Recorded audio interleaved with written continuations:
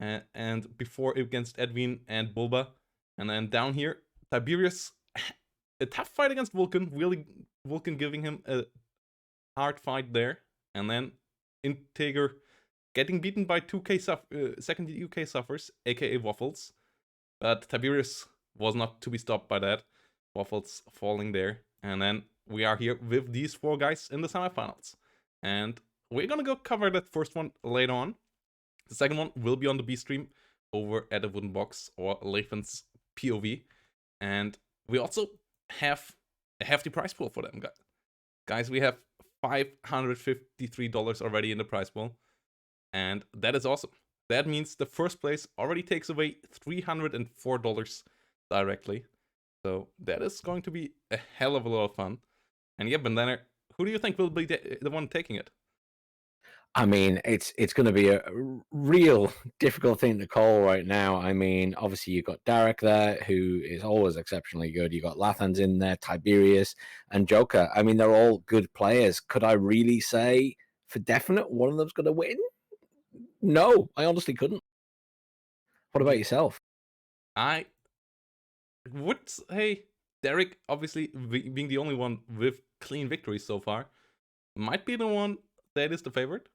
But I think everybody here has the potential to stop the other 3 guys and grab it for themselves. It depends on the daily form. It depends how well the Lathans woke up today, how well the spreadsheets have been warmed up there, and how Tiberius will be able to run into him. And then obviously Joker has come up a lot lately, has improved a hell of a lot. Once more here in the semifinals, so that is really interesting. And I'm really looking forward to see that going out there. And yeah, chat, let us know, who do you think is the favorite? Who do you think will take it all? Yeah, let's get the hype ready here. I'm absolutely stoked. The first match will be starting in around 12 minutes with us, as I said, joining the upper semifinals here. And that should be a lot of fun. Yeah, you can help out also with the lovely, lovely Matcherino. We still have some room for free codes, guys. There's still 6 free codes to be claimed, which adds 25 cents to the prize pool directly. All you have to do is click this claim code button over here, and you add prize money that you don't have to pay anything for, and that gets paid out in the end to one of these 4 players, or in parts to all of these 4 players, as all of these are in the prize money. Even the 4th place takes about already $55 home, which is much appreciated, guys. Can't say how happy I am that we are up here, and how thankful I am to all of you guys who helped out, both with the free codes and with direct contribution. Yeah, big shout out here to Departed, Feta, Evelyn, and all the others coming in with hefty sums. Oddball, Leifens, Chris Wu. Yeah, Leifens already, even if he gets 4th place, makes at least $5 plus. Lol. So it was a worthwhile investment there for him already. And yeah, all the rule sets you can find under on the website as well, where you also will always find future informations about future tournaments and so on. And obviously, if you want to get informed, join the Discord. There you will always find some information as well.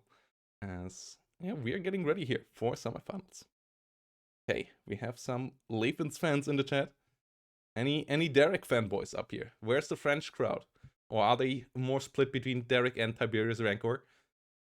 Yeah. Who? Nice. Who do you guys think will be able to take it here in the second semifinals? And like, what do you want to see here today, Bandana? Oh, I mean, if I could truly call it, I'm seeing Derek hit the finals and probably Lathans in my head. But I think we're going to see some really tough fights and some really good play today, especially in that other bracket with Lathans and Tiberius. I think they're going to be fighting really tooth and nail to get through. Yeah, I think Leffens has fought Tiberius Rancor in a previous tournament of ours in a best of 3. I'm not quite sure if it was League or if it was the other Super tournament. And they for sure have met each other also in monthly tournaments a couple of times and so on. Like, they for sure know what's going on. And we also have the first divisions that we can look into now from Derek in the first semi final and from Joker. I got both decks by now, so that should be really interesting. Let's see what the pick is going to be, as we're going to go in hot. As fourth Mordschützen here, out of Derek. Fourth Mordschützen gonna be the first division of the day, and that should be highly interesting. SPG 9s, Faltermaker, Mordschützen BTRs. What do we have as helicopters? We have 8 helicopters here, a lot of Mi-24Ds. And yeah, how are you looking forward to this one? This one's going to be an interesting one. I wasn't sure if we were going to see the fourth, but yeah, I'm expecting it's got a lot of infantry, so it kind of fits into this new meta. So I'm expecting more of what we've kind of seen so far. Whether we see anything special with the helos, possibly towards the mid game. Yeah, that will be interesting. And as the other side is an 8 US infantry deck here from Joker, so that is going to be interesting as well. A lot of Shilkas here, T55 AM2s, no AM2Bs, no ATGMs here, which I'm a bit surprised by. I mean, obviously we see the pack guns. Yeah, those are really strong at the moment, so playing with them makes perfect sense. Yeah, I'm pretty certain that Derek himself will advocate for nerfing them after the patch, but why not use them here? It's a tournament format. Everything that isn't banned by the opponent is legal. So yeah, going for fourth here, absolutely fine. And then Joker on the other side, bringing in the 8th US infantry. So that is going to be interesting as well. We have seen it a couple of times. It was not so successful the last time we saw it, as a wooden box fell in a really, really tough tooth and nail fight there. But obviously the opponent back then was a different one.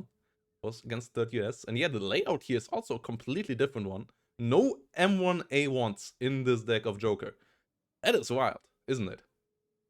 Yeah, this is we're seeing some completely different deck builds compared to what we've seen in previous patches. And in one way, it's a really nice thing because we're seeing different players come in with very different builds for once, whereas previously you've kind of had all the top ranked players having very, very similar decks. Yes.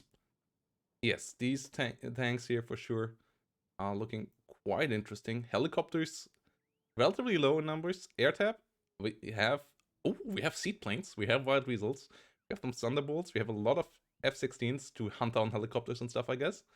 And then AA, yeah, classic iHawk pivots. No Chaprals, that's also a surprise, as the Chapral is pretty highly regarded by the player base. LRS, Scouts, MR50s are nice. No Bradleys though. So another interesting choice there. And then infantry-wise, a lot of infantry. A lot of mech rifle laws. Those are really high up in the player liking at the moment, especially as the MR13A with the Dragon is also not that bad, thanks to the buff to suppression of the Dragon ATGMs. ITOs here, quite lovely as well. So yeah, you don't need any heavier ATGMs against Dwarf, obviously. So that is going to be interesting. Yeah, it's really interesting that I think there's a real move away from taking a lot of the IFVs and the Bradleys and stuff. Because of that change to the autocannons, people seem to be actively avoiding them now and, going very much for things with ATGMs on, like the Dragons. Now, granted, the Bradley has both, but you know what I mean. They're expensive. Yeah, really interesting here. Artillery coming in quite lovely as well. M2 M109s. We have seen them working overtime yesterday for Lathans. Let's see if that will happen this time again. The M270 MLRS is around as well. Sadly, field supply points, or for all of you old folks out there, FOBs, are still not that great in WARNO. I wish, at least in 1v1 that is. I wish they would change that a bit so that they become viable in WARNO. There are a couple of thoughts out there. I hope Eugen will pick one of those to make these guys see more play here in the competitive play as well. But all I'm going to say to you in response to that, Protoss, is watch this space today. Okay. Okay. And yeah, field supply point here, quite nice. So let's go. And yeah, chat, what do you think? 4th or 8th? Which division would you pick as the map that we're gonna be on? if we have a look here into the bracket, is Chemicals. So obviously CQC fight here of the finest art, both in towns and in forests. Some river crossings to fight over as well. Loop gonna be the second map. If we go into map 3, it's gonna be 2 ways, which is not just the decider game in the semis, but also would be the decider game if we go to a game 5 in the finals, as we started it all on 2 ways as well. It's one of the classic maps of WARNO by now. It got improved already with the layout and so on, so it's a pretty good map. Really looking forward to hopefully see it here in this best of 3 as well. But yeah, Chemicals, guys. What do you think is the better map division for it? 4th Machutsen or 8th US Infantry? Let us know. That's a real difficult choice, I think. Yes, it's for sure not easy. Both are quite interesting. I mean, 4th has had a good time back, like at the same time around last year. They were already quite popular, and then they fell off. First of all, because there was another division with Berlin Command that was somewhat similar, but had stronger strengths than it. By now, the Fallschirmjäger Sprengtaucher got buffed nicely, for example, though, and these coming in Me Too's here. Yeah, they also will blend in perfectly fine with the US infantry on the other side. Nothing illegal going on here, no. So yeah, and then T-55s being pretty decent in the current build. This is my own deck though. I took the wrong deck here, as this is the Derek deck. He only has normal Sprengtauchers without helicopter transports here. BRM1s, which is I find interesting. The community seems pretty split about how these guys work out. We have match number 1 coming up here. And yeah, I guess we're gonna figure that out right now, right here. Let's go into game 1. Let's stop the waiting, guys, and let's figure it out. Game 1 coming up right here now. Let's go. As we have on the left side, in blue, Joker with the 8th US Infantry. And on the right side, in red, Derek with the 4th Machutsen. And yeah, what would be your strategy here if you would have to for either side, Banana? Where would you put your focus? I mean, for me, it's got to be getting stuff into Charlie quickly and getting a good foothold and getting some good angles, because the buildings there for me are all about getting good angles for things like tanks and SPG 9s and stuff like that. Because if you can get the best angles, it's very difficult then for the opponent to push across. I don't know how you would do it. Yeah, in this best of 3, I would say I think the best strategy to start, actually, in my eyes on this map often, is to push Delta or Bravo. While it's going somewhat light on Charlie, actually. Like, you still need a presence there. But if the enemy feels the heat on Bravo or Delta, they often can't reinforce Charlie at all anymore, so that you can smash them back there.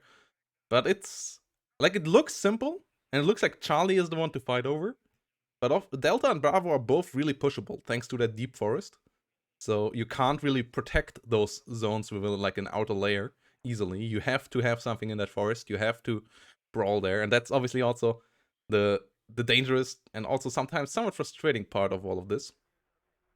That you have to go around there and fight the fight there. And yeah, a lot of CPs here coming up. Pivots moving around. MOR50 coming up as well. Yeah, this is going to be hot.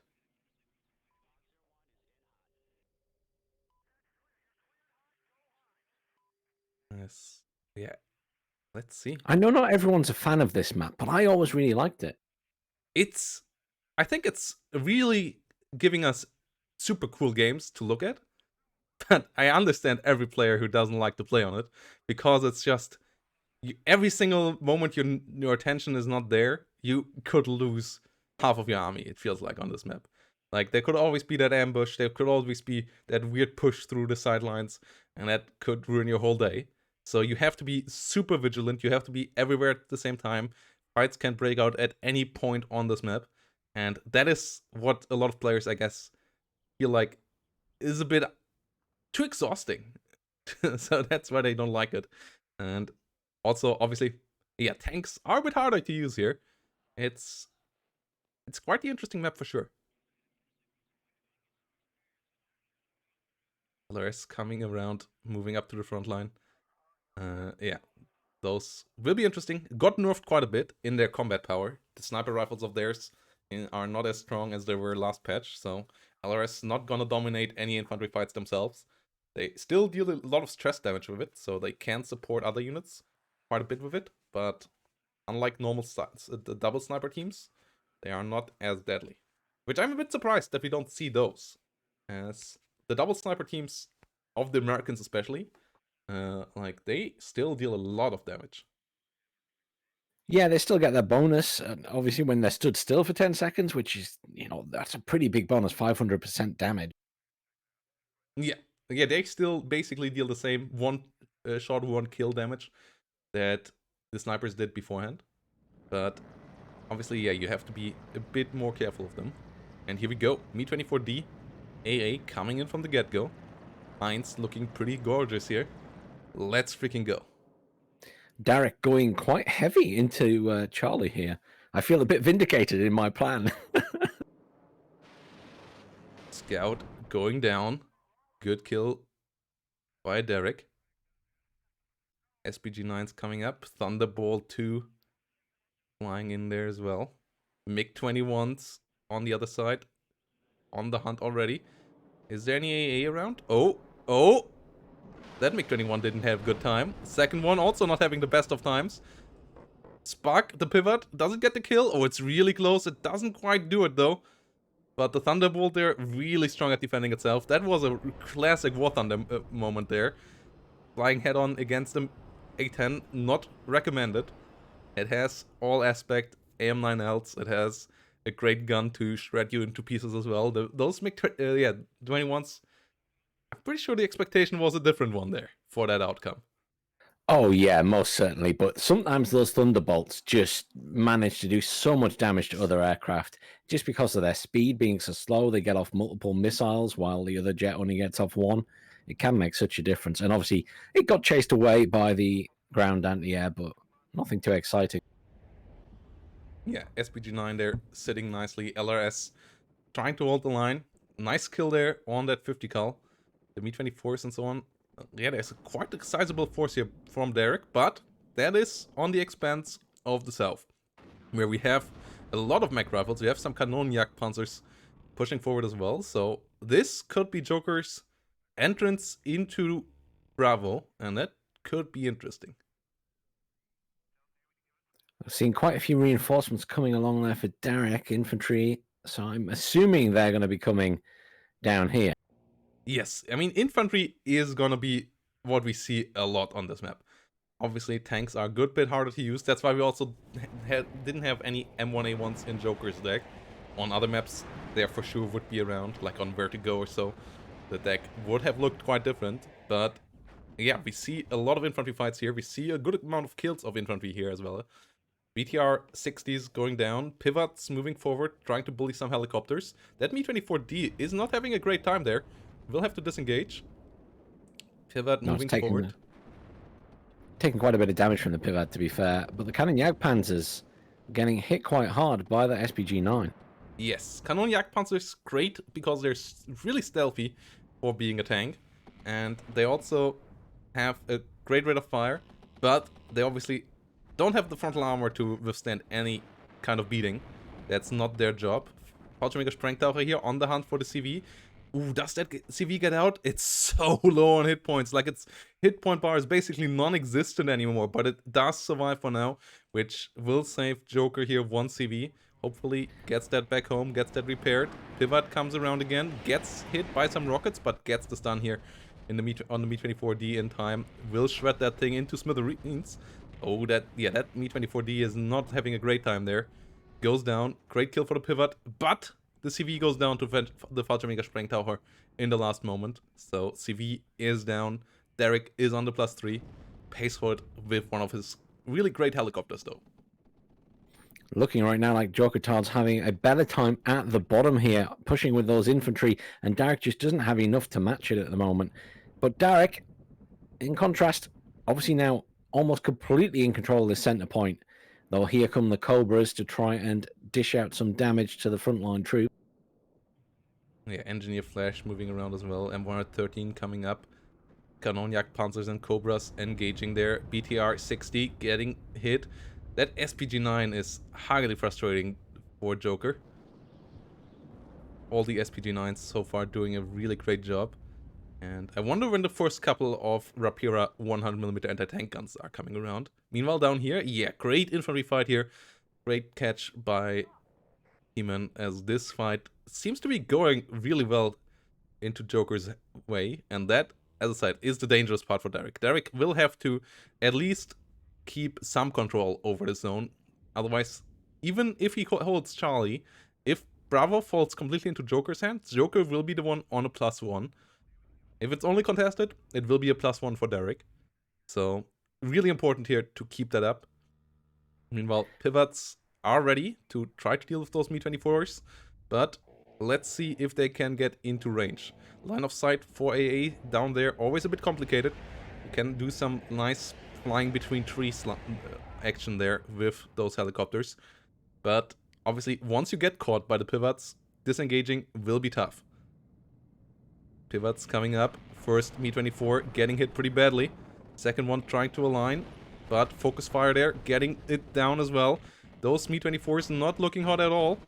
First of them going down, second of them not having a great time either. M60 trying to move around, Mag Rifles pushing forward. Strela under heavy stress, under heavy fire. Motschützen getting bullied there as well. Whilst the pivots try to move to the side. Derek on the +3. But in the center, around Charlie, Derek still in full control of things. Joker on the outskirts here at least, but do you think he can push back in here? I mean, I think it's going to depend on how Derek has to respond down the bottom. If he's forcing Derek to pull all of his forces there, which he may well start to, then he has a chance of, as you said before, building up forces and pushing back in the center. It really depends if Derek can hold this and stop the command getting in. Yeah. I wonder if any of the two players will try to attempt any sneaky action on the other side of the river, on the outer edge of the map, moving around anything. There's a pivot there as a picket line for Joker. No picket line on Derek's side though, so if Joker ever tries something there, that could work out. And yeah, the CV here now coming in the south. Dragon trying to hit the BTR. Mag Rifles coming up as well. M60 rolling forward, and this is not looking hot for Derek. No, these Zisharungs aren't going to last long. He's bringing in more choppers here, but obviously those Pivads are knocking around and certainly can be brought up to help. And once the Pivads make it past that main tree line, they're going to have a much better line of sight as well. Yeah, Sicherung's going down. CV is in. There is a CV for Derek in the zone, so it's not a full-on capture yet. So Derek will stay on the +1 for now. But that T-55 needs some help. More Mi-24Ds are on the way. The pivots need to move forward. They're a bit left behind. All the units a bit exposed there for now, but the pivots now rolling up. Joker realizing it in time. That is really important, that those pivots keep on holding off the Mi-24Ds on the other side. Derek really has to be a bit more careful with his Hinds. They are the cheapest armored helicopter in the game, but they are still not coming for free here. And you don't have quite endless numbers of them either. 8 in the deck at total, and we're already down 4, I believe. And Derek with a lack of infantry down there at the moment, but in the center, obviously, still firmly in control of that point. Lost a little bit towards the top there. Cannon Jagdpanzer and the Dragon pushing back in there. And a few squads down the bottom, but I feel like Derek's not going to let this go. He's still bringing in reinforcements from time to time, and there is one of those packs actually up in the center. But down at the bottom, obviously the Mi-24s getting absolutely wrecked there. Stinger now on them as well. Well, both of the pivots went down though, as I think the T-55 got the kill there, so it's only the Stinger right now. And the Mi-24s did take some heavy beating, but they are alive for now. Oh, but this is needed. Getting them the final blow with the A-10, with the F-16 is absolutely necessary here.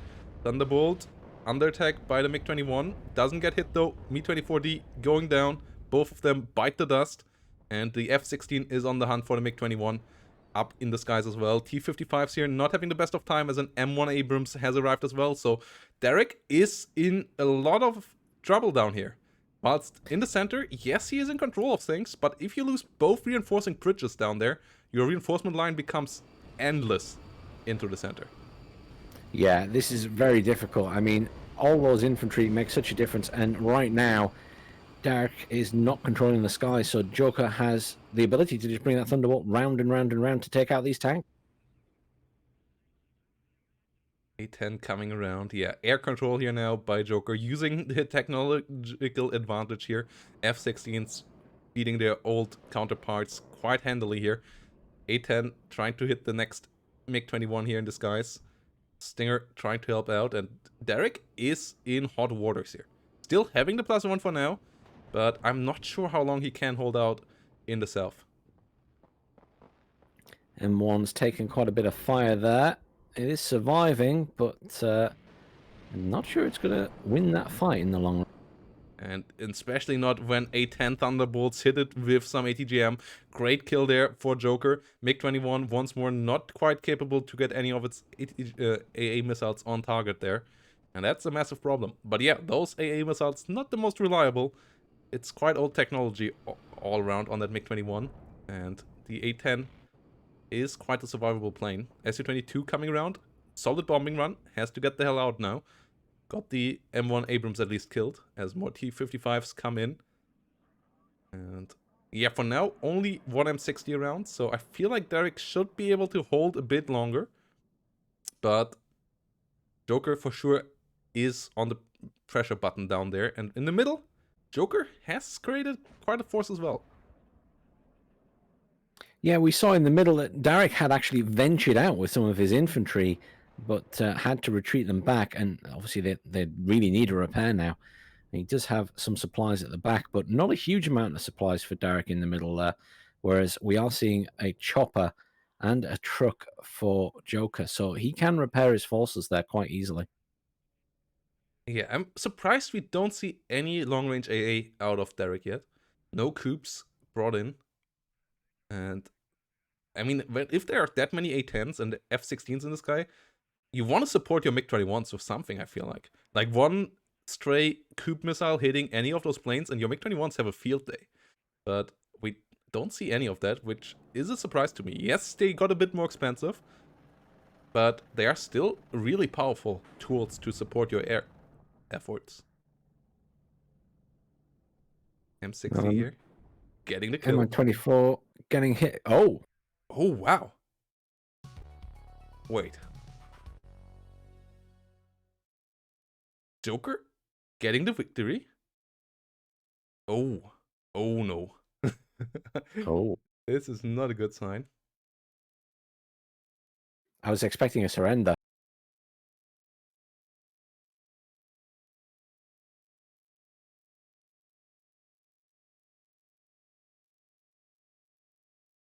Well, that's the first game. Obviously, a slight difference in kills to losses there. Joker's slightly ahead, as we could probably see by the bottom of the map there. He was just remaining in control.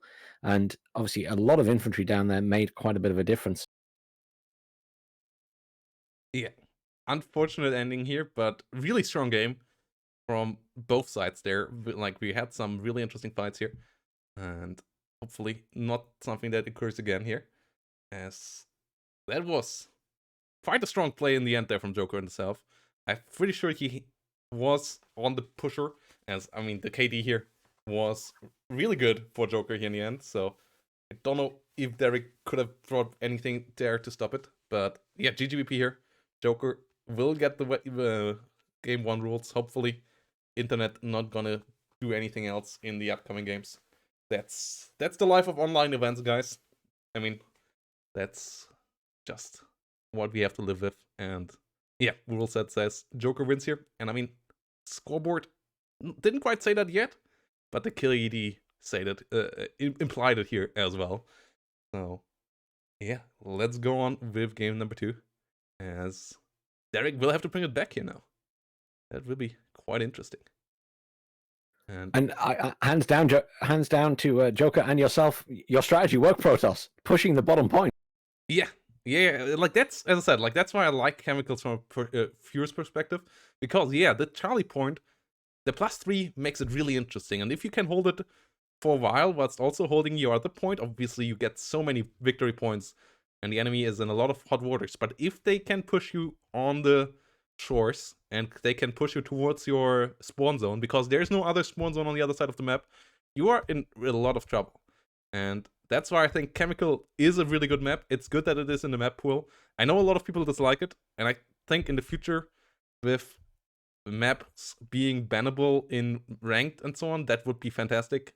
A fantastic solution to give those guys who don't like it a chance to dodge it, like we have in some other video games out there. But as a map design itself, it is a really cool map. And hey, yeah, we're gonna drink a bit of water here now. PSH, it's really, really hot over here. And yeah, we gotta have a look on the situation now. So map number 2 gonna be on Loop. And Loop is another similar design on paper as Chemicals. You also have an island situation in the middle of the map, but you have 2 rivers on the side of it.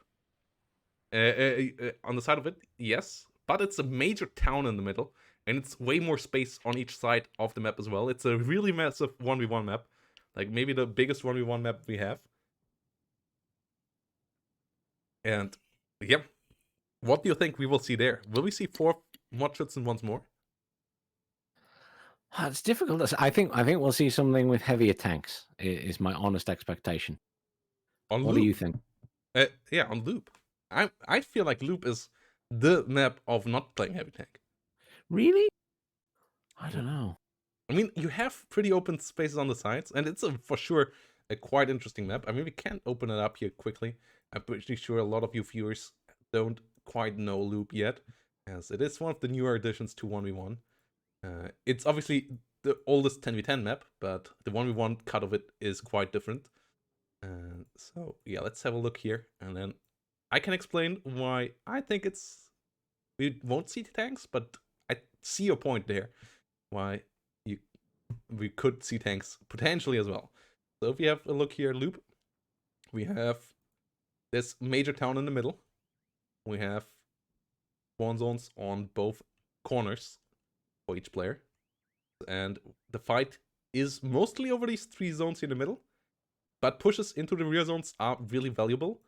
So, for example, pushing through to Ivan or pushing through to Boris is really interesting. But the center is a town zone, and it's the only +2 zone in the center in the map.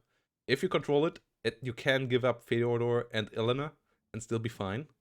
And obviously here in this town, infantry rules in my eyes. So that is one. But I get that tanks in these open spaces here for sure can deal a lot of damage. Question is, can you protect them?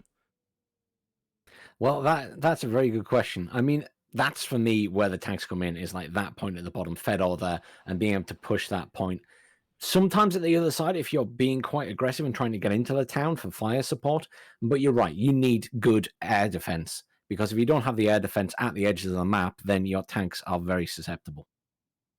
Yeah. The edges of the map are quite interesting. You can play quite mobile though, and so that's where also, yeah, if you push through to Feodor, you can often, if you have mobile forces, also push into Boris.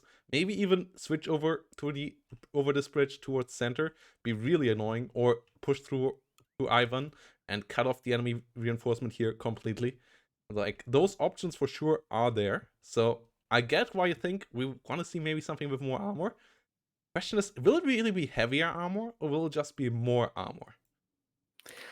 Oh, I suppose that's true. I mean, it depends what you consider heavy armor. I mean, I'm not expecting to see, the 119th or anything like that here, but certainly I'd expect to see Abrams style, maybe T80s, T64s.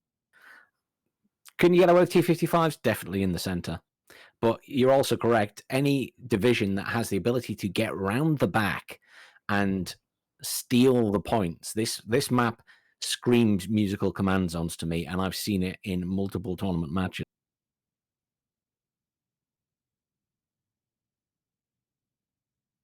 Yeah. I don't think we'll see anyone play at Hyoka, to be honest. Yeah, I just got confirmation that I was right. Haha.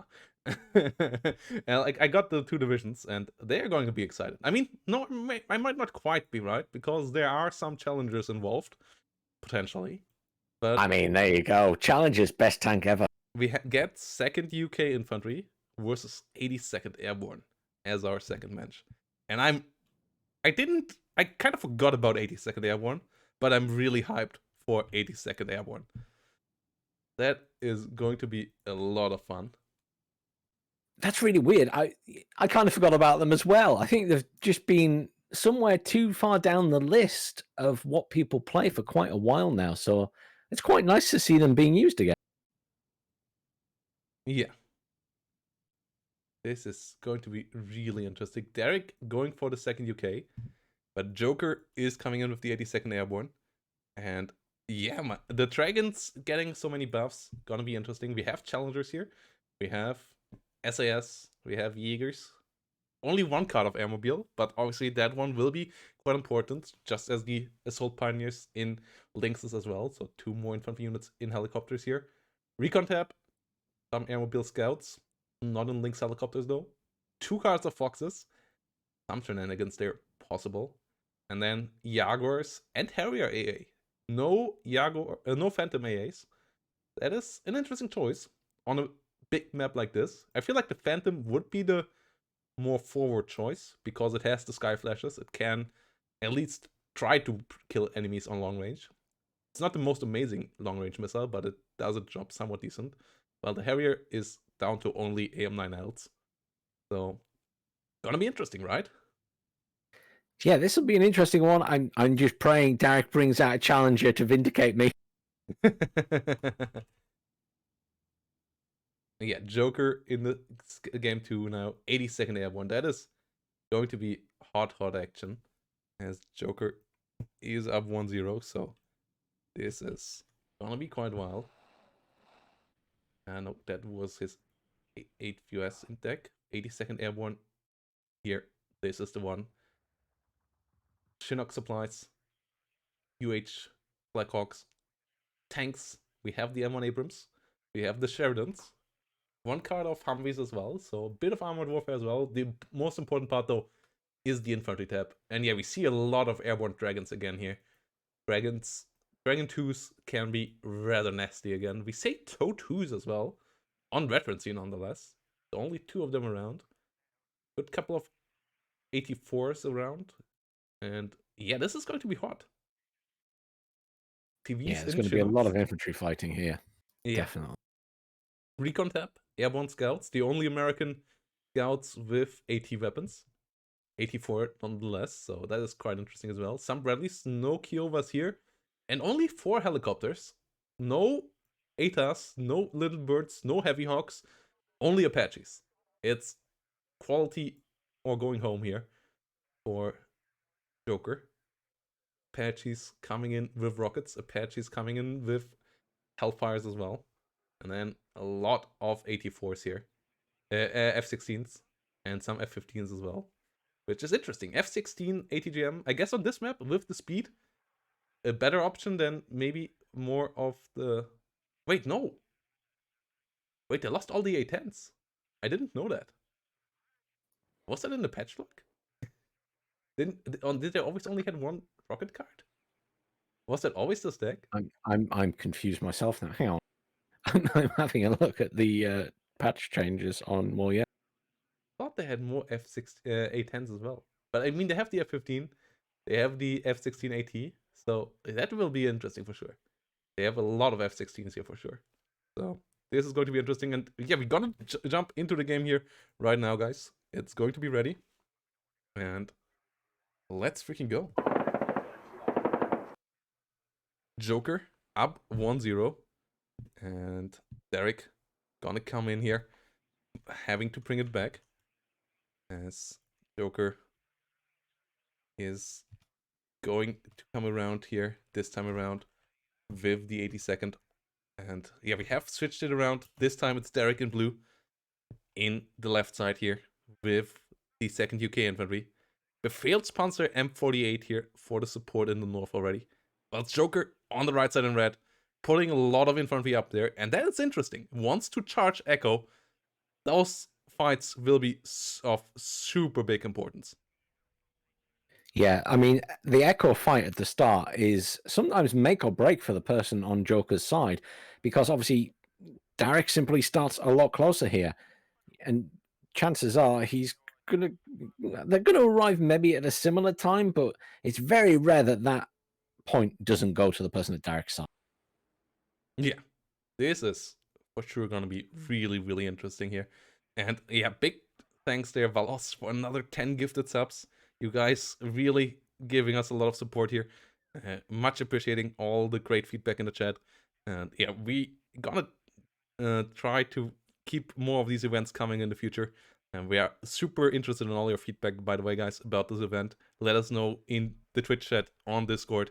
And yeah, after the event, I for sure will also do a stream later tonight where we'll just take your feedback in and we're gonna talk about the event, maybe stuff for the future.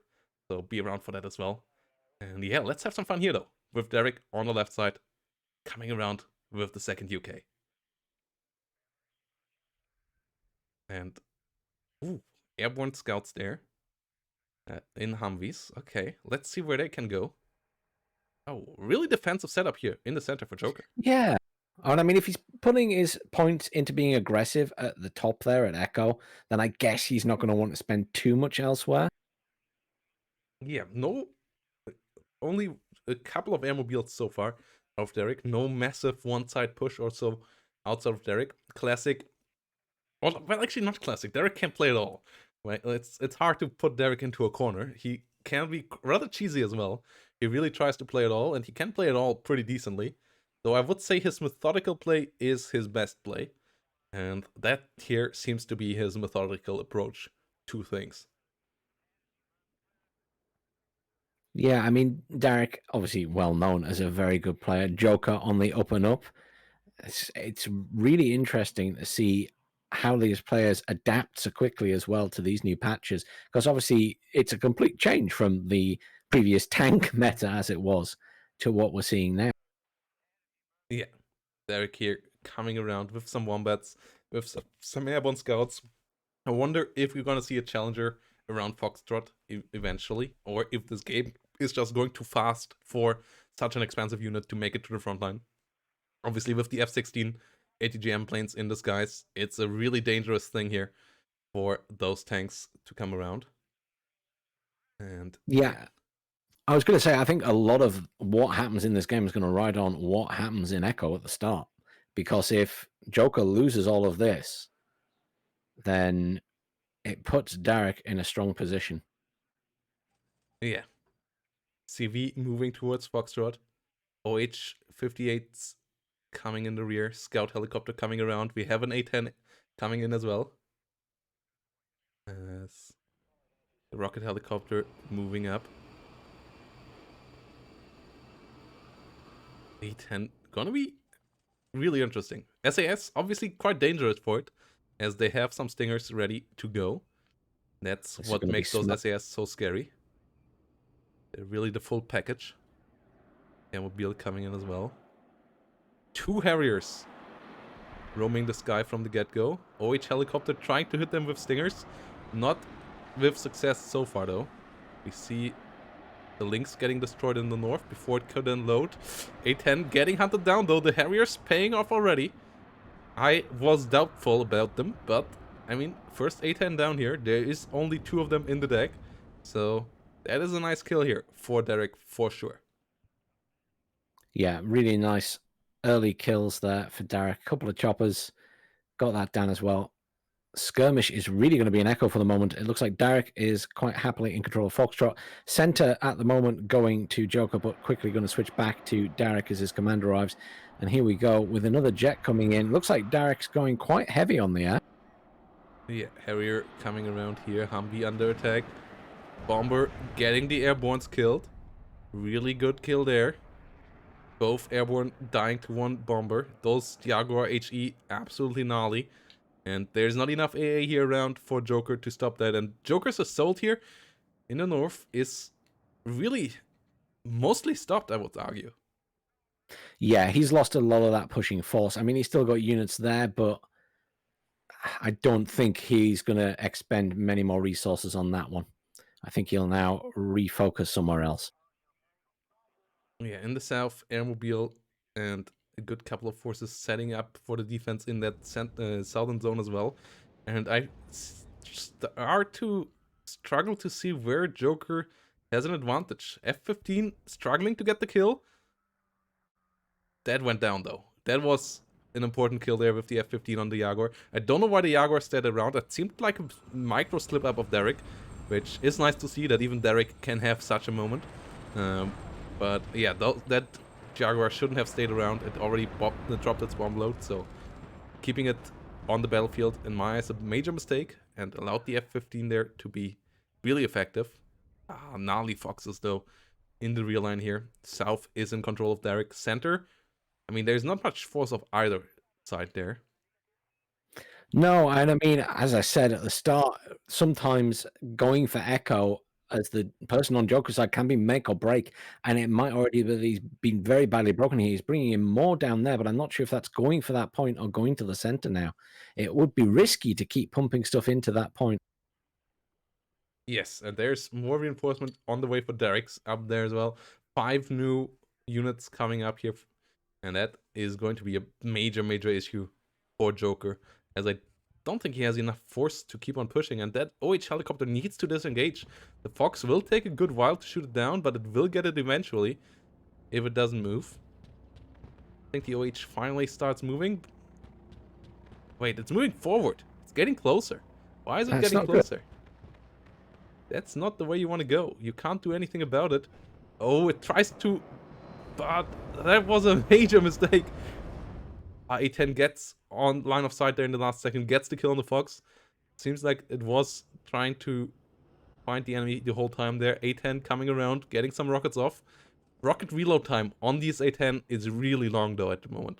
So expanding it for a Fox is quite dangerous. As we see the Harrier coming around once more. No F-15 out in the skies just yet. A10 wants to do it once more, just like in game 1, but the Harrier has great 30mm cannons as well. It is a great bully. It's not as fragile in those CQC fights as the MiG-21, so Harrier comes out on top there. And the F-15 struggling to get a kill there. These units pushing back in now. Joker trying hard, but all of the reinforcements have arrived for Derek. He is not getting into that point. It's just not going to happen. Yes, Derek really wants to have it locked down there. Coming in. We have a lot of forces going in there and really putting that thing on lockdown. Rover CP. Sorry, I was just going to say, in contrast to Joker at the moment, he's even managing to bring in reinforcements to the other points where we're just not seeing much being called in at all for Joker. Yeah, Joker brought in 1 or 2 more units for the center. Brought a lot of planes, obviously, but I mean, both A10s down by now. F-15 not able to get any of the Harriers killed, so all of that really unfortunate here for the player in red. Sheridan disengaging up north, and yeah, this is on full lockdown here now for Derek. I don't see how Joker is going to get into this northern point at all. Not sure what the plan of these Saxons are. It seems like they want to bully down that airborne, but the Sheridan is doing its best to prevent that. With Shilka ATGMs, the only NATO tank that can fire ATGMs through its gun that we have in the game. Unfortunately, it's not a very good ATGM. Yeah, but it's good enough for British technology to be destroyed by it. Saxon here, moving forward. I mean, yeah, the Sheridan, not the greatest piece of technology out there, but the Saxon, I mean, that thing just looks straight out of Mad Max. Saxon here on the other side, having to disengage. M48 trying to hit the airborne. Airborne scouts coming in as well. And we have more units coming in. There is a major problem. I still haven't seen the Challenger 2. Yeah. The game is slowing down to a point where we could be able to see it, though. I am seeing there is an M1 IP coming in the other side for Joker up there, so we're going to see a heavy tank perhaps pushing on this bottom point now. Yeah, both sides have an M1 IP now for Joker, and that could be an interesting way of trying to escalate the whole situation here now. Trying to win with that. The question is, how's the ATGM situation on the other side? And oh, that Saxon, it can deal damage to the Humvee. It will take a while though. It only has some small MGs, but that Humvee needs to be careful to not get killed by a Saxon there that is ambushing it on the road.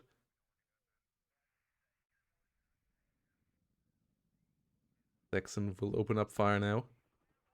Will try to kill the Humvee. Humvee under fire, but yeah, as you can see, the damage output is somewhat minimal. So it needs to keep on moving there to not get bullied. Apache on the way to hunt down the Saxon, to hunt down foxes, and all of that stuff moving around. So I'm really interested to see if the Apaches maybe can do something here. I mean, it's really going to depend how Derek wants to play it. I mean, he could easily bring in those Harriers and deal with it very quickly. There's not a lot of ground anti-air in for Joker. He's going to be relying mainly on the F-15. But on this map, the Harriers don't come in quickly. That's what I was pointing out earlier. That's why I didn't like them at the first place, though obviously Derek proved me wrong. They already paid off in this game by killing the two A10s, so they did just fine already. But they take a long while to get where they want to be, and then the F-15 has a long time to engaging them on the way there and on the way out as well, if need be. So I feel like the F-15s on paper should be doing really, really well in denying enemy air here. Oh, but the Fox. Oh, the ambush. If that M1 IP goes down to the Fox, that would have been so heartbreaking here. That would have been devastating for poor Joker. I have noticed as well that Joker has a chopper with command infantry on the map. So we could be going to see an attempt to get around the back here. Yeah, but Derek has a picket line all around. Humvee in the south gets found by the Foxes as well. So yeah, Derek is ready for any kind of shenanigans. Doesn't want to lose here. Obviously is on the line. It's 1-0 for Joker. Derek, after that game 1 loss, has to bring it around here now. Has to win both games from here on out. Otherwise, he will only fight for 3rd place. It's match ball here for Joker already. Good push going here for Joker at this bottom point now, using the Sheridan and the Abrams as good fire support. I think he has a good chance of making it to the buildings here. I don't think there's quite enough to stop him. Yeah, Sheridan engaging the Wombat. Airborne under fire as well. Fireteam 84 moving forward. Tow Humvee coming up as well. Yeah, Sheridan here engaging the airmobile. Sheridans, by the way, can be amphibiously used on this map as well, which makes them quite interesting.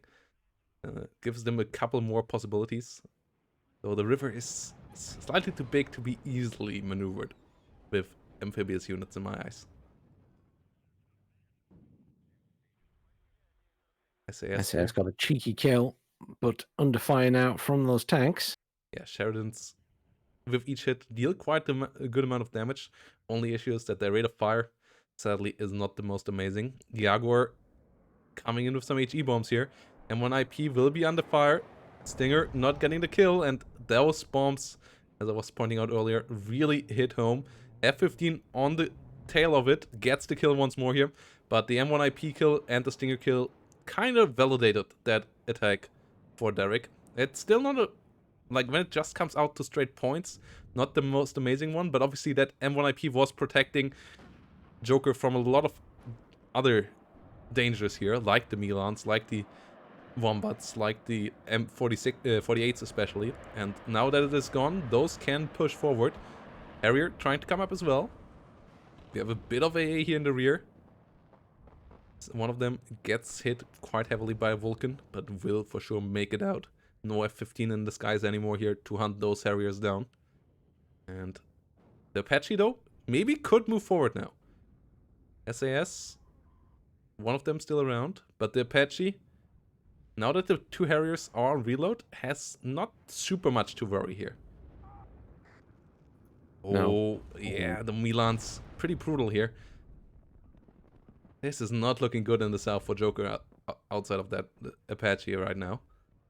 Oh, Fox is at it again and didn't quite get the kill.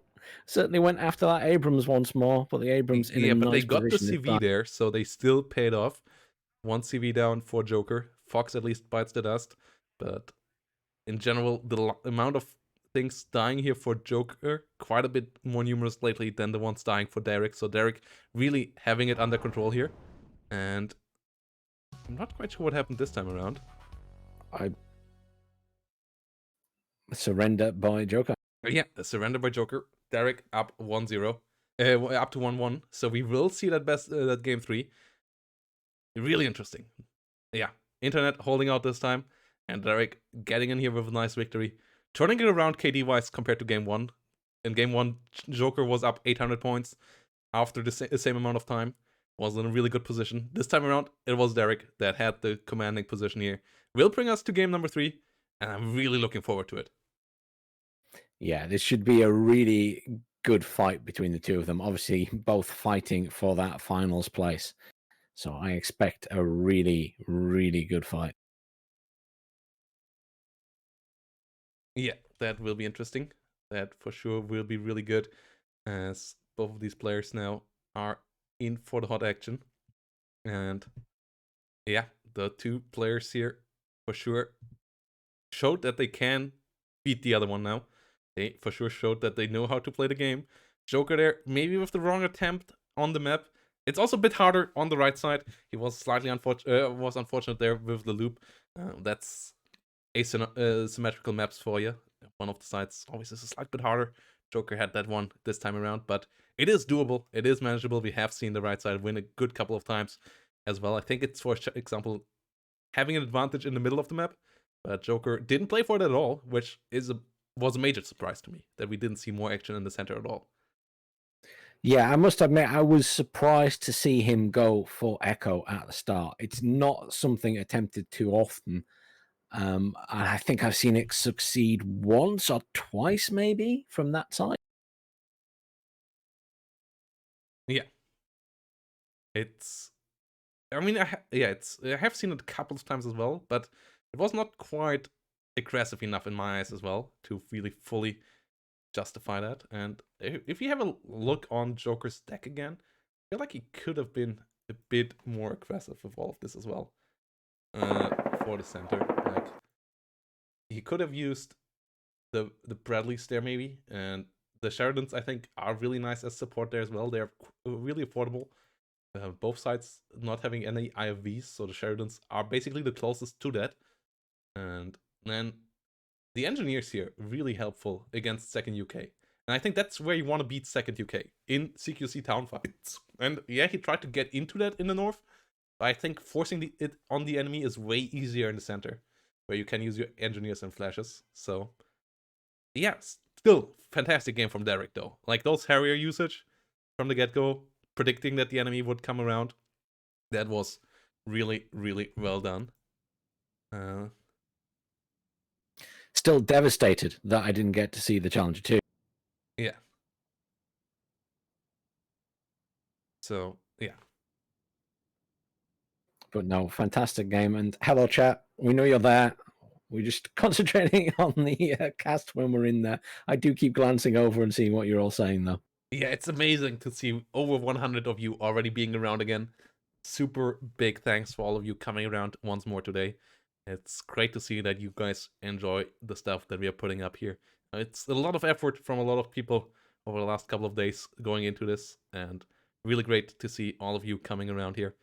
Leifens versus Tiberius Ranko, by the way, at the moment also in game 2, so that is going to be interesting as well.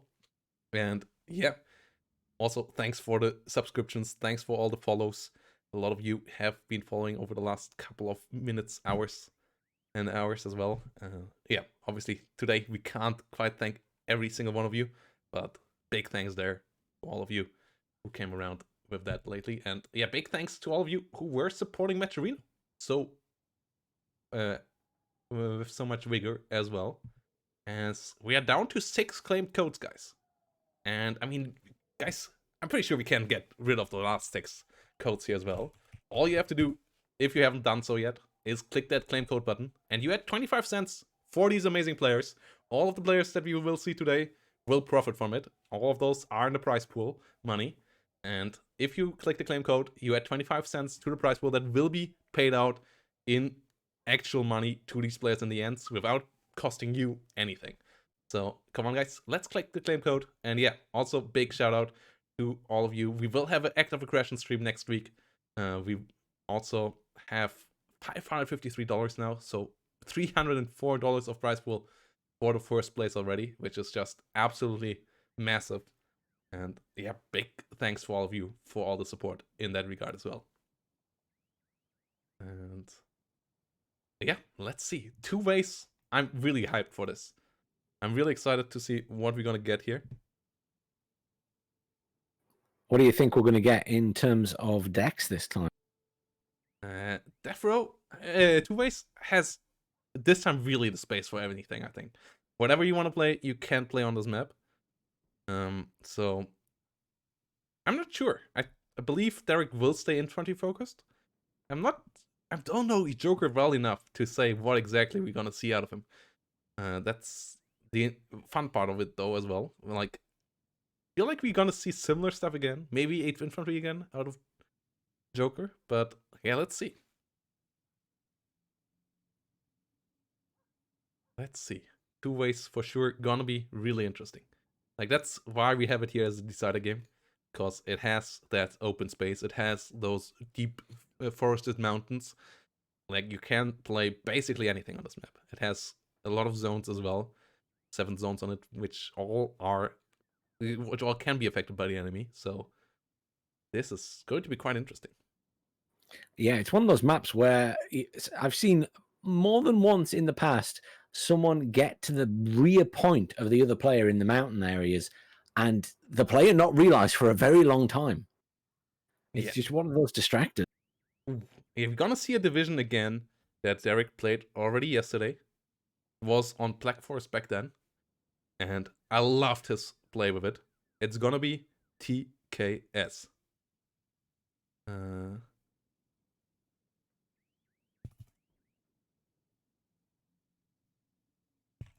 Yeah, that was a really good play yesterday, moving up those infantry and choppers, taking the town in the center of Black Forest. Maybe seeing a similar thing here to one of the towns opposite him?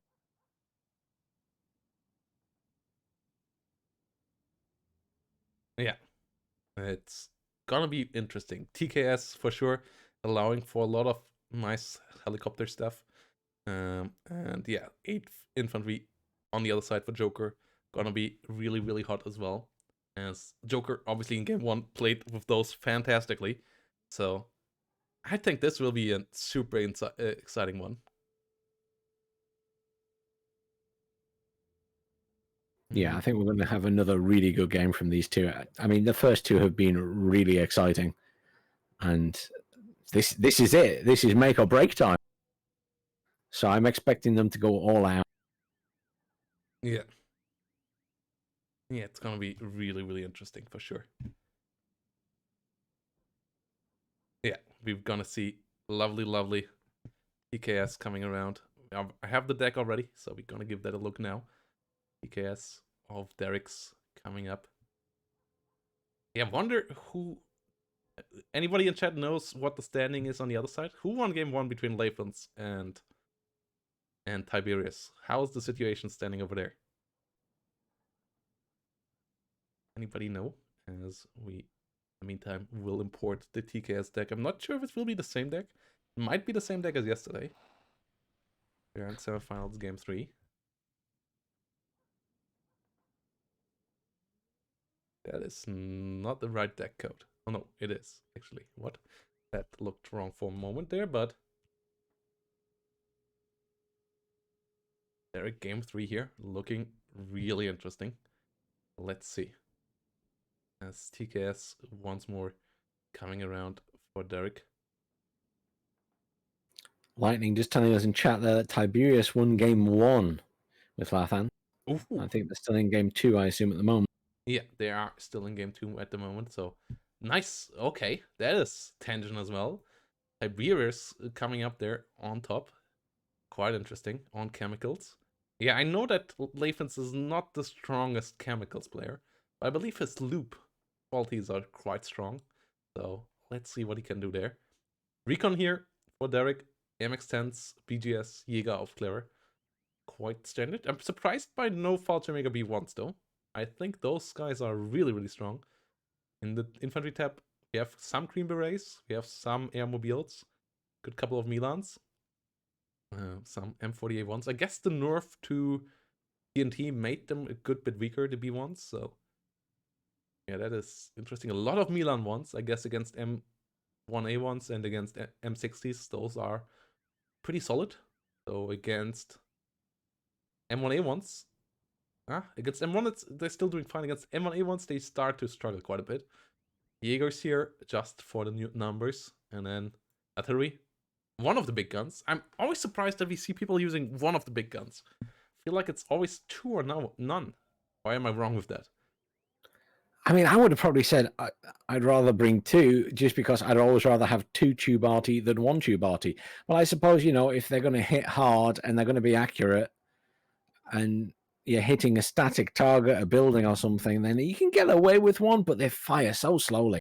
I feel like they never quite get the kill if you only use one. And that's the issue, because you then the enemy can rescue that unit, can heal the unit, can move the unit away. But if you use two M110s, you always basically against any light targets like ATGM are getting the kill, and against infantry units you also can get it, and even against armored units like a CV or even some light tanks, you get good damage in there as well if you use two. But I feel like one often is not quite worth it because it still costs you quite a bit, and then you also invest a lot of supply or not receiving that many kills with it. So I'm a bit surprised by, and I feel like you don't quite need 8 of the 105 millimeters on the other side then, or like I that would be think really interesting. the only reason I can think to take one more than anything else is for its harassment capability and dislodging units, because you're gonna move away from those shells. Yeah, tanks here, M48s, Kanonjagd Panzers, a lot of things moving around. AA coming around with Rolands, Eyehawks, 20 millimeters coming up as well, and then air tap, yeah, classic Gazelle Canons. Some hots, no hot twos, but yeah, the Helio tap got a bit more expensive, so that is not quite as easy anymore. And a lot of planes here, including both cards of F4F HE, which is going to be interesting to see how these will perform. Yes. Yeah, that's a lot of bombs. There is for sure a lot of bombs here coming around for these two guys. We have some technical issues here right now, as both of the players can't create a lobby right now, so we might have to give Eugen servers a minute.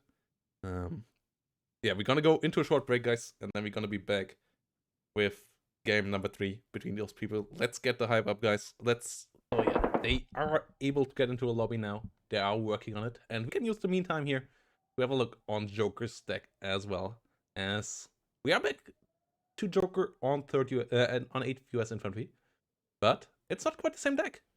And surprisingly to my eyes, we have even less tanks than on chemicals for it now, which is quite wild, no? Or like, yeah, having M1 Abrams here now, having no M1A1s at all on a map where you could see quite a couple of them usually. We have still Thunderbolts, we still have Air Tab that is pretty similar, but more A10s now. So that is the exchange here. We see one M1 card dropped for A10s. I believe the rest of the deck is identical. Yeah, the M150s, the LRS, all of that is identical. The LRS, the M109s, all of this is identical. The only change that we see to game 2 is one M1 Abrams card dropped for a Thunderbolt card. And that is for sure an interesting choice here, especially against TKS, where Thunderbolts don't have that many targets, whilst M1s could really put them in front of some wild problems on the ground. So, interesting choice here by our player in blue, as both of the players are setting up here right now. And we're gonna get into the fight in a second. I wonder if we could be seeing the Thunderbolts utilized to take out any choppers that Derek brings out early game if he's going for one of these rushes with the helicopter infantry again to get into one of these towns. Yes. Yeah, that could work out here on two ways, as we have on the left side in blue Joker coming around. They switched colors once more. Derek on the right side in red, bringing around TKS, and I think that is not this A10 strategy that you talked about could be a consideration. I don't think it's worthwhile though, as yes, Gazelles got a bit more expensive, but using an A10 for hunting them, you still need to kill 5 of them to pay off. You need to kill 5 Gazelles to pay off with your A10, and I feel like the Derek's Air and AA will have something to say about that before you manage to get those 5 kills. So I'm not sure about it. Like, I believe the more worthwhile hunting target here is the AMX-10RC for those A10 Thunderbolts. And then if you can hunt down a helicopter at the same time, you may do it. But outside of the AMX-10, I don't see any unit where you really want to buy an A10 for. Especially as you have pivots on the ground, which should deal with Gazelles on paper. But let's see if they do it here. I mean, those pivots worked overtime in game 1, didn't they? So let's see. Maybe they can do it here once more. Interesting pathing. Yeah. Usually, if you see it like that, it goes first to Alpha, then to Bravo. We see that quite often, but in Alpha, Charlie, and then Center into Delta kind of setup is not that common usually. Or Charlie is the middle, Echo is the southern one. So yeah, this is quite wild. As CP Mud coming around, M150 coming up as well. Delta getting assaulted here. ACAF and M150 moving up as well. We have another CV up there for Joker. We have an interesting path as well. Not wanting to go down the direct road. I guess fearing AMX-10 interception there. But wants to capture the point for sure. A lot of Gazelles here coming up. Good bit of AA as well. And AO there, everybody from Lathan's chat. Will come around as the MX-10 RC coming up here. Humvee, LRS, all coming up. We have some stuff in the north going on in the meantime. Yeah, Joker. M150s are pretty slow, but they can be really annoying against something like the AMX-10 or all the light tanks on the other side. They only have the TOW as a ATGM, which only has 16 penetration, but it has good range and decent accuracy. And all of that on a really, really cheap vehicle. So those can be quite nice for dealing with M48s, for even dealing with MX-10s if they can hit them on range. So that for sure can be quite interesting. And yeah, OH Scout helicopter coming around as well. Let's see. Let's see what this will bring us. Certainly not seeing the huge push again with the choppers from Derek in terms of the infantry, so playing it a bit more standard this game. Yes. Obviously, I expect not wanting to take as many risks either. Yes. I mean, it's also, there's no point that is quite as attackable as what we saw in Black Forest. Like, there's no choke point where the enemy can be cut off because they have 2 spawns here this time on this map. And those are also pretty far away from each other. So trying to choke them as hard as you can do it on Black Forest is a lot harder here. And yeah, the northern zone might be still seeing a nice push though with the 3 Gazelle cannons and so on. Whilst the south seems to be really sparsely populated on Derek's side of things. Yeah, initially it looked like Derek was going to send some infantry straight into Delta, but I think he's thought against that now. Yeah, Derek here still putting around things. Wait, is that 3A? Wow. What? And that's an interesting position. Those seem rather defensive as a position as well. That is a interesting setup there. Like those AMX-10s, playing 3 of them at once was already quite heavy investment last patch, but they got even more expensive now. They are at 120 points each, so that's 360 points there. And they are all really centered, really up there, and they are not attacking though. I mean, obviously, you can change the movement path of your units whilst they are moving and can adjust that, but it still doesn't seem to be an aggressive push up there from Derek, which kind of surprises me. Yeah, and I notice he's actually dropped the number of infantry at the bottom in general now, Derek. So I'm not sure either player is going to be particularly aggressive at the opening here. And I mean, it kind of makes sense, right? Like, it's game number 3. It's all about who gets into the grand finals. If you make it into the grand finals, you have more than $100 safe already. So you really want to do it. But it's going to be tough. So not taking any risks makes somewhat sense on that regard. But obviously, that also means that taking risks might be paying off as well, because the enemy just might not expect it. So let's see what all of this is going to be about. Yeah, 3 AMX-10s here for sure. Gonna be an interesting setup. And let's see how Joker is going to react to that. Mirage in there for Derek straight away. Thunderbolt is in as well. 8th Thunderbolt coming in again. Can it do what it did in game 1, or will it have the same fate as in game 2? It survives, and the F-16 is there to back it up this time around. Good opener here for Joker. A10 will be out for quite a while. That repair won't go quickly, but it gets the kill onto the Mirage 2000. And those Mirage 2000s are super, super valuable in TKS, as you only get 2 Mirages in that deck.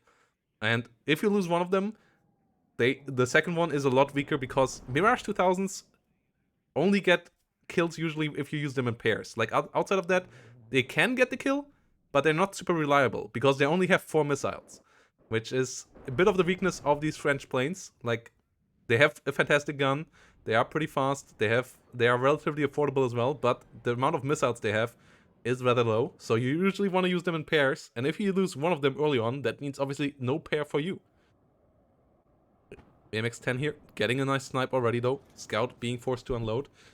They are pushing a bit in there, as we see another Thunderbolt trying to come in here. Mirage comes around, but yeah, there we see it. Only had 1 missile. Got the damage in at least. Thunderbolt will be out for a long while here for repairs as well.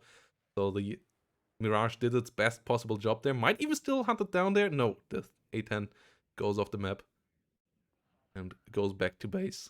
So the Mirage should get home now. Nice zoning here though of Derek. Yeah, complete control of that center point, using the Gazelle cannons just to keep everything else back at the moment. And obviously with those A10s being chased off and damaged, nothing to really hit them quite hard at the moment. We might see the F-16 come back in for them sooner or later. Yeah, Mirage now going home. I mean, it's also a bit of waste of fuel, and fuel is not for free either. Any minute of fuel that you burn needs to be refueled, and takes a couple extra seconds. And nice damage from the pivot there on the Mirage. So that Mirage will have a decent-ish time back at base as well. We won't see that one back next minute either. Nice kill here on the Gazelle Cannon. We saw the CPV mud going down on the north though. Kanoniak Panzer here, a bit in a troublesome situation. MG's not opening up far onto the Gazelle Cannon yet. It's slightly out of range. So it tries to move there. The movement improvements on helicopters, such a well done job. And the guys over at Eugen really improved that feeling so much. That Gazelle Cannon just floating so much smoother than they did on previous patches, which is a lot of fun to look at, but also 50 cals now dealing a good bit more damage to them, so you have to be more careful with how you fly them. Cannon going for that command. But the M150 with its 50 cal trying to prevent that. Pivot coming around from the other side as well. That Gazelle Cannon shouldn't have a good day there. Pivot not quite able to get on target. But here we go. Oh, can it aim up? Still on the move command, it seems. So it doesn't really have great line of sight there. But yes, in the end, Gazelle Cannon bites the dust. AMX-10 RC will engage the scouts up here. Scouts getting hit. Derek certainly looking pretty solid at the top of the map here. Obviously, those MX-10s doing a fantastic job. Scout's not going to survive this, I don't think. Does have some forces pushing into the center, though, Joker, just in that corner. Kanonjagdpanzer coming around. Kanonjagdpanzers, if they ambush the MX-10s, could be really good there. Though ambushing the MX-10s obviously not easy, as they have good optics. M60 coming up as well. And yeah, those MX-10s, super strong power, but just like with the Mirage, you don't have that many of them. So if you start losing them, that's a feature, a tool of your toolbox that is forever gone, that you just can't replace in this deck.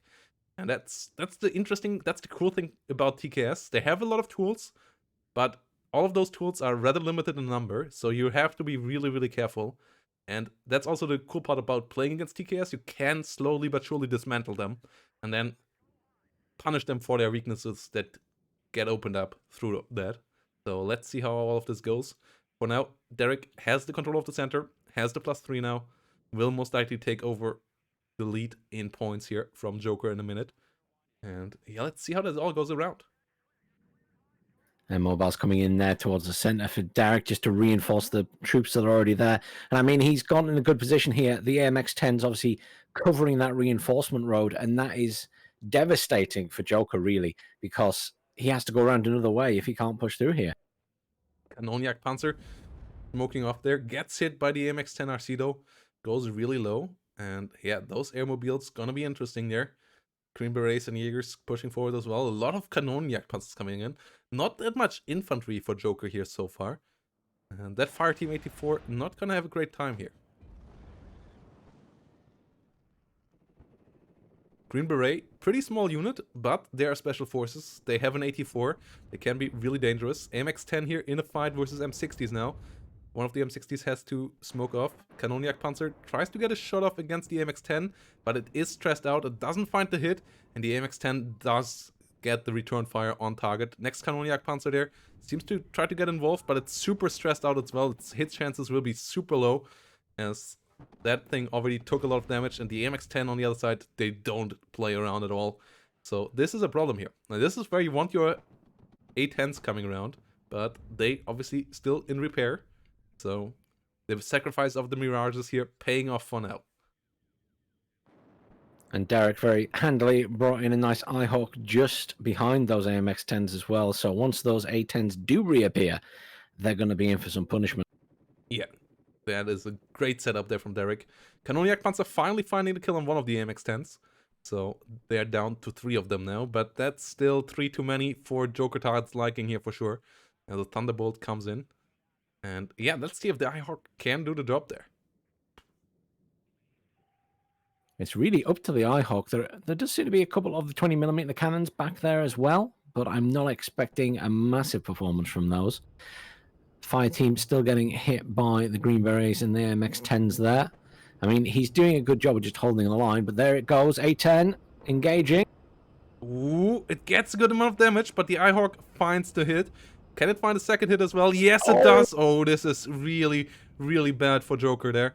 As the MX-10, the ATGMs of the A10 not on target. It got a bit of damage with its gun in, but it didn't get the kill, and that is devastating here, as the MX-10 actually survived and the A10 is down here. So that is the worst of both worlds here for Joker.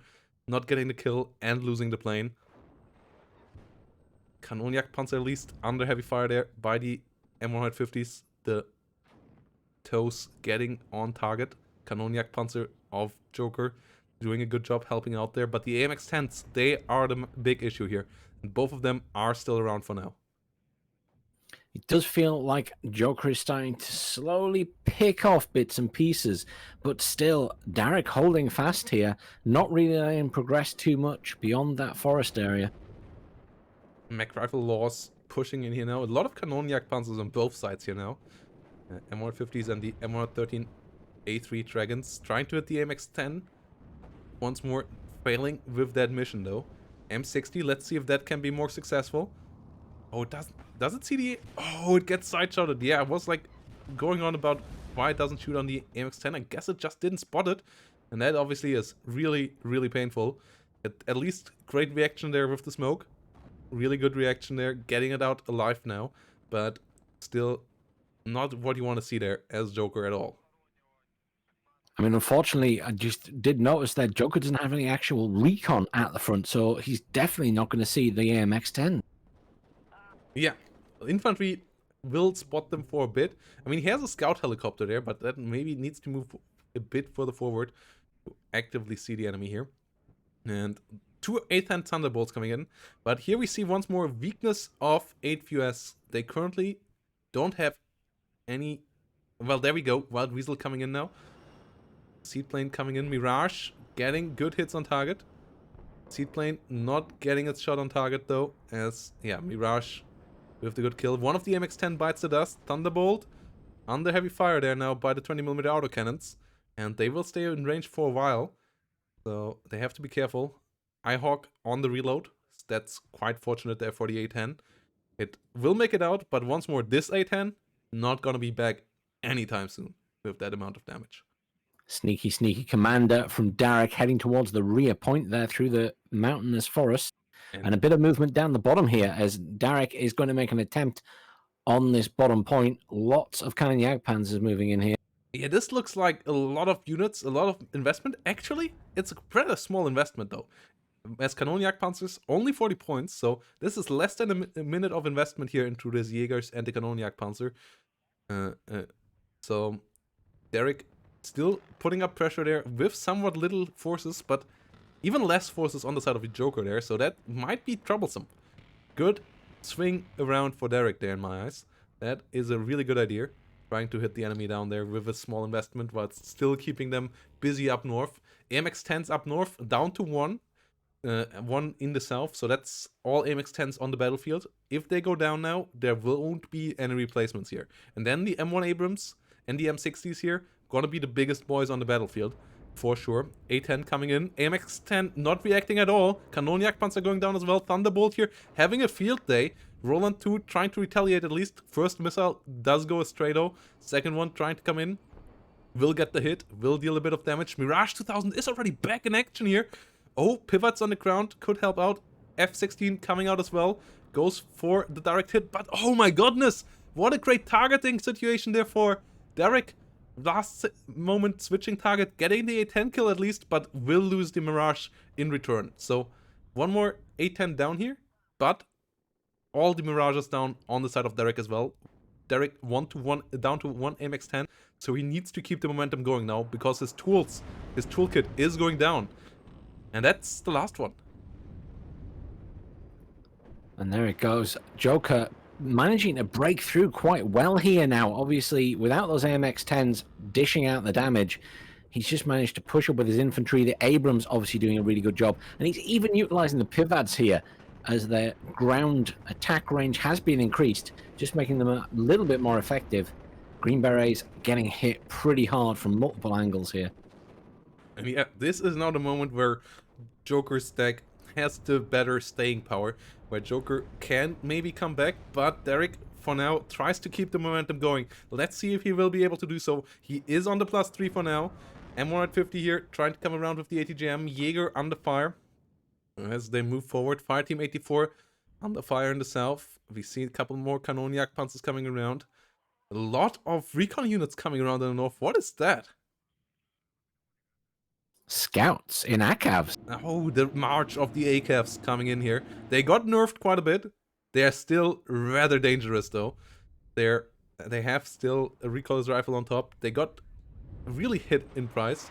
Ihawk over here, not having a great day, but surviving for now. There we go though. M60 gets the kill. Pivot coming around for the Gazelle Cannon. So Joker putting up some pressure onto the north, but at the same time Derek in the south doing the same. A lot of pressure here onto the southern zone. Jaegers moving forward, and there's no infantry at all in this town for Joker, and that is an issue.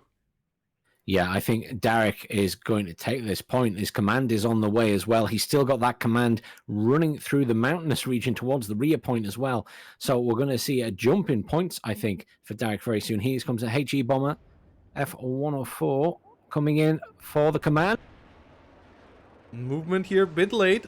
And yeah, it gets hit perfectly on target there from the Starfighter. Starfighter doing a great job. As Kanonjagdpanzer is under attack as well. Some more Mac Rifle Law is now coming in, but the CV is down, and there's no CV on the battlefield at all for Joker at the moment. And that is a massive problem, because even if he pushes now in the center, he still will need to take that zone quickly, because he will lose the southern zone, he will lose his rear zone, he needs to get something that can give him some points. Oh, there's one CP over there, I didn't see that. That is really important. He can't afford to lose that. M60 gets the kill, 2 airmobiles still in front of him, more airmobiles coming in here. Derek really keeping up the pressure on the center zone. Jaeger now coming out. That's the whole capture of the south, and that will be a +7. And if that command airmobile that has been on the march now for, I believe, more than 5 minutes, will finally make it into a rear zone, that might even go up to a +11. And here we go. GG VP, as that for sure was a surrender here by Joker. And yeah, Derek, in the end, as you can see, the KD got closer and closer. Joker was catching up there, but Derek kept the momentum going and makes it to the grand finals here. Commiserations, Joker. Well played, Derek. Some really good games there, guys. Derek just doing a very good job at the end there with his commands. And yeah, I think we would have seen a +11 pretty quickly. Yeah, that was just making it over the line there and keeping up the pressure for long enough going. That southern push really, really strong. And yeah, showing how to play TKS 100%. As that was a really, really strong game here. And yeah, let's get Derek in here. And then maybe also get an interview with the second finalist before we go into the grand finals in for sure. And yeah. As this was for sure a great show. Yeah, Joker, game 1, playing really strong. And here, also for sure, 8 US Infantry doing a decent job. But in the end, not quite working out. And that leaves us with the finals already coming up here now. Bracket is ready to go, and let's have a look on it. Yes, Tiberius Rancor beating Leifens in the second semifinals, 2-0, and Derek here coming up 2-1 versus Joker, leaving us to a fully French grand finals. Best of 5 this will be. So Joker and Tiberius, Derek and Tiberius gonna meet there. Joker and Leifens fighting it out for the bronze match, which will still be quite the fight here. It's $553.60. And yeah, let's get Mr. Derek in here.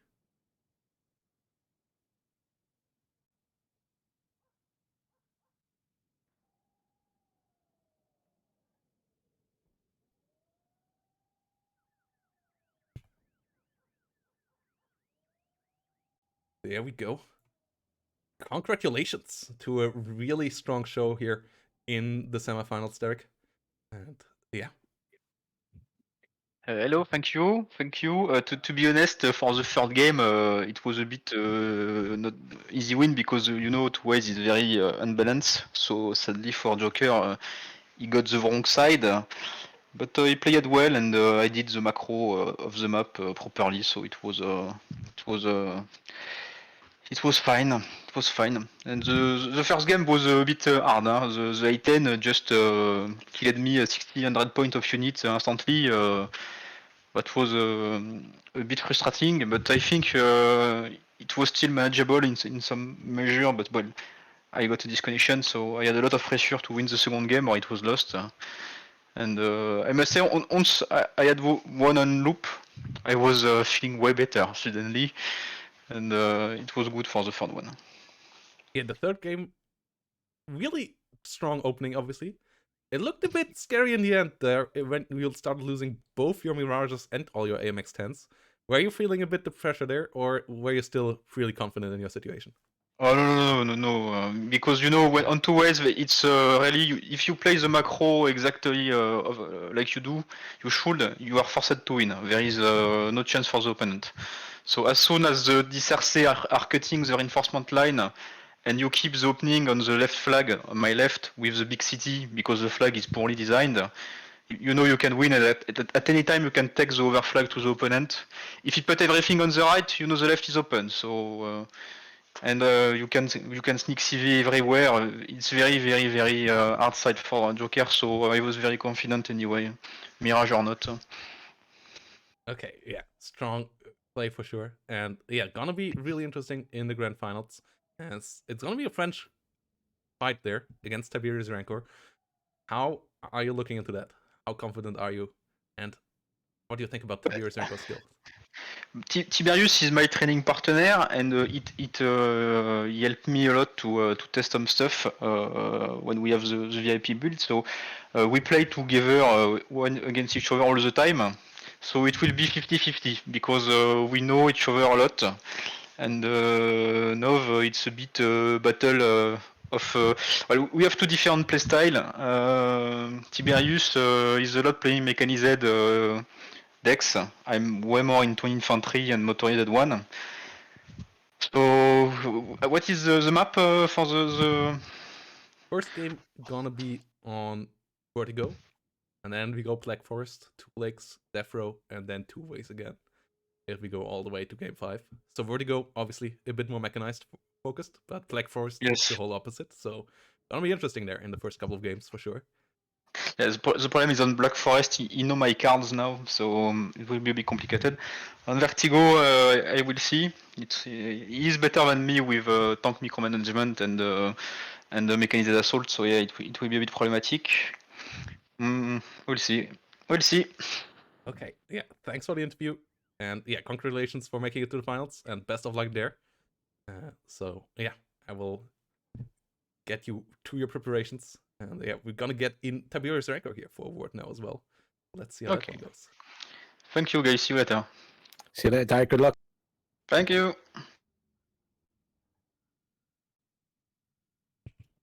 Yeah, so let's see how Tiberius really sees the whole situation in a second here, as he will join us for an interview as well. Obviously, strong game here versus Leifans in the semifinals, getting a 2-0 victory there. Leifans will have to fight for 3rd place against Joker, which is gonna be a pretty interesting game as well, I'm certain. So that one, if you want to see that, would be quite cool. And yeah, let's get Tiberius in here. Yeah, hello Tiberius, and congratulations to making it to the grand finals. Hi, thanks. Yeah, how was your semifinals? It was going great. I wasn't really sure to get far in this tournament because the day before I wanted to test some how the division are playing. My usual division being 39 and 7, a little bit of 7 Panzer, but I got absolutely destroyed in ranked when I tried to play. So I saw that I needed to adapt and really fast for this tournament. The infantry deck are really great. It allow you to get a quick win if you are aggressive, and so it's what I did. Yeah, so how are you looking into the finals here versus Derek? How do you see your chances? And what anything you see as your way to victory here? It's quite hard to say. I know a little bit how Derek play, and you know how I play too. Usually when we are playing one another, it's 50-50. So we will see. I think what will make a difference is how which side do we get on each map, and the early engagement are really important. So we'll see how it goes. Yeah. So yeah, best of luck there. And yeah, any last words that you have before going into the grand finals? I have not much to say. I would just like to thank Integer to have kicked my ass, and so I was coming to this tournament prepared the day before. So yeah, shout outs to Integra out there who Bye. didn't quite make it to the first round here today, getting his getting beaten by his own medicine there in the first round. And yeah, Bandana, do you have any questions left here before we? Not at all, but I'd like to congratulate you on getting this far and wish you the best of luck in the final, man. Thank So, you. yeah, best of luck there, guys. And yeah, we're really looking forward to it. Best of 5, gonna be intense. And that means now, guys, we're gonna go into the analyst phase of the last best of 3 here, as Phoenix has it ready for us. And let's go there.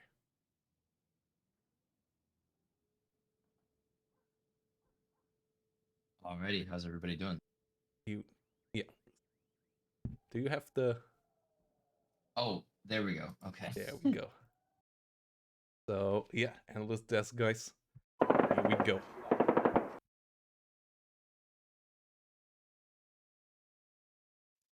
How's it going, everybody? No flashbangs today. We figured out the issue just like terrorists on Dust 2. So, um, so game one, bit interesting. We saw a disconnect, very unfortunate there, and unfortunately it kind of prevented me from getting enough good screenshots to really perform a solid analysis for you guys. So what I'll say about game one is that it looked very promising for Joker. I know that Derek did have basically full control of the zone on the island. Um, Joker was pushing Derek's side 2-pointer, did have a strong presence in there. However, Derek was taking up in terms of victory points. These are the two decks that they had going on. Derek's with the 7th Panzer. Wait, sorry, not 7th. This is 4th. I'm blind. And then Joker having the 8th Infantry. As I mentioned yesterday, this is one of my favorite all-time divisions. Huge fan of this here, and the way he was able to use it. Not taking any M1A1s, very bold choice here. Does have the MLRS as well. And obviously packed full of infantry. He was able to utilize this pretty well. And yeah, just kind of unfortunate, I guess for the spectatorship that there was a disconnect. It happens. Not really much that we could do about it, but Joker played a great first 11 or 12 minutes of that. And let's go on to game two, where, kind of the opposite happened. So game two, Derek taking the 2nd UK infantry deck. Couple Chally cards will definitely be a pain for Joker's 82nd here. Unfortunately, though, we didn't really even get that far into the game to see that make a difference. The game was actually over rather quickly, lasting only a minute longer than the previous game, which, of course, resulted in a disconnect. This, of course, being Joker's deck for game two here. And yeah, let's head on into it. So basically, Derek started off pretty well on this side of the map by utilizing a good combination of like SAS, Foxes, light vehicles, and just generally like having a good amount of support that he could quickly reinforce wherever Joker decides to kind of pivot his points. And I think that worked out pretty well for Derek having what I would ultimately call the better side of the map, especially against an airborne opponent. Yeah, I really wish they'd fix the spawn zones, of course, or the zone placement. I don't know. There's a lot of things they could do to sort of fix the imbalance that exists there. I won't get too into that. But starting with 2 CVs here is a great idea. Starting with a couple of air mobiles in the links is also a great idea. And then he's got 5 SAS teams, which is huge. Joker, obviously 82nd. He's going to be starting with a lot of engineers, a lot of scouts. I believe he also brings in the Kiowa AA, which is a curious choice. You don't really see that too often. Other than that, though, pretty standard. No tanks at the start for either of these players, it seems. And we kind of see this play out in a very sort of interesting way. Joker decides to rush Echo, deploys a little bit, probably more than he needs to, into the center zone, where Derek doesn't really seem to have too much other than just holding the major crossroads on the right side of Delta, top side of Delta there. Where I think that Joker really messed up early on, and you can kind of see it here, is these 2 Harriers were allowed to just uncontested, just completely blow his A-10 out of the sky. That's a major problem for 82nd. You cannot be allowing your opponent to dominate the airspace because you're an airborne division. So, what can you really do? I mean, they're Harriers. They're not the most effective fighter planes, but in pairs like that against A-10s, they can be really nasty. And if you've ever played War Thunder, this is pretty typical. So Joker, unfortunately, without the help of his A-10, which he was relying on as his support asset, no ground vehicles, no Foxes, or the equivalent, I guess, for 82nd around early on. He did bring in a Sheridan later, but it was too little too late at that point as most of his infantry had perished. Taking a look at the center now, Derek going in with the CV. Quite a bold choice considering that, again, doesn't really have, complete control or really any recon here at all to know what his opponent is doing. So this was a bit curious to me, but ended up working out for him pretty well. I believe he got some units in the town and was able to harass Joker. Oops, that was up. Harass Joker for a lot of the time here. Kind of just seeing the rest of this fight play out down in the south. Infantry disappearing slowly but surely to the air mobile groups, and another command vehicle coming in for Derek. Derek is really all about pressure. He really loves to grab as many points as he can, put a lot of pressure on the opponent. And that's basically what we saw here with him taking this town on the side, contesting the center. And yeah, I mean, he will use pretty much anything to his advantage in the top as well, having a lot of success, forcing his opponent to push his airborne troops, which are difficult to support with your lack of vehicles over an open field. That's a pretty advantageous position here for Derek, not to mention the lead that he's got. Um, Dunking on it in Abrams, this is not a very good thing to see if you're playing 82nd ever, is one of your tanks getting dunked on by a Jaguar, but lack of air defense, lack of F-15 around. This is kind of just what's going to happen. I'm not saying you need to start with an F-15 with 82nd, but this is typically the result of what happens when you don't have air superiority as this division. And normally that kind of starts with your jets, and ends with the amount of stingers and pivots that you have on the field. So that's game 2. 12-minute long game there, and Joker just didn't really start in the way the 82nd needs to start. He was doing really well there for a minute, but just kind of couldn't really make it all work together with the way that Derek countered that. So moving on to game 3 here. Again, we're going to see the appearance of the 8th Infantry Division. However, with one major change to Joker's deck here. If you'll notice, he eliminated a card of M1s in lieu of grabbing another card of A10s. I don't know about you guys, but I don't recall seeing an M1 in game 3. Did anybody see any M1s? Anybody? You let me know. I didn't see a single M1 though. But I did see a lot of A10s, however. And I almost feel like that is one of the turning points of that game, is when he kept buying A10s instead of ground units. So let's get into that a little bit, huh? I mean, if you guys have any ideas on what the real turning point of this game was, let me know. I've picked out a few things myself, but I'd love to hear your guys' thoughts, as there's a lot of you in here watching today, and I can't just be a one-man show all the time. So on Joker's side here in the blue, getting the unfortunately less favored side of the map, I would say. Derek mentioned that as well. I'll kind of get into that for a second. But a lot of M150s, Pivads, Cannon and Jagdpanzers, and infantry. 2 CVs is not a bad idea as well to grab all 4 of those zones. However, Derek is going to try to stop that as much as possible with the AMX-10s, the Green Berets.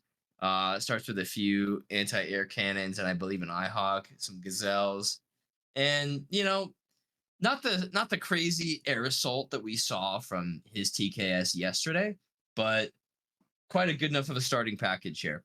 And we see a pretty good starting moment there for Joker, letting his opponent feed a Mirage into his F-16 and still protecting the A-10 at the same time.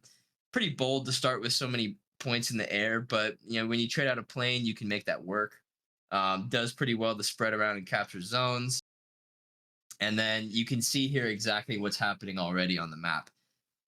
The reason why that Derek says that he had the better side of the map and it's imbalanced and you can hold this is because you can kind of see his front line here forming around where my cursor is, where if you just kind of grab this early on, this little parabola shape here, this little U shape, then oops, losing my slide. Then you can really force yourself onto your opponent in a way, like they have to capture the ground to dismantle what you're doing, not the other way around. And that's kind of what happened here. I mean, Derek did advance a little bit more into some better positions, but these are really where you want to be, especially with AMX 10s. Almost had a scary moment there with the Gazelle cannon that Derek was flying around. And like I said, just all about pressure, pressure, pressure, trying to get you to have to think about other things and move your stuff. And he even snuck a CV up in this forest and was going to get it in the back cap. So there's just a lot of different ways. Yeah, we see that CV landing in the Super Puma here now. Ton of different ways for him to mess with you, get in your head, outmaneuver you in many ways. So I'm also seeing a lack of tanks here other than a TTS and some Canonian Jagdpanzers. I really feel like more armor would have helped Joker out, in addition to just generally more ground units. I think he relied way too much on his air. And against a very good player like Derek, who's going to have things set up to counter that, it's just not really something that you want to do until you can get your air in coordinated fashion, you know, with some seed, with multiple planes out. You know, something I call combined air, but you know, it's kind of just like using your points wisely with your planes. You want to be able to send it when you've got everything instead of just piecemealing A10s out there. Um, some already helps with that too, especially when you're facing entrenched, not entrenched, excuse me, towed. Oops. When you're facing towed anti-aircraft units. Moving on, then, this game is already almost over at this point because Derek is basically holding off this main defensive position that he grabbed early on, and that's not going to allow Joker to get anywhere near the center, especially with the lack of armor that he's got staged here. Only that one pattern that we see in that last photo, and it went down quite fast to the AMX 10s, which were being hunted relentlessly by Joker's A10s.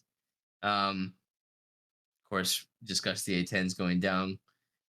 No need to get into that any further. And another thing too, like I said, general lack of ground units. Would have loved to see him blob up some infantry here and eventually grab some more of that ground down there.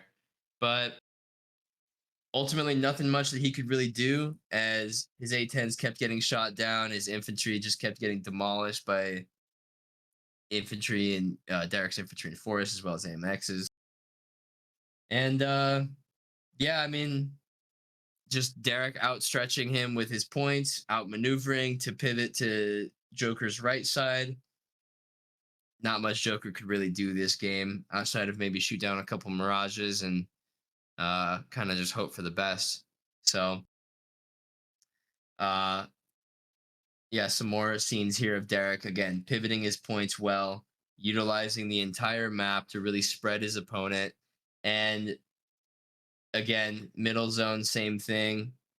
Oh, these are some extras. My apologies for including those. One last thing I wanted to point out: the last moment possible that Joker could have saved this. You know, maybe he was kind of just memeing around. I don't know, but all these A calves, all those A10s, they really just could have been ground units that he was using to fight off what Derek had. And yeah, I mean, maybe we'll see something different here out of Derek in games here in these finals. But that TKS opener and subsequent cheap unit spam still quite potent, and we'll have to see what he can do against Tiberius. That is the KD of that last game. Joker not even trading that terribly, to be honest, just getting too bogged down, too many points given up early. And yeah, that's it for the semifinals. Hats off to Joker, though. He's improved a lot um, in the last, what I would say, 6 months since I've really known this dude. He played his heart out, and sometimes it's just the way it happens. But he'll be back and hopefully be stronger in the next tournament. Back to you guys.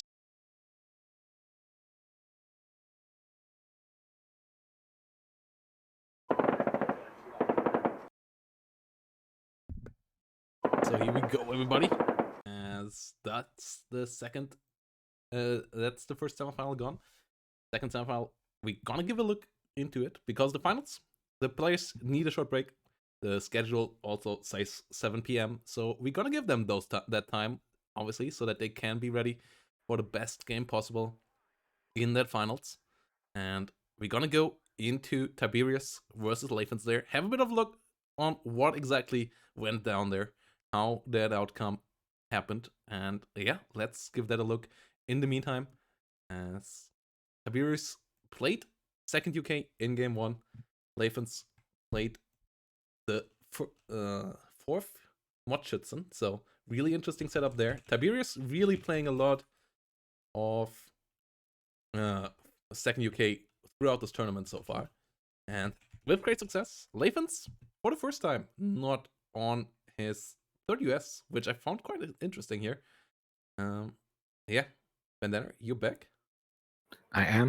So yeah, you say, what do you say? Let's get that party started. Indeed, let's get this show on the road. I'm looking forward to this one. Okay, Timon, then let's get us in here.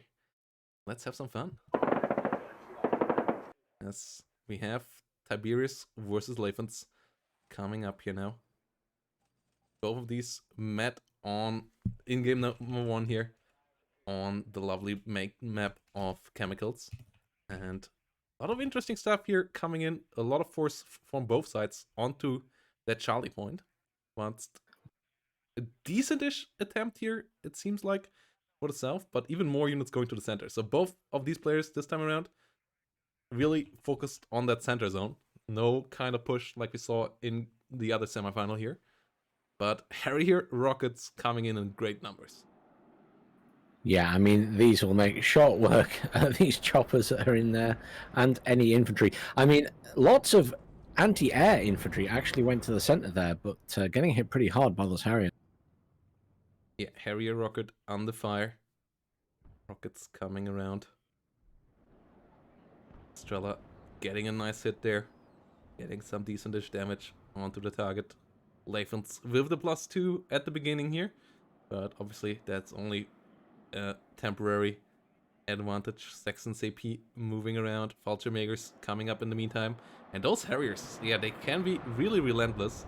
And Strelas can be decent here, but they're not super reliable. MiG-29 though, also struggling to get the kill. That is highly unfortunate at this point.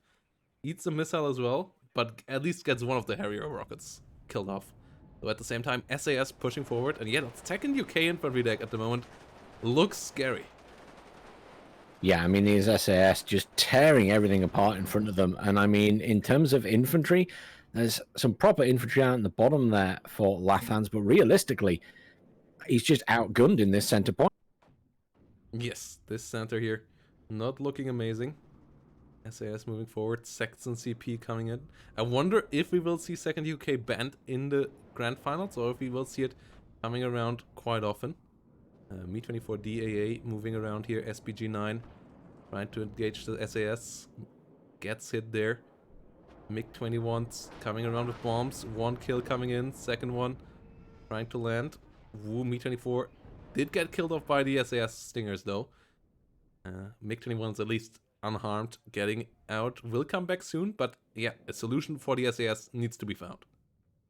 Yeah, the SAS just performing so well in this tournament so far. Probably better than any other infantry, and the Stingers just making all the difference against these choppers, and indeed sometimes the jets that are coming at them. But some tanks coming in there, putting on a little bit of pressure on those SAS as they move up to try and chase down that command infantry. Command infantry under fire by those units, needs to be careful. At least the TO-55's trying to help out, moving a bit closer in so that they can use their flamethrowers. But Tiberius now on the +1 with that center zone captured, and also on the push here in the south. Good amount of infantry coming around here.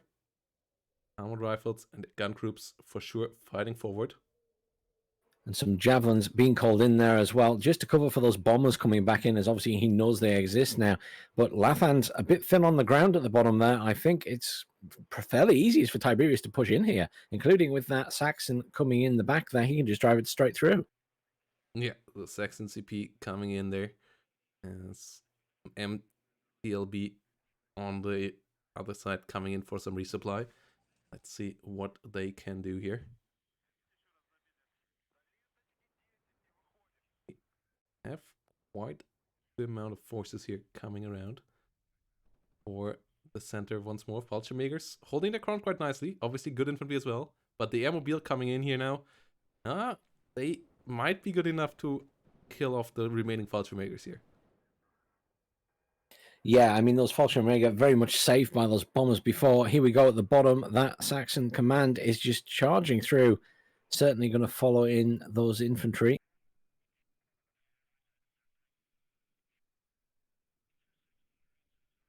But Tiberius looking pretty solid already here in terms of just control on the map. Yeah. They for sure gonna come around in number here with the mobile, with the warrior. Little forces here for Lathans. Me too, helicopter trying to come in on top of all of this. But I'm not sure if they really gonna make the difference here. As if you see the enemy but you can't hit him, are those helicopters really doing anything for you? I mean, I can only assume he's going to be relying on the jets, those flame tanks at the top, pushing back. MiG-21's Tiberius coming in is for the center, I believe, again. SAS are somewhat lower numbers now, so I don't believe they will get the kills with the Stingers. Stingers so far only getting one hit. As the MiG-21s will make it out, but their bomb drop this time around also not as effective as last time. They got a bit of damage on the airmobile. They got them forced out of the building. That is nice. Harrier here getting killed off, but they at least get the kill into the recon helicopter. The other one coming around quite nicely. Gets hit as well, though. Can the Strelas finish it off? Yes. This time around, the Harriers not having such a great day, but they still deal a decent amount of damage. And the south here, not looking great for Lathans at all. No, I think we're going to have to see some reinforcements coming in here. These Strela being chased down by some air mobiles and going to meet the gun group and the armor rifles at the other side. The Jaeger at the bottom there could be a problem, though. And up in the center, once again, Tiberius managing to push Lathans all the way out there. Those Jaeger getting cut down finally. Yeah, flamethrowers coming up. Mega Medis moving around. And those flamethrowers really trying to get some pressure on here. Chemicals for sure. Infantry paradise with all those short line of sights. Tanks here having a bit of a tougher time on this map. TO-55s coming around in numbers. Mega have to disengage. Since the last patch, tanks really not that welcome here anymore.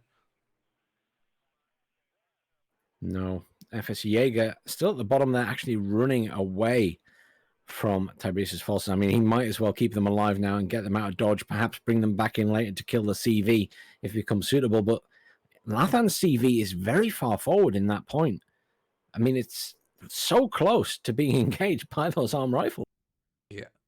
More TO-55s coming around. Tiberius Rancor on the +5. Gaining a lot of points here, and that's a really big problem for Lathans. Needs to get a CV eventually, at least into the middle, to stop that +3 from that zone. But his Pioneer Flamethrowers in the north are under so much fire there. Bedford Supply also coming in to resupply that SAS, that mobile gun group, really getting them back into the business, and that's a massive issue there. Saxon at least going down in the south, has more airmobiles there coming in as quick reinforcement though, and that second UK infantry really keeps it coming. Yeah, I mean, Lathan's doing a good job pushing back in here at the bottom with those flame troops, finally making back to his previous foothold, to be fair. It's not like he's got any further as yet. Mega Medis pushing forward, Pioneer Flamethrower coming up as well. There's a lot of engagements here going on. +5 going on here for Tiberius. Made it really hard for Lathans though. There's more and more TO-55s coming up. 2 Coops, so yeah, any further Harriers not gonna have an easy time, but the infantry of the enemy is the issue here. So more MiG-21s, more helicopters maybe, but Javelin LMLs and the SAS really not making it easy for any MiG-24D to enter this battlefield. Now, speaking of Harriers, here comes a Harrier rocket heading towards the center there. Probably going to fire before it gets shot at. Gets hit quite quickly though, immediately gets taken out. I'm not sure if that was worthwhile. I kind of doubt it, as Su-22s, those have heavy bombs, and that is a juicy target there. Yeah, getting the kill. On the other side, Harrier rocket coming in once more. Will they have a better time this time around? Coops for now, not quite finding the kill just yet. And, yeah, they have, this Coop on the island has bad line of sight. And has a really bad angle there. That's why that missile didn't quite get onto the tail of the enemy there. Harrier coming around, getting engaged. The warriors getting engaged by TO-55s. Will survive for now. Strela finds the hit onto the Harrier. Oh, but all Coops are empty now. That is really unfortunate timing there for Levens. Really needs some resupply ASAP. Supply trucks on the way. But yeah, 1 or 2 more Coop missiles for sure would have done the job there. Harrier will get out for now though.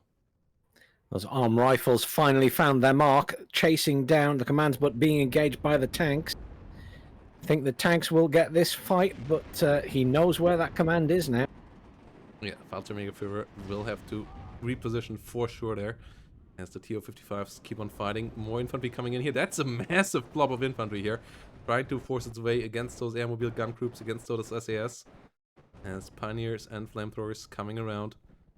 Mobile gun groups getting forced back. Ultra Mega Medis engaging onto the Warrior Milan in the center here as well. Getting a nice kill. +5 for Tiberius is the major issue here now for Levens though.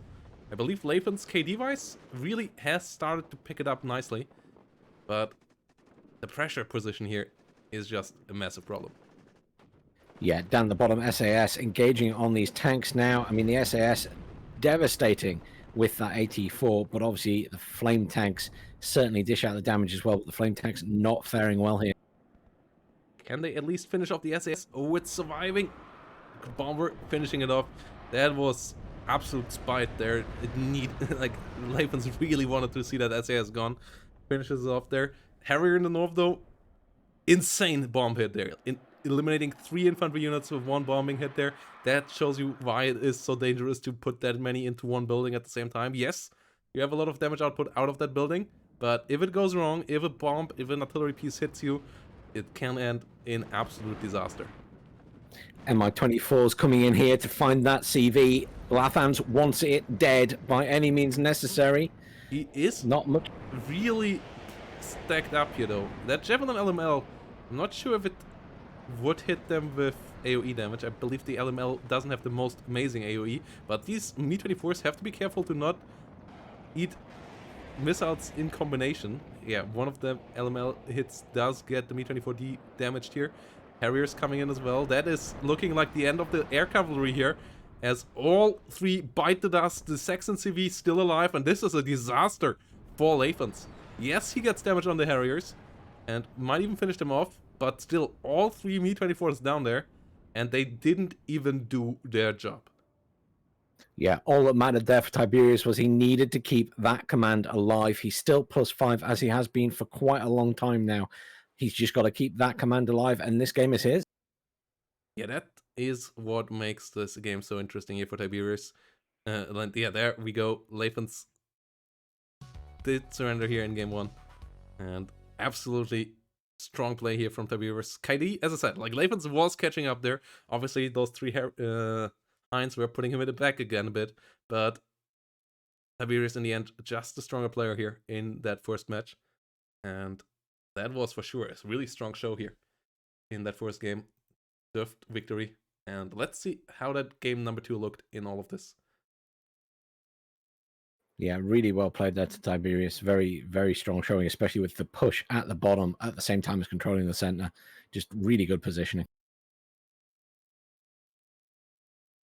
And yeah, we're gonna check out game number 2 in a second. Event Place is going to set that all up for us. Really big thanks for all of you guys on the back end once more. Like, that was a really smooth day so far again on the casting side here. Having a spectator, it's such a cool thing. And yeah, it's great that you guys out there enjoy it as much as we do. Yeah, it's an absolute pleasure so far to cover all of this.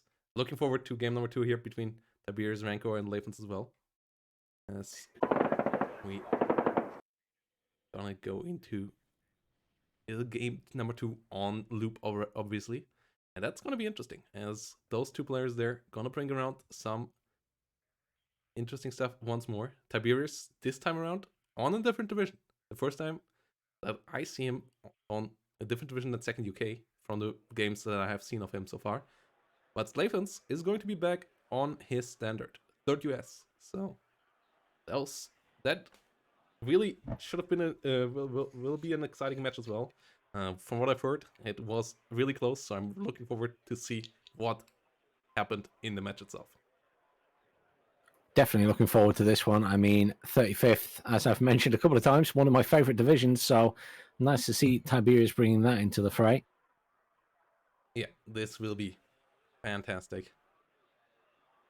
Yeah, I'm really hyped to see what happened here, what went on the battlefield. I mean, third US, yeah, we have seen Leifens a lot on this division in this tournament.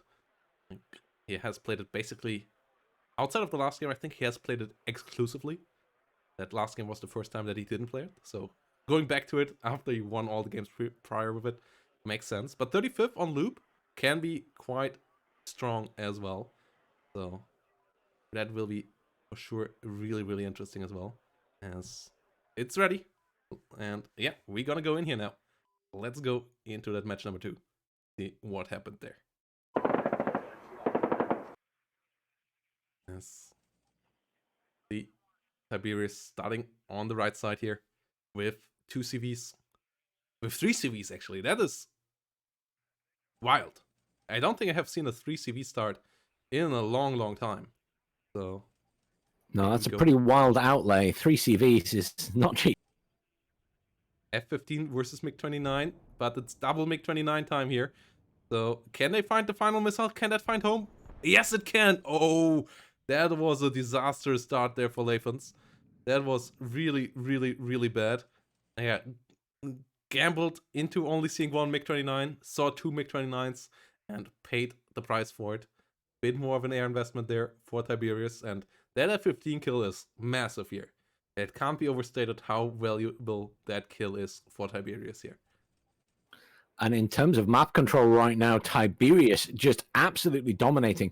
As we would expect, he got Echo at the bottom. And now look at this in the center. I mean, he's pushed all the way up there and he's in control of the town at the top. That forward deployment making all the difference here. Yes, rear zones now starting to get captured by Leifens. Military police here not having a great time though. Dejanik Kimeris immediately going for the kill. Mi-8 going for the deep capture. Whilst we see some phantoms coming in for the bombing run here. Onto the Spetsnaz GRU. Dejanik Kimeris getting somewhat decimated. M1A1 Abrams might get the ZSU killed, might get the Bradley killed. As the scouts keep on moving forward as well. +2 situation here for Tiberius. CV capturing the rear zone in the meantime. As the M1A1 gets the ZSU killed. Bradley pushing forward. Chaprals slowly roll up as well. Those Chaprals really important in this matchup, as you obviously want to keep any kind of Akula or Su-25 away from your M1A1s. Yeah, this could be a good push here from Lathans, actually. And there we go. Chopper going straight down in the back. Chaprals murdering that Mi-24 AT completely. Dejaniki have to be careful to not run into the Chaprals either. That could be dangerous. Oh, Dejaniki Medis getting the Bradley. But here Chaprals will get the shot. Will they get the hit? Yes! Really important hit there. The Chaprals on fire today here. 4 missiles, 4 hits. Devastating for Tiberius Rancor, and really the comeback in KD that Leifens did need. Now he has the assets to use. Now he doesn't have to worry super much about Dejanikis in his real line or stuff like that. So really important that this went down the way it did for Leifens here, giving him a bit of previewing room. Not much, but a bit, and that might be enough for him to break through in the north. Command sneaking around the bottom here. I think it would actually get caught out by that Fire Team 84, though. Just Tiberius doesn't realize it's there yet. So, yeah. Cobra moving around. CV trying to go for the rear zone. M1A1 Abrams trying to get some kills in the north. Dejant Komrodi trying to go pretty deep here as well, but that one most likely going to go down as well.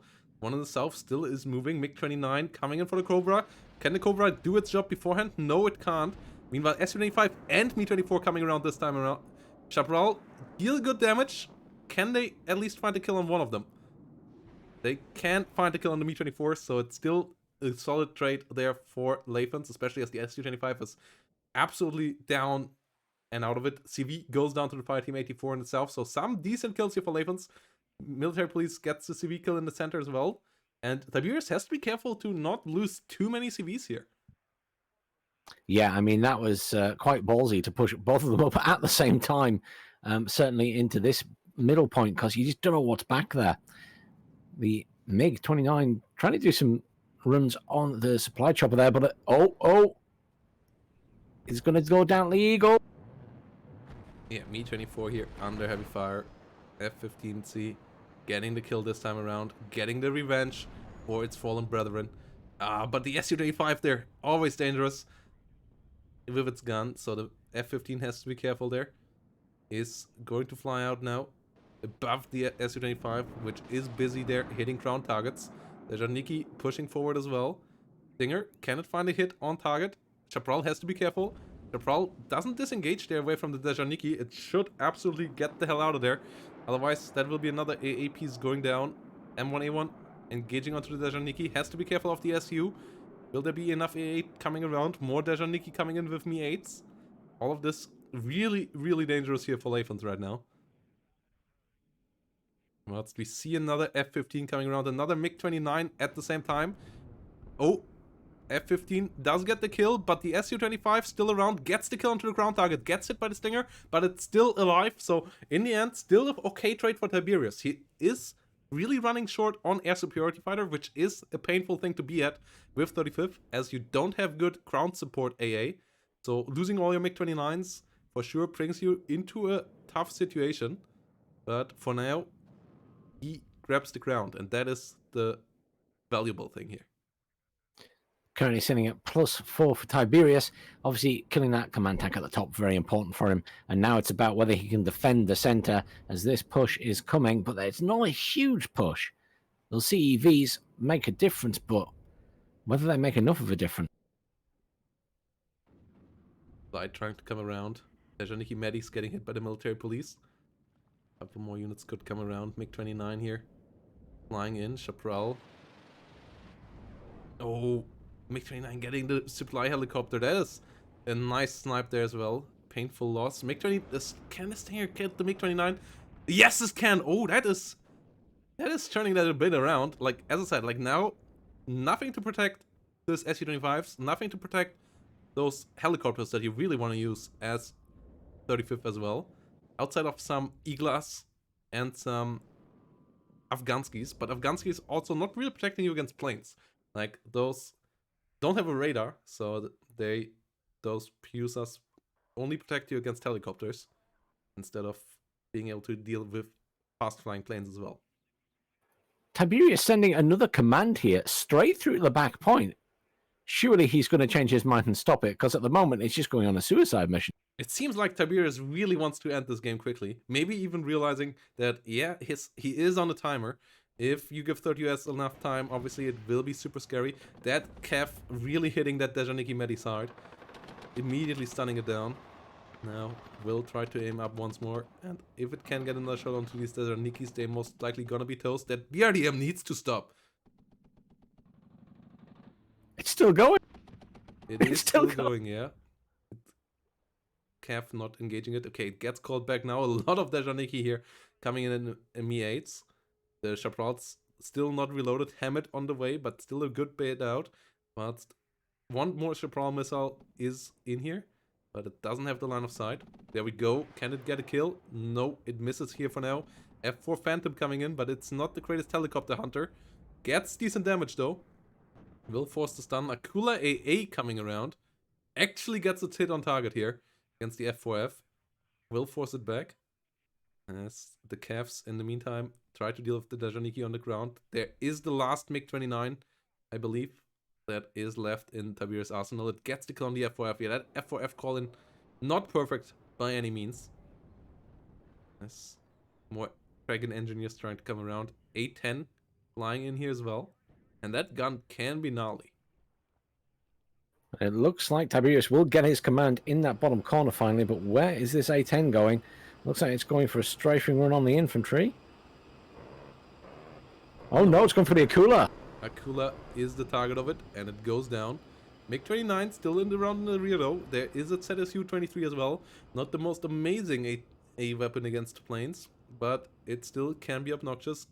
And MiG-29 is out for blood. Where's the F-15? No F15 around right now. Chapral's got the reload though. Can they find the kill? Yes, they do. But not before the SU-25 gets rid of the A-10. So another trade here. But at the moment, Leifens doesn't really want to trade. He wants to get kills so that he can push forward a bit again. Oh, this is really dangerous as well. Can the Spetsnaz get another shot off before they get hit here? They can, but they do miss here. And that Cav here now is in a strong position. Spetsnaz really heavily stressed out and really low on hit points. 50 cal trying to get the kill. Spetsnaz do find the hit here now. In return though. Can they do it again? Or do the Cav get the next shot out? Do they get the kill here? It's a really, really close round fight here. They get the kill on both sides at the same time. Oh my goodness, what an intense match is this one. Looks like that Apache will come in and kill that CV in the corner from Tiberius. Up here, that CV has also gone in from Lathans, which I'm surprised he managed to get it in that corner, but there was nothing along range to stop it. Oh, Military no, police the getting military taken out police by the though. Desert Nick. They need to unload. One of them at least gets out, but it's immediately stressed that something is dying next to it. The ZSU here, really obnoxious, will get killed off here by enough stuff killing it off. That ZSU must have felt like I feel in War Thunder when I play AA. I have a target, I'm shooting at it, I'm nearly getting it killed, and then 3 other air targets come in and murder me. Yeah, that for sure was a bad feeling there. F-15 coming around, getting a MiG-23 shut down. So there's MiG-23s as well. Okay, Tiberius really has all the air superiority fighters available that you can have in 35th. Makes sense, but for obviously means that he has less other air units in that deck. So fewer Su-25s, fewer MiG-27s, and Tiberius though on the +3 still, and that is the dangerous part here for Leifens. He needs to get into the middle zone at least. I mean, Tiberius looking quite thin on the ground in the middle right now. He's got the SPG-9 and the ZU-23, and that's it. So this is the time that Lathans can get in there, but a lot of Lathan stuff's damaged. Yeah, that Mi-24 needs to get the hell out of there. That yeah. F-15 nearly getting the kill. Another ZSU coming around here. F-15 number 2 coming in here. Gets the kill on the MiG-23. The plane losses of Tiberius absolutely through the roof here. And Leifens will capture the whole middle here, I believe.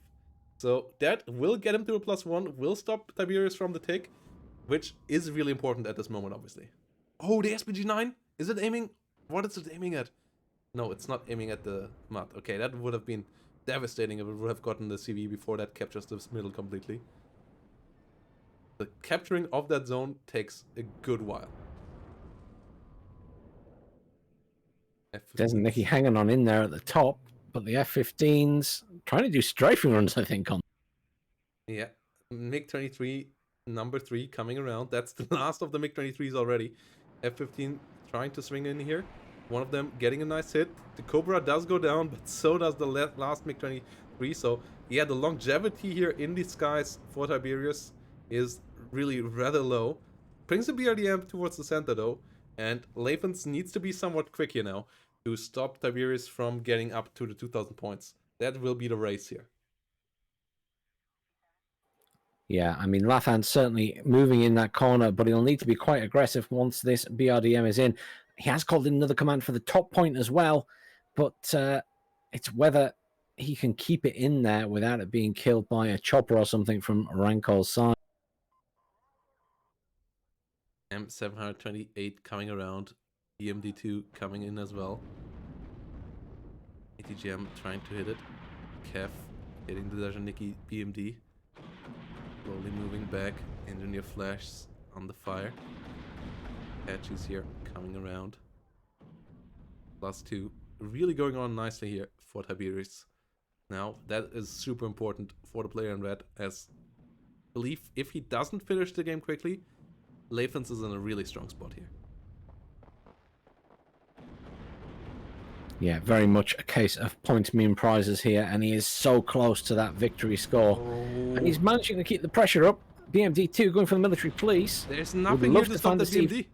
There's nothing with AT power here. That's the issue of the Cav. That's the issue of 3rd US not having any cheap tanks. As all of the things have to run, the Chaparrals are not running. The Chaparrals in a really tough spot. The CP also will have to be really careful there, as even the Desert supply trucks now getting captured. There is a Cobra coming around. Is an SU-25 in the skies again. F-15 on the hunt once more though. That SU-25 is not looking hot. Yeah, there we go. Bites the dust. As the Apaches get the kill. Dejaniki under fire. BMD under fire as well. So the CV will survive. Everything else went down here in the middle though, which is painful news here for Leifens, especially as there has been enough anti-helicopter in the middle here for Tiberius to stop at least the Apaches from just roaming forward. Oh, that will be a Misbehavior full at the capture, bottom though. here. Smoke commander in the bottom, and there's nothing in there to contest, so Lathans takes it. And will stop the take here. Really important. Apaches getting bullied by the Eagle and the ZSU. Trying a bit too hard here, maybe even. Apache gets the CV sniped, though! Oh, that is massive! How many CVs does Tiberius even have left in his deck? I'm not quite certain. He has one more left on the map currently in the north. ZSU. Oh, M1A1. Important smoke there. SU-25 coming around. ZSU's trying to bully the F-15s. Obviously not dealing too much damage to a high-flying plane, though. I wonder if we will see anything else coming in here to try to deal with the SU-25. As the smoke of the M1A1 will lift soon. So it needs to get some rescue there. +3 for Leifens down, though. And that SU-25 is in trouble. SU-25 bites the dust. Conquerors coming in against the M1A1, though. It will hit it frontally, so it won't deal super much damage. But the M1A1 here needs to get some more protection out once more. Is it going to take another hit here is the question. Yes, it does. And it's not smoked. It's not moving. There it goes. Cobra coming in to try and deal with the Conkers. We'll have the ZU-23s to deal with, though.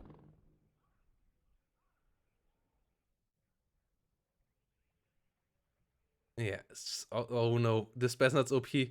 Nothing here to stop it. All the helicopters went down. There's no infantry in here. If that much falls and then Tiberius is able to get a CV back into the middle, that could be devastating. And that CV in the north is actually moving. So the Spetsnaz OP here getting the CV. Oh. The CV from the north coming in. That Abrams might also fall here. Cobra will get shut down by the ZSUs. Phantoms will get one of the ZSUs killed in return, but oh, the M1A1 not capturing the north completely, goes down now. Right after that, SU-25 getting the kill there, as another F-15 coming in. Are there still enough CVs for Leifens now is the big question as well, as the CV will capture the one in the middle. In the south, that one CP mud completely isolated. There's no support for it for Leifens outside of that smoke. If that smoke ever lifts, it's going to go down, and there is a T-64 coming up. Tiberius moving all those infantry out now, going for the kill on that command. Once he's done it, that's it. He'll quickly turn this game in terms of points and finish it off. F-15 coming around. That is you. Might get under fire here. Conquerors sitting up north. A-10 Thunderbolt coming up. That Mud had to disengage. Oh boy.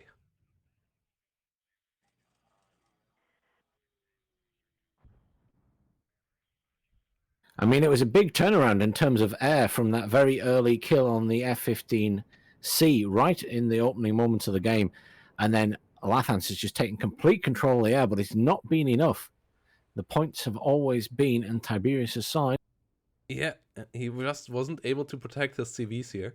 And maybe was trying to fight to dance on too many parties at once with a third US that it's usually supposed to be quite focused, as they don't have the cost efficiency of a deck like the 35th here at the current stage. So yeah, Tiberius here now on a +4, and that seems to be it here. Has 36 seconds, and there is only an M1A1 coming in now, but that the CV version that is, but it won't reach the front line in time here.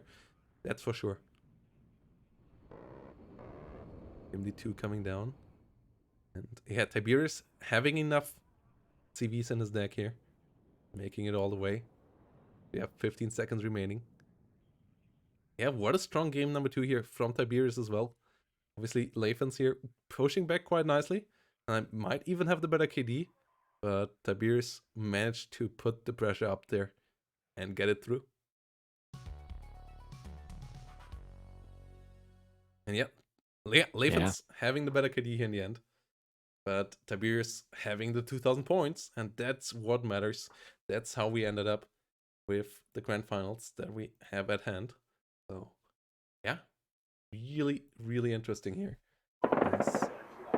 This is where we are at with Derek versus Tiberius Rancor for the grand finals. Joker versus Leifens over here at the bronze match, which you will be able to watch on our B stream over at the lovely Wooden Boxes channel, who did play really nicely as well. Really great round of 8 game yesterday of a Wooden Box here. Great game versus Z2 as well. We covered that live. So a lot of action here went on over the last couple of days. And yeah, it's down to all of this here now. And we will have that in 40 minutes. That will be starting. So I hope you're all hyped for that. As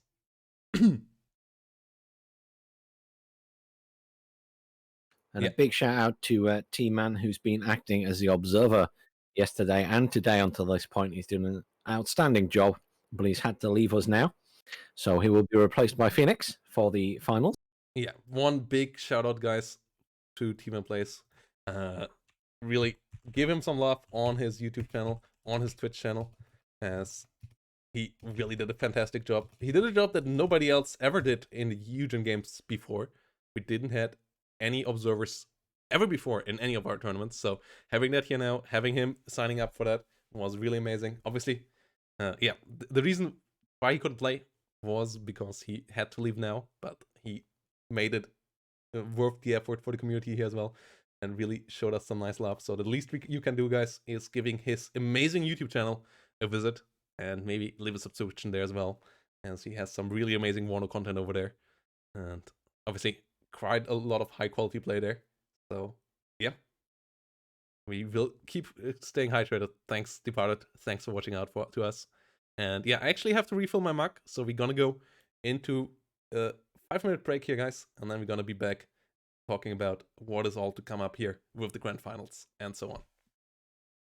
So yeah, everybody, the finals have been set up. We're gonna see Derek versus Tiberius Rancor breaking it out in 30 minutes. And that gives us good time to talk a bit about the story so far, about how we ended up here, and about, most importantly, all the changes that has come with the newest patch. Like, all the stuff, all the meta, and maybe also a bit of surprises that we saw over the last couple of days. So like, second UK, chat, did you really expect it to be that strong? Like, obviously, we all have seen most of us have seen Hippie's tier list, but I was for sure surprised how prevalent it was. Or how about you, Bandana? Well, yeah, I mean, let's be honest here. The UK suffers in this game. So seeing it played so much is delightful for me as a Brit. I'm really looking forward to playing them more as the weeks go on now until they get nerfed in the next patch. Yeah. That's for sure gonna happen. I mean, Derek can't leave the second the British. I mean, the joke is always that the Eugen always has to make them suffer. Not quite true. They try to bow them quite often. It didn't work super well so far, though we had seen a good couple of first UK actually in past tournaments, and actually with some success. Challenger 2s for sure were scary last patch as well. But that Airmobile really seems to be the story of the day at the moment, which is quite interesting. Like, second UK, if we give it a look, it has a lot of stuff to offer here in that regard. We have the Airmobile, obviously, with the Law 80, fantastic AT weapon. You have the Assault Pioneers. And yeah, it's for sure cool to see a bit of a meta change. SAS, super scary. They, for sure, the top unit of the... I would say the MVP unit so far of this tournament. Oh, 100%. SAS absolutely smashing it out of the park now. I mean, they're not horrendously priced, and their ability to take out air and ground is just, it makes them outstanding. Well, in command, I don't think we had any of that so far. Would be lovely to see them in the grand finals, as I believe people see them quite highly as well. So I'm not sure if Tiberius or Derek have played them lately. I fear that is not the case. And I mean, they're a bit similar to TKS, so Yeah, the SAS for sure quite nice. Yeah, then artillery here, not that great, but decent enough still. I really like the 105mm howitzer. Those things are cheap and those things are annoying. Can lay good smoke fields on long range. Can be a bit obnoxious on your ATGMs and so on as well. Deal some damage there for a little price. And then M48s feel better again. I don't know why. I feel like they feel quite solid on this patch again. Yeah, we've sort of had a period where the lower quality tanks, shall we say, have been a little bit underperforming, but I definitely think they're doing a lot better this patch. The T55s, once again, seem to be performing pretty well. And maybe it's just because those big tanks, you're taking more hits / more suppression from all of those ATGMs. So having multiple small tanks reduces that risk a bit. Yeah, recon-wise, also obviously Fox is quite nice. And the M48s, yeah, they also, I guess everything else got nerfed a bit more than them. And like, I don't believe they got changed at all last patch. And now with T55s going up in price and so on, they seem to be in a really nice spot again. But it's obviously the Challenger. It's a big boy. It is quite tanky. It can dish out some damage. We have seen it doing quite a bit of damage over the days as well. Didn't quite work out for George against Derek, but they for sure tried in that game as well. Funny you should mention, M48s actually went up in price slightly, 50 to 55. No, that's the small The one. M48A2 did. Yeah, the G8, the one with the slightly better armor though. Yes. I believe it stayed where it was, and it is a really nice one here. AA wise, yeah, second UK, not that great, but the rapiers can deter helicopters quite nicely. 2,800 meter range against helicopters is quite nice, and the Javelin LML with the rapid fire, pretty good against helicopters as well. But I'm surprised they don't get bullied more from the skies than what we saw against them so far. I mean, as I said, like their own airplanes are nice, but Harriers and Phantoms, both not really reliable to win air warfare, and all their ground-based AA not great against airplanes either. So I feel like the way of beating this deck is, even though they fly a lot as well, is from the skies. Hey guys, Hey. sorry, Hey, I was Phoenix. watching the British Grand Prix. Something that Bandana should be doing right now. How dare you, Bandana? I'm just kidding.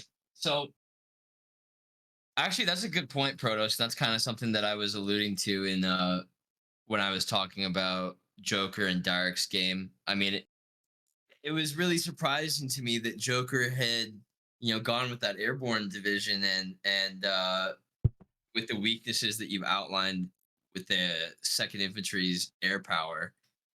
I feel like Joker really could have taken better advantage of his own air power and maybe eliminated some of those planes. You get some of those Harriers and Phantoms off the board early, especially if you're not losing any F-15s, and it really opens up everything for your ground game, and you really only have to worry about ground-based air defense, ruining your A-10 and Apache support basically. Yes.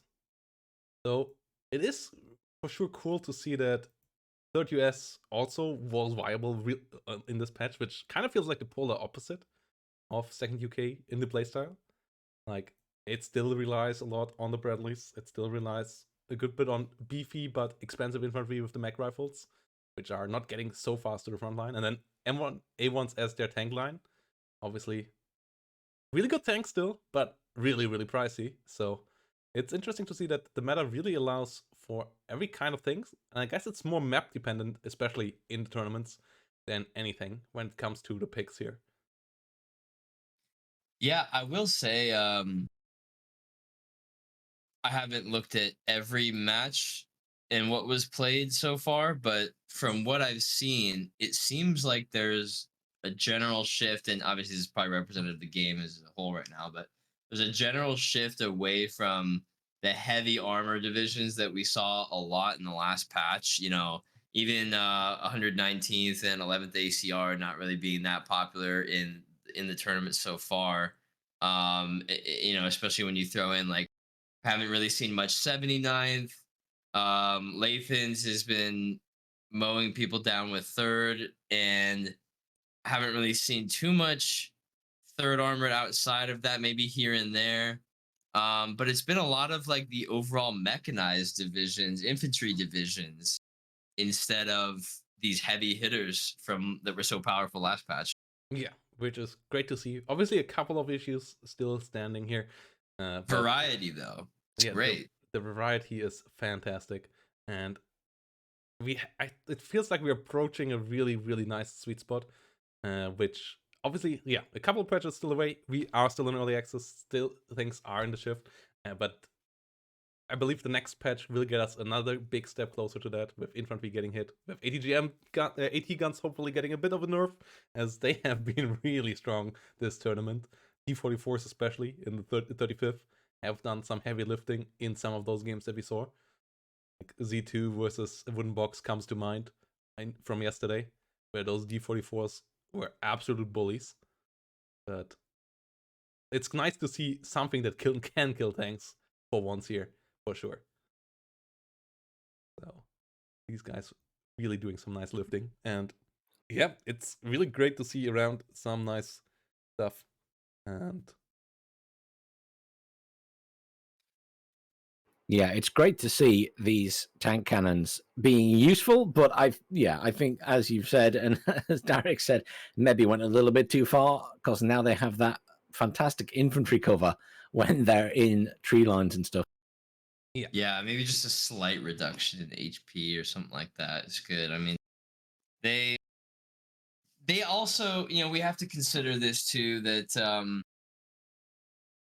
Derek has also stated that the next part of this patch will kind of help out artillery and work on artillery a little bit too. So I don't know. I mean, it'll all get play tested and sorted out eventually, but theoretically, um, we don't really want to like weaken the AT guns too much, because if artillery is really being changed and becomes more effective, um, the AT guns aren't really going to do too well, because they are a prime artillery target. yeah, they for sure are the victims there. I just want, their survivability and brawling with tanks is a slight bit too high, so that for sure gonna get tackled.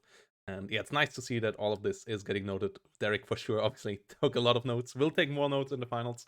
And yeah, Eugen currently heavy on the works on all of that stuff. Airplanes most likely gonna get tackled as well, though we saw a lot more cool airplay this tournament around as well than we saw in the latest couple of months, which I believe is also a bit down to AA getting a bit of the stick, at least the long range AA, but they're still scary. Like, we still saw Coops murdering Harriers earlier, so it seems like it's okayish balance as well, though obviously the mobility of air, the micro ability should follow the helicopters, and I'm really excited when that happens.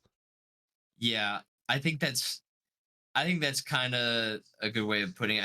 I think air and AA and helis are probably, it's not perfect, but it's probably in the best, dare I say, the best spot it's been in since the start of this game, in early access. I don't really recall a time when it felt like AA actually did stuff. I mean, again, right, not perfect. You still got still have some instances that are questionable sometimes, where your units just whiff, but it feels like it happens a lot less now, I suppose. I mean, I don't know. I've been trying really hard to find instances where a helicopter just sits there and just gets shot at by a Stinger 6 times and doesn't get hit once, but I haven't seen that Yeah, no, like helicopters recently.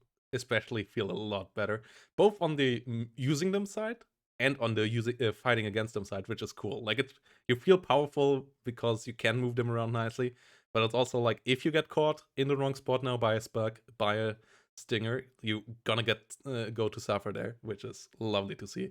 And same goes for Yeah. ATGMs in my eyes, which the faster flying time and the more stress also makes them so much more enjoyable to use. Yeah, and that's another thing that will be affected, if and when they do changes to artillery. If it makes artillery better, ATGMs are gonna suffer similarly as anti-tank guns. I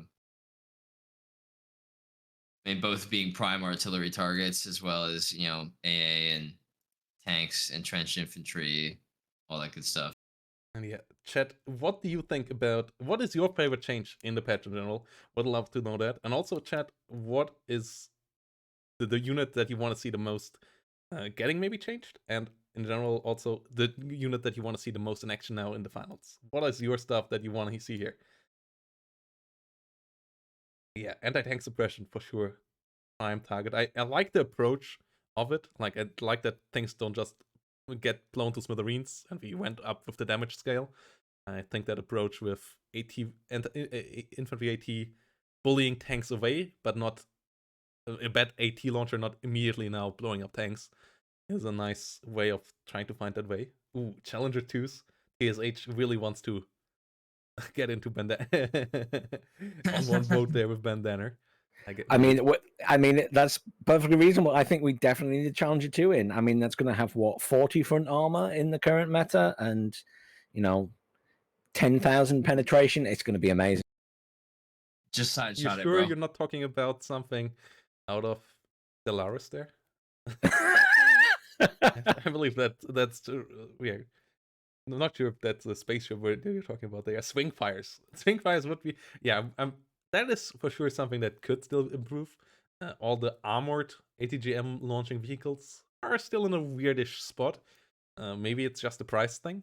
Like, I believe it could be done with a slight price increase or decrease for them. But yeah, those in the I don't know, the support engineering vehicles for NATO, like the M728, those are kind of in a weird spot still because you can't really get them to kill vehicles unless you like target the exact pixel they're on at the ground, like BTRs or whatever. yeah. But they do pretty well against infantry when they hit. Yeah, we just saw them last game with that Spetsnaz OP, which got immediately stunned there. That was quite, they are for sure quite powerful. But when they hit, they do quite a lot, but you have to have like an actual tank or some sort of anti-tank capability near it. yeah, Tiberius. Yeah, and I was just going to say they're a good unit, but I always found them more useful in Wargame Red Dragon because they literally annihilate an infantry squad if they. Yeah. Oh yeah. Yeah, that. But you don't want to quite push it that way, especially with WARNO's TTK being all about, being a bit slower, being a bit more suppression based, which hopefully comes to the airplay eventually as well. That's my biggest hope, that we get airplay that is a bit less binary, but still like AA being more reliable. But like AA at the moment is hit or miss, literally, and I wish that wouldn't be the case. I'm pretty certain a pilot that sees a iHawk missile flying nearby is not like, oh yeah, that's gonna happen next. That's gonna miss next time again. Let's just keep on flying. No, that guy's gonna get the hell out of there. So seeing that in the game represented would be nice as well.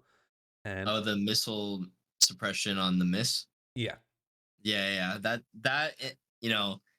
obviously I think we touched on this earlier, but some additional maneuverability for air across the board, I think, and then kind of pricing it accordingly and all that good stuff, and would really do a lot. We just got the stats in from Heyoka about what got picked so far, and I mean, we can post that into the chat here as well, I believe, so that you guys have it all in front of your eyes as well. Oh, that formatting didn't work out the way I hoped, but 2nd Infantry Division. Yeah, what? 2nd Infantry got 16 times of play, 35th Air Assault 12 times, Unternehmen Zentrum 8 times, and then 3rd US as the 1st Tank Division, 82nd Airborne and 8th Infantry there following up, 7th Panzer still being quite common, but not having the best of days yesterday. I believe it wasn't played at all today. So yeah, a lot of different divisions getting playtime. 11 Parachutist, I'm surprised, only being played once, and KDA still being on 0, guys. I really hope that changes in the finals, but I'm not certain it will. I mean, I could see Derek playing KDA, but I mean, yeah, maybe he finds something better. Hold on, outside of the anti-tank guns, is there something I don't know about 35th? Because that's crazy. I mean, It's I know it's an that. awesome div. No, I know. I love 35th, but man, like, I don't. I don't know. I don't like to be like, haha, I'm just gonna just annihilate you with AT guns. I like to just like, I mean, the I like to use the T64s, T64s and the stuff. the T64s were one of the few MBTs that didn't get reduced in availability. Oh, that's right. That's because they got new skins, and skins get wins. Yeah, and they absolutely look fantastic. Exactly. So that means that they have more tanks than, for example, 82nd. Yo, we got Vulcan in the chat. Our one game with 79th was Vulcan. Like I said, like these armored divisions haven't really shown up. Yeah. A lot of infantry. 11th EE for sure, pretty interesting as well. Yeah, the Spetsnaz also really strong again. Like they have an up and down kind of phase, but special forces at the moment are the killers when it comes to infantry fights. So I think that's pretty nice as well, because all the other CQC infantry got a bit of the stick, but the special forces trait still gives you all the extra bonus damage. So that is quite helpful there. And then I believe it's just the fun of playing Akulas that made people play. I'm pretty sure the record of 35th is also somewhat mixed, but I believe it's just people wanting to use smooth helicopters, and then you want to use the best helicopter out there. So Akula it is. I think it's great on, like, Tiberius used it really well on that game against Lathan's Third Armor on Loop, which is, I think, a map that really overall favors that. But yeah, that was great. Yeah, I think there's some maps that really benefit from having all of that forward deployment, and I think that 35th just really good at that. Yeah, 35th for sure, quite nice at that. That's why it's so cool. Is you can feel good about putting like 80% of your points into the forward deploy. Like, you have enough to do everything. Even your AT guns are forward deployable. You don't even need a tank. No, that's very true. And to be fair, that's probably, other than the fact I love the T64, the fact that it's all forward deployable is the other reason I love the division, because I always know I'm going to be up front and center quickly. Almost makes me wish that we had forward deployable Sheridans in 82nd. Well, they got amphibious just now, so give it one step at a time. Yeah. But yeah, I mean, I would love to see some boating 82nd Airborne Sheridans at one moment as well. I would even take the older non-ATGM version Airborne in 82nd Airborne if it was forward deployable, just with the gun, because nobody uses the ATGM. So. I'm also a bit sad that we didn't see more 5th Blinde. I would like to see that against the new meta, seeing how that holds up at the moment, but we didn't see super much on it just yet. Only 2 games. Yeah. And I think that's, I don't think it's necessarily bad, but maybe that shows that people aren't really confident that it can hold up in the face of like 2nd Infantry and all these other divisions that, like, Zentrum even, like. I feel like it has the tools to deal with those, right? Like, it has a fantastic air tap. It has a fantastic to deal with all the helicopters, so you can use them early on. It has quick reaction units with the Mistral and especially the ones in the VAB T20. Like, that's a nice combo. Especially that's a good point in chat too. Maybe it got banned a lot.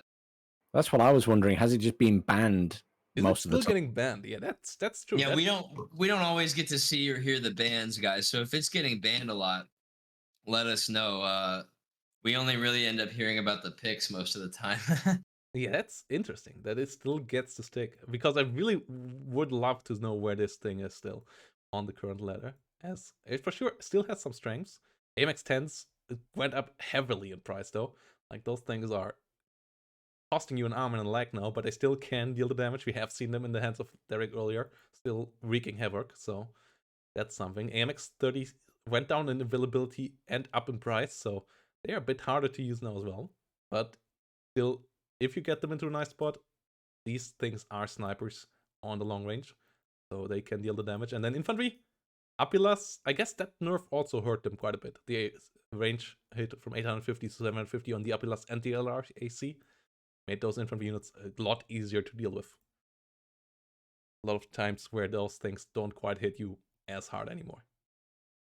So yeah, we have 10 more minutes before the game starts. We already got the first deck, so let's have a look on what is coming up here, I guess, guys. Let's get ready for the grand finals. It will be a best of 5, so at least 3 intense games here of Tiberius and Ranker and Derek for us. Potentially all the way up to 5 games. Potentially going all the way 5 hours here from now. So it's gonna be potentially a long night. Let's see where we end up. Let's have a look onto what is coming our way here with the first division for the finals. As we are map-wise, I believe. Let me double check so that we don't do any mistakes here. Vertigo, right? You said this is best of 5, right? Yes, this is best of 5. And it's gonna be second UK for Tiberius versus Derek with Berliner Gruppierung. So this is going to be hot. Berliner Gruppierung as the first deck here. A deck that we have seen from Derek before already. And it is identical to the... No, it's actually not. Haha. Something changed in the infantry tab, and I have to figure out what it is. Oh, Or did he just change the... He might have just trolled me and just moved them around. He moved in one more AT gun? He has this 2 gun in there now as well. He has really all the AT guns. Okay. did he change the command as well for the infantry? And I believe he moved the infantry command around. Did he just remove? He has this one, which I believe he had before. Another 3 CVs over here. No CVs in the tank tab, so 6 CVs in general. Some books coming around. Some Mi-8s.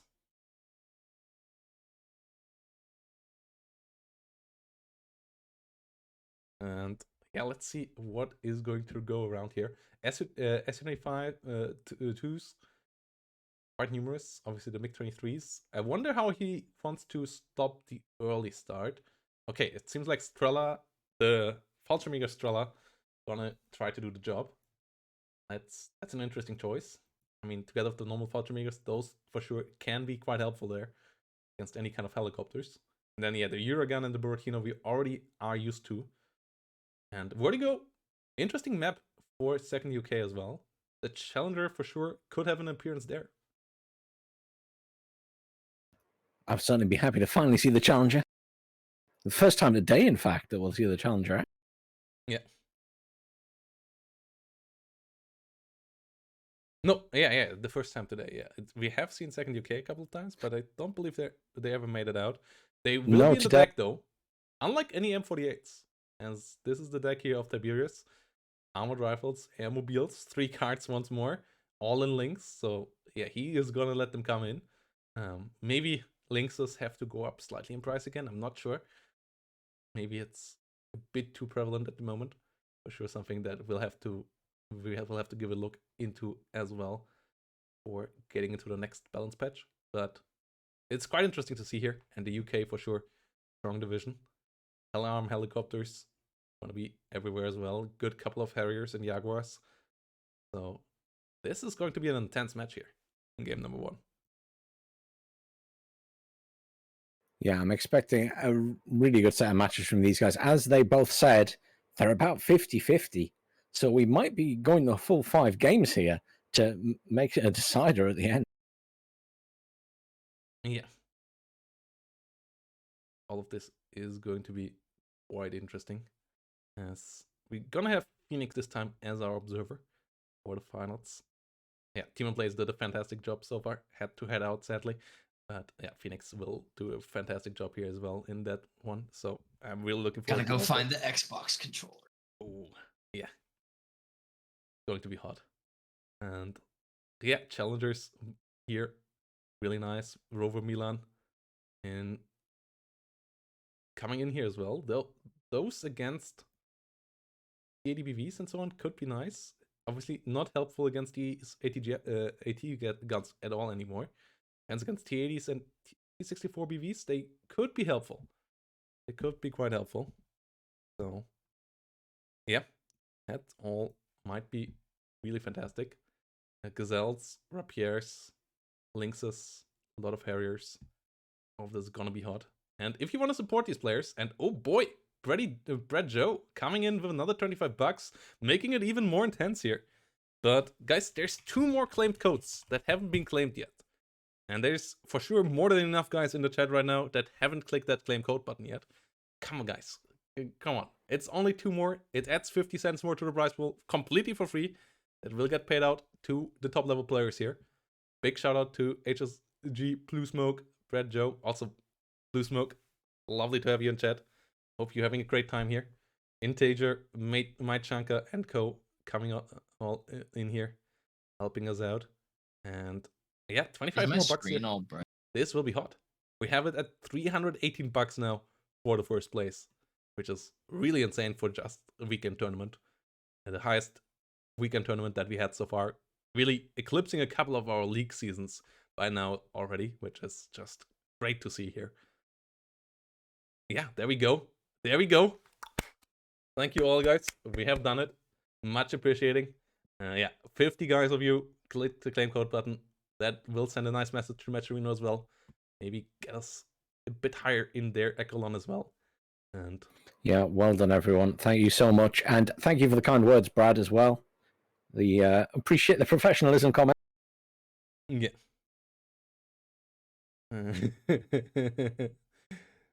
Yeah. I'll take it. And yeah, then we go around here. Vertigo, Black Forest, 2 Lakes, Death Row, and 2 Ways. Gonna be our maps here.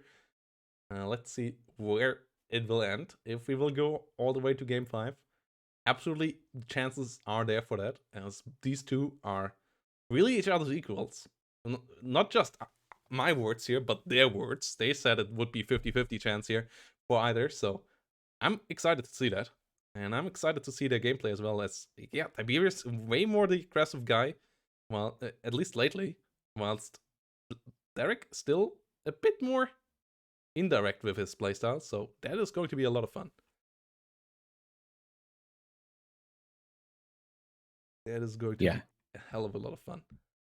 And yeah, I think this is going to be a really good set of games. And obviously, again, with these guys knowing each other and practicing against each other, I'm wondering if we're going to see some interesting tactics that they've maybe not used before against each other, so they won't quite know what to expect. That's a good point. that's a really good point. And yeah, what do you who do you believe will take it here in the end? Let's put you on the spot here, Bandana. Who do you think will be the one making it? If I had to pin it on someone, Tiberius will never forgive me, but I'm going to say Derek. Well, then I'm gonna be the one that backs Tiberius, because I believe his play against Lathans looked so strong. What I saw in the gameplays against Vulcan also looked really crisp. So I feel like Tiberius just might be a bit smoother, might be a bit quicker on the move here, and that is going to be really exciting. The lobby is starting right now, so we're gonna go in there in a second. Yeah, whereas both of them are setting up, as this is our grand final.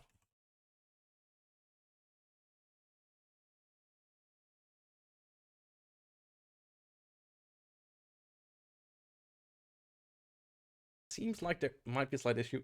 Let's check that out, guys. Yes. Doesn't seem to load in. They might have to rehost for a second time, but Yeah, something weird's happening. It says game will start in 2 minutes, but it's not. I guess Ticking that's down. when one of the 2 players hasn't loaded in for a while, so not sure. I guess they have Few to rehost. issues today with the servers, I think. Yeah, I mean, that is because all of you guys are super busy. There has to be a quick delay. So, yeah, that's the last chance, guys. Oh no. Tiberius PC just crashed, so they're gonna have to go for a quick restart. That's the last time, guys, now, before the finals, to take a quick break. We're gonna take that break as well, and you guys should use the restroom right now. Get your popcorn, get your friends, get your mom, get your dad in front of the screen as well. You only have 3 minutes to do so. Let's do that, and then we will meet back here for the grand finals.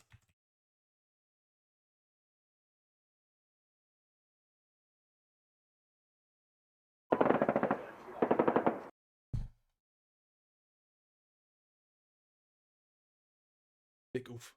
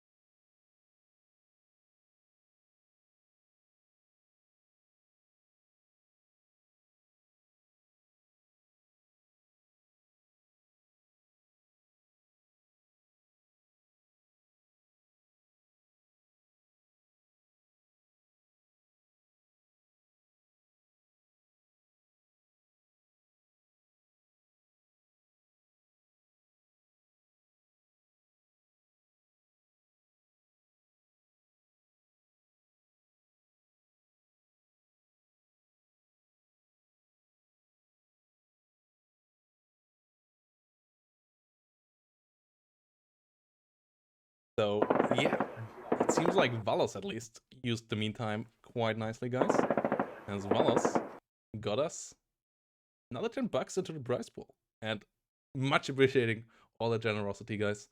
Really love to see all of this. Really getting us close to $600 now, which is really wild and fantastic to see that there's this I much passion. really think we should have had that stretch goal for 600, 12-hour Wargamer Dragon Scream for you. Well, somebody threatened with destroying the universe if that stretch goal would be added, so they blame it on Toucan, I believe it was, that this didn't happen. But yeah, I mean, 6-hour active aggression stream next weekend, guys. I'm really looking forward to that. Hope you guys will be around there as well. I have no idea what I'm gonna play in that game because I have no idea how that game works. If the servers are still online, I might even be up for some multiplayer games if some of you guys are. I have no idea if the servers are still online. I think they are, because I was talking to one of our viewers earlier, Bamalam, and he was telling me that he was playing with a friend. So okay, yeah, we might. Yeah, so guys, if you're around next weekend here, most likely Saturday, can play some extra active aggression there in multiplayer. As I said, I'm absolute scrub. I have touched that game. I have played one skirmish before. That's all my knowledge about the game so far. I have it in my account though. I will be ready to play it next week and I hope you all will be around as well. Yeah, active aggression will be a lot of fun, but obviously that is not the vocal point here. Yeah, we are hoping that Tiberius Rancor's PC took the break as kindly as we did. Will be back with us in a minute. Hope that the heat is not bringing it to its knees, as it is damn hot all over Europe. I mean, most likely all of the globe right now, at least on the northern hemisphere. Yeah, this is quite the weather here as well. I haven't. Yeah, I mean, even the UK is warm, and we don't like warm weather. Yeah, I haven't had this warm weather. I haven't had to wear a suit in this warm of weather since 6 years, since I took my final exam in Hong Kong. Like, that was the last time that I was feeling this hot in a suit. So, quite something here for sure. But yeah, thanks for keeping me hydrated, guys. Thanks for all the support. Was that Vulcan coming in with a what day because he's curious about also playing active aggression, by the way? Potentially there. Vulcan's little... Potentially. Also, only here for beer. Thanks for the Twitch Prime. Hope you enjoyed your first tournament as well. Even though you had a really tough opponent round 1 there. But I mean, at least you can say you lost against the finalist. Maybe even the champion. I'm gonna figure that out soon. And yeah, Vulcan versus Protoss next weekend in active aggression. I'm pretty sure Vulcan has more experience in that game. And didn't Vulcan even finish the campaign in it on YouTube? Wasn't that like an event like 2 years ago or something? Pretty certain Vulcan has quite the experience there, so I'm a bit scared, but I would be up for that. Okay.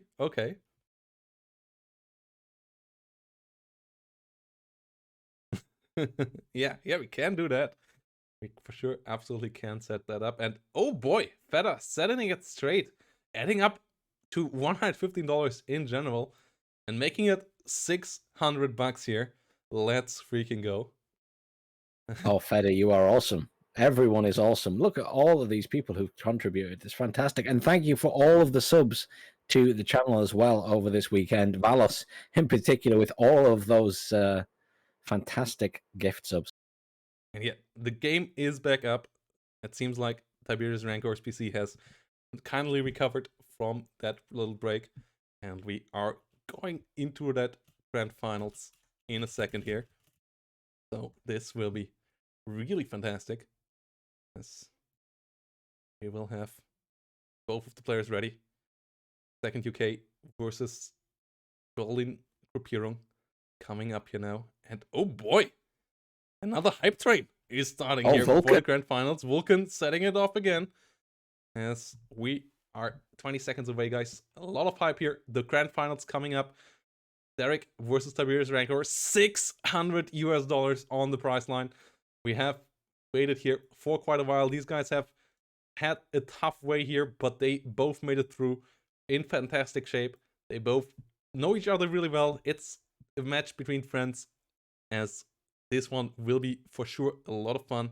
And let's get in here. Match is on, so let's get us in there. Let's have fun with this amazing match.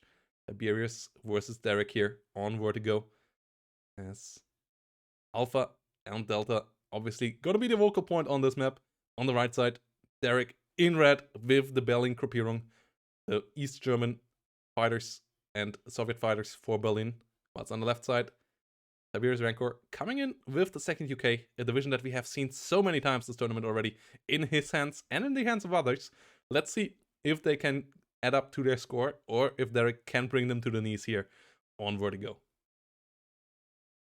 Yeah, this should be a really good matchup. I'm really looking forward to this one. Hellam in very early there for Tiberius. Looks like he's going to the town with that. Can't see anything going to the other side as yet for either player, but this should be an interesting start.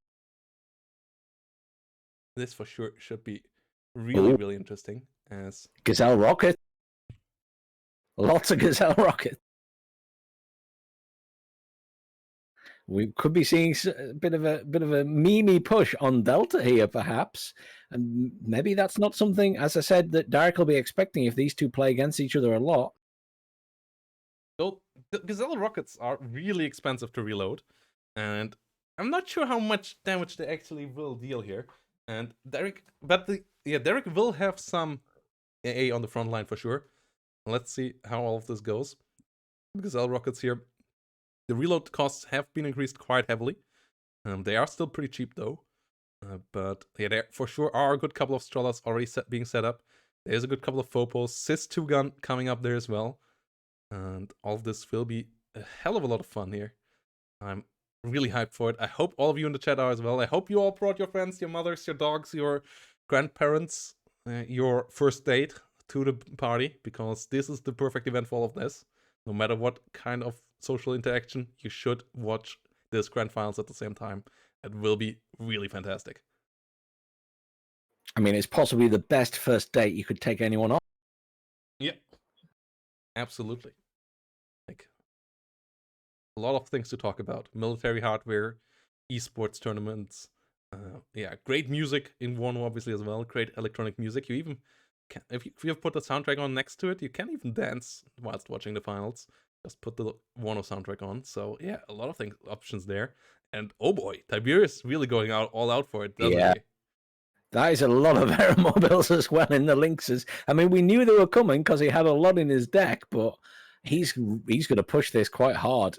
And even like if those Tiberius Gazelles really wants to play the role of the villain here. Yeah.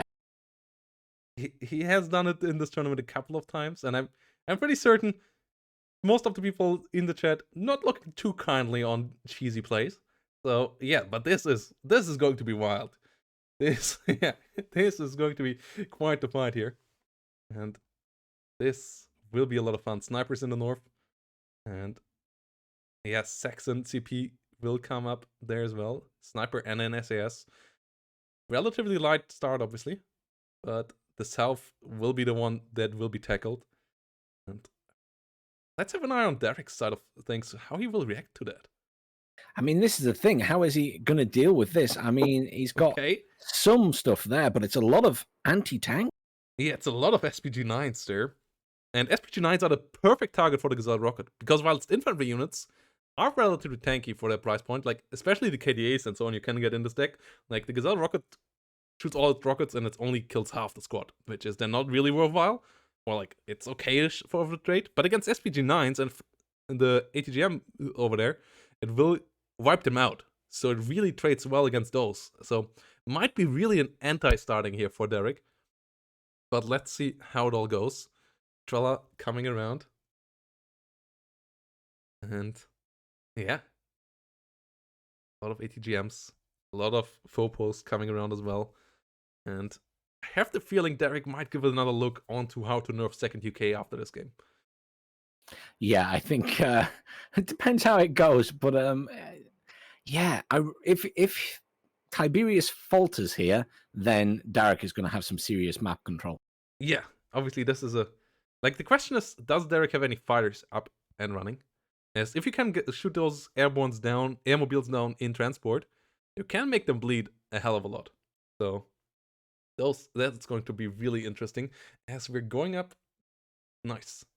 Level 4 hype train was going on again. Much appreciated, guy. All those gifted subs, all those biddies. Really, really big thanks there. As now we're going into the grand finals though. Airmobiles coming up. The first match is on the go, and this is going to be really exciting. Cavalry coming in.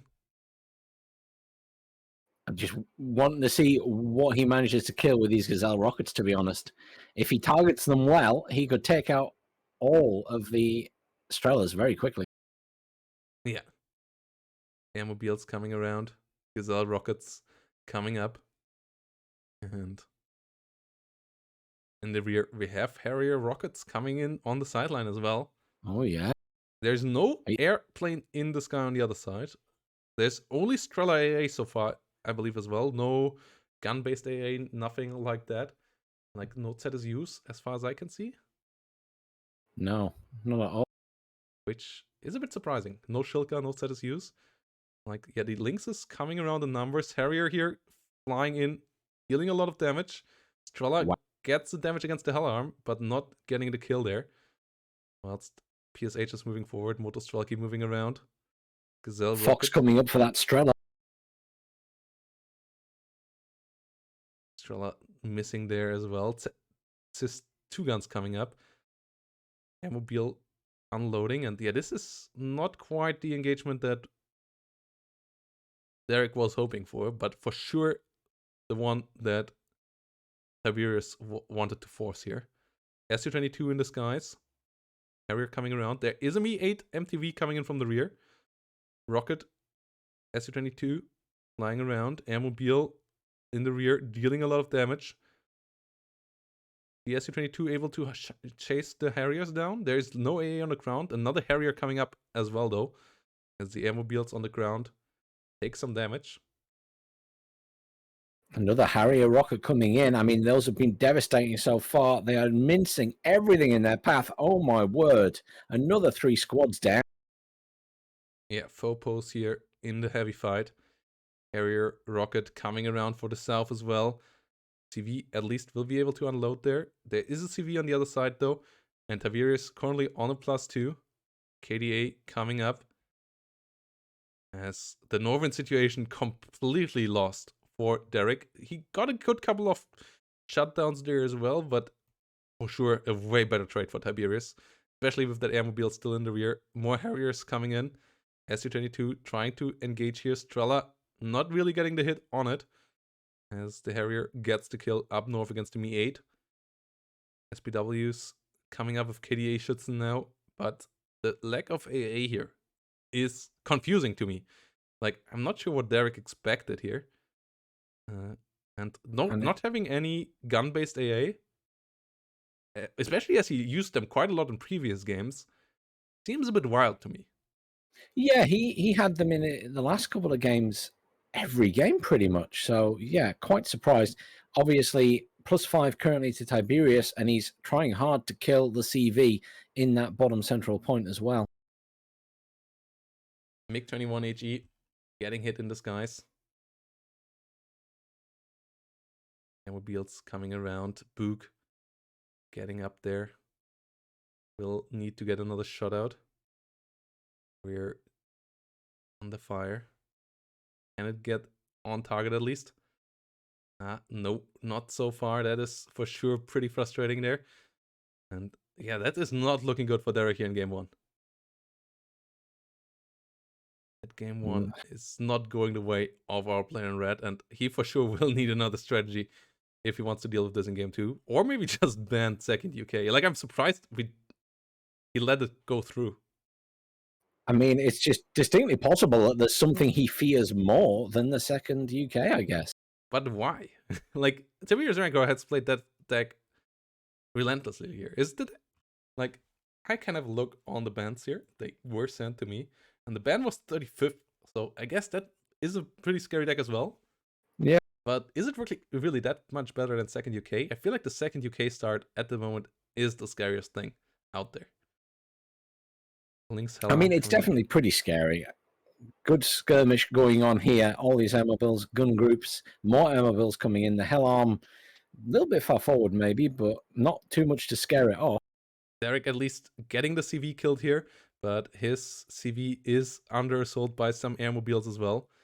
KDA Schützen here trying to defend. Airmobile coming around everywhere. Mi-8 MTV rocket being called in. Airmobile will be unloaded, will get the kill there. And this is a massive, massive issue here for the real line of Derek. Airmobiles will land here, will do some nice damage. Helicopter coming in. Should be able to deal with them.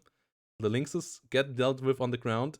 Phobos here helping out as well. Those Airmobiles for sure taking some nice damage there due to the explosion of the helicopter. But KDAs still have some fight in front of them. Meanwhile, in the south, Lynx start to get dealt with. Strella get the nice shot off there. Motschützen and Popo Führer will try to deal with this. Sis 2-gun should be able to get involved there. I believe it has HE shells as well. Not certain, actually. HE bomber getting... Oh, it gets the kill on the CV, though, but it gets murdered by the Book this time around. Book's finally trying to find some... starting to find some kills here.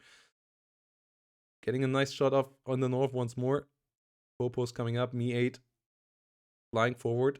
Should be really helpful at dealing with all of these Airmobiles there. Yeah, Mi-8 rocket now sending out the fire. Hellarm Lynx still around. More Phobos moving in here. KDA Schützen all over the place. Airmobile gun group getting hit quite hard. Saxon moving around.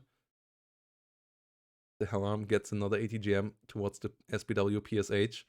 Not able to find it just yet. Another Harrier gets shot out of the skies. The Books for sure doing their job just fine here. As KDA Schützen under fire. Yeah, I'm really doubting why there's not a single gun-based AA piece. Like the ZSUs, I guess they are a bit too immaneuverable on this map, but there are pre-users in the deck of Derek. So why don't we see them on this battlefield? That's a very, very good question. I was just going to mention, Product, sorry to interrupt the stream. There is a problem with the game sound. Apparently, no one's hearing it. Yeah, but that we will change for game 2. We can't. And we will work on that. Can't do it here right now. Airmobile coming around. KDA Schützen under fire. Books coming around. And yeah, all of this is obviously work in progress. It's the first time that we do it this way. So yeah, apologies for every time something like this happens. But we are absolutely in a learning process. And yeah, it's Hellram kills there. Books for sure coming around with the kills. And Derek, it seems like he's stabilizing. And the guns blazing off Tiberius Rancor here, getting bullied one by one. Like the Books are doing fantastic here against helicopters and airplanes. And like that's the reason why I was doubting why it didn't happen earlier. As Tiberius is about to go up to a +10. Derek needs a CV here ASAP in the south. He can't let a +10 go on for any time longer. And there's a CV on the way, but it will take a good while. Meanwhile, at least Derek about to capture the south here, I believe. Getting a CV in there, reducing it to a +8, but that's still only 3 minutes till victory. This is a rough time here for Derek, as he was about to stabilize here, but the timer here is a tough one now. Yeah, I mean, he's pushing back in at that other point. He's getting back in here. SAS still standing in his way. The Harriers still managing to fly around, but another one goes down. Books really murdering those things. Absolutely doing fantastic here. Obviously needed a while to get onto the battlefield. Fox is hunting down one of the Books. I don't know if there's something to stop it. The CIS-2 gun there could be really important. Meanwhile, the Harrier rockets coming in with a nice flyby. Not hitting super much though. Have to be careful of the Books. The rear Book is currently a bit too far away to be reloaded. The other one goes down to the Fox just before the Fox can get killed off by the CIS-2. Really important kill there. But we have a Shilka on the battlefield now, so that one should help out dealing with the Harrier crisis. Harrier still coming around for one more rocket run, but one of them bites the dust again. Second one goes down as well. Shilkas and Books here really cleaning house. And Tiberius only on a +2 now. And this situation is deteriorating quickly here for Derek. For Tiberius, as Derek is getting it back under control now. Yeah, and I mean, obviously, early game, this looked massively like Tiberius had just steamrolled, but Derek remaining in control, not panicking, pushing back hard now, has regained control of a lot of the map and is pushing further in this bottom point. Milan 2 coming around, Harrier under fire. Harrier really getting dealt with here. Shilka trying to get the kill there, not finding it just yet. SU-22 M4 coming up. Rover Milan moving around. +2 here for Tiberius Rancor, looking quite solid. As CIS-2 gun tries to get the Rover Milan. SAS moving around. SU-22 coming in for a kill. And yeah, Derek brought this back quite solidly now. He just needs to stop the take now. Gazelle rockets in the north. Can they find a kill onto the Phobos? One of the SPW PSH going down. More of these now moving forward. Is this working out here? Oh, Gazelle rockets eliminating one. SU-22 coming in, but it's out of ammo. It's not quite finding the hits there. Or was it trying to do a bombing run? I'm not quite sure what the issue for the SU-22 was there. For sure didn't get the kill there. Meanwhile, L6 is here and the Fox moving around. Only Phobos coming in. I would like to see at least some light tank forces here, like some T-55s of Derek's against all of this. I believe some T-55s for sure could be quite helpful. Phobos only don't seem to be the answer to me. No, and the gun groups coming in here should be able to help deal with them. Wombat's not doing a terrible job at dishing out some damage. SU-22 gets a nice kill there. Trying to move around, trying to get some kill onto some other ground units. SPW coming around, more CIS 2 guns coming in. Derek maybe a bit hung up. Like, obviously the Phobos and the CIS 2 guns are fantastic at the moment, but maybe a bit too hung up on all of this. As he is for sure in a nice KD late though. The kill-death ratio here at the moment should be pretty good for our player in red. Has brought that back really nicely, but the big issue is that 5.5 minute timer now. He needs to stop the +2 take here eventually. Especially as it's super risky to be like only like 200, 300 points away from victory for the enemy. Because then the enemy can come around into your rear, maybe with a CV, capture that for a couple of minutes, like 1.5 or so, and that would be enough to get them to victory. So that is the big thing that Derek needs to try to avoid here. Saxon getting bombed, but it survives with 2 hit points. Armored CV here, really important for Tiberius. If that would have been any kind of Jeep, it would have gone down there, but that it did survive is super duper important for our player in blue here. And Tiberius just managing to once again clear up these Volpos, and wave after wave of Volpos has come in and he's managed to deal with them. And as long as he can keep doing that, then he can hold. Yes, the Volpos for sure can be helpful, but they get gunned down everywhere now. Warrior and Airmobiles here helping out as well.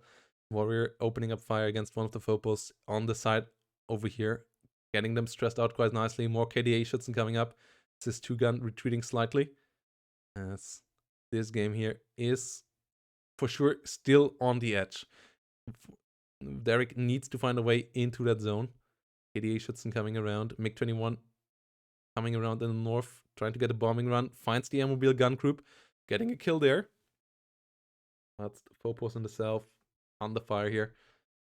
Still getting gunned down by the Warriors. A lot of Warriors with armored rifles inside coming in here. D44 gun coming in from the side. Yes, really nice to see a bunch of Warriors in. We haven't seen them a lot in this tournament so far. Rapier FSA's one of the few radar-guided systems for the British, or the only radar-guided AA system in the game for the British at the moment. Coming in there, deterring the MiG-21 from staying around, but not quite able to get the kill there. As this fight over here is looking really, really hot. Chilka coming around, trying to hit the links. This 2 guns pushing forward. Mi-8 MTV coming up as well. Trying to hit the gun group. Mobile gun groups really getting hurt. Yeah, I mean, Derek's doing a good job here at just killing off these defensive forces, but every time he gets close to that tree line, more defensive forces arrive from Tiberius, and he just manages to hold him back. Yeah, Phobos trying to hunt down the Saxon CP there, but armored rifles just in the right spot there to prevent them from coming in. Forcing the Saxon a bit forward, but there's no long-range AT. That's my issue here with Derek's play. A bit more long-range AT, either in the form of T-55s or at least Rapira would be really helpful. Shilka finishing the job that the book started there, only needed to deal 1 more damage. Found that kill here onto the enemy airplane and getting it shut down. Phobos over here in the rear, getting gunned down now. Saxon CP coming in from the rear. Whilst SU-22 AT flying around at the same time. Shilka sitting around here. And this is quite the interesting game here. MiG-21 Command, AT. I was going to say, Command is moving up quite fast at the top there for Derek, but I just don't think he can get into the point. No, he needs to wait a bit longer, but he can't wait much longer here. He's down to 1 minute 50. He needs to find a solution for this problem soon. As we see the CIS 2 gun here engaging the enemy. And yeah, armored rifles under fire. Airmobile getting hit here as well. Warriors fighting the KDA Schützen. KDA Schützen coming up. We have 120mm. What is the S212? I'm actually not quite sure. What is it? An artillery piece now? That is the mortar. Yeah. Okay. Yeah, right. I forgot that this is the name of the mortar. So those most likely gonna be here for some smoke. Could have come in a bit earlier, so that the Warriors could have been smoked off a bit. As we have more Warriors coming in, more Saxons. We have a lot of air now. The air has shifted completely around. The Rapier FSA is completely out of ammo, so Derek has room for maneuver here, but not much time. 55 seconds here. He needs to do something soon, and I don't think his CV in the south will make it in, and I don't think he can touch the CVs in the north, so I believe this game is over. And Yeah. it's a bit of a pain here for Derek, as he really was about to come around again, but that +8, that +10 for a bit too long that Tiberius got when he moved that CV into the rear zone really sealed the deal here. Otherwise, Derek would have another couple of minutes here, and that, I believe, would be enough, but he just doesn't have it here. CV goes down in the forest, and with that, Tiberius wins game number 1. Really strong show here. Derek, in the end, up in KD, but Tiberius up in the points, and that's what matters. So yeah, that opening really paid off for Tiberius. And I mean, the Harrier rockets at the start, look at the kills they got. They were doing amazing. Yeah, that for sure was quite the good match here, as it's now 1-0 for Tiberius Rancor. So that is going to be interesting, as map number 2 will be cool as well. A lot of kills here. Yeah, Strellas getting a good amount of Lynxes. Like, the Strellas for sure did pay off. I just believe one more Shilka from the get-go there would have helped a hell of a lot. One Shilka, one ZSU. Like, the ZSU maybe even better because it would have come in a quick transport. Meanwhile, your Harrier rockets there at the beginning. Doing quite nice, but let's see what game number 2 brings. Obviously, Derek, most likely a bit frustrated about that loss after how well he came back, about that he gave it a bit too far away in the beginning. As otherwise, I believe he could have quite gotten it there. For sure, a strong play. And yeah. Yeah, I honestly thought he was starting to make a comeback at one point, to be honest. He retook that back point. He was pushing quite hard towards the town as well. So, yeah, it's just a shame that he didn't manage to sort of overrun the bottom town.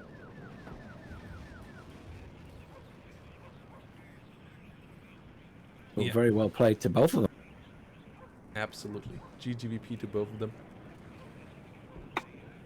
We will have game number 2 in a second. And that one for sure will be good as well.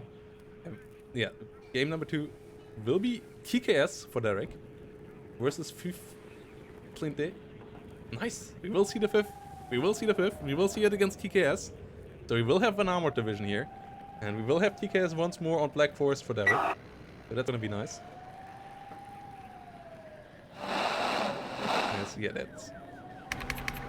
that's now on me. I will have to adjust that a bit myself now. So we should have volume for game number 2 though. Yeah, that I believe was a mistake made by me. I did mute the wrong person. I muted the chat instead of the stream together with the chat instead of just muting Phoenix. So should be fixed for game number 2 now. We should have sound there, and I'm really excited for that. As yeah, Derek already comes around with the deck, and let's have a look on that. His TKS deck, I believe it hasn't changed. I'm pretty sure it hasn't changed at all. So that should be quite fun.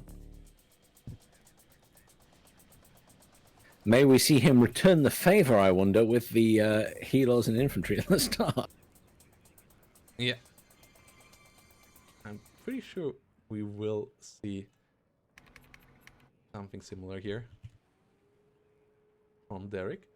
That's Finals Games 2, TKS.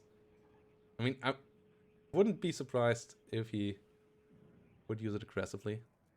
Yeah, in comparison to his previous deck, there have been a bit of changes. He uses now the 20mm AA instead of the Bofors. And then his infantry got some reworks as well. He moved in the M110 artillery piece, which I find curious. I really want to see if he uses that ever. And then air tab wise, he just readjusted them. Lol. Just a lot of drag and dropping there from Derek, lol. Moving him wildly around just to confuse us here. AT-wise, Milan ones have moved a bit as well. outside of that, Jaegers, yeah, the infantry tab is the same. It's just completely differently adjusted, which is why. He's changed something in the aircraft. Oh no, he moved out the Pioneer, the one of the Pioneers. Yeah, he moved them around, I believe, or did he? No, he changed something's definitely changed. Yeah, he changed more AA fighters instead of the second F4F HE, which makes sense as 5th Plane Day has a lot of air fighters as well, so you want to have something to face them. And then he replaced the reserve Pioneers with something. I believe the second cut of CVs? Or CVs at all. He didn't have any CVs in there before. Played that first game with only 3 CVs? What? Wow. Wow. And he was super ballsy with them. Oh no, he had the tank CV as well. We had 5 Tank CVs CV. there. But he has those still. He has 10 CVs here now though. That's a completely different shift. Okay. He removed the reserve Pioneer at the Sicherungs and moved in 2 CVs cards. Huh. Interesting. I guess he wants to use them to upward infantry as well. As I don't see any other reason why you would use 10 CVs. So Unless he's planning to go around the back. yeah, TKS gonna be really, really interesting. And yeah, audio should be there for the next match. So yeah, let's freaking go.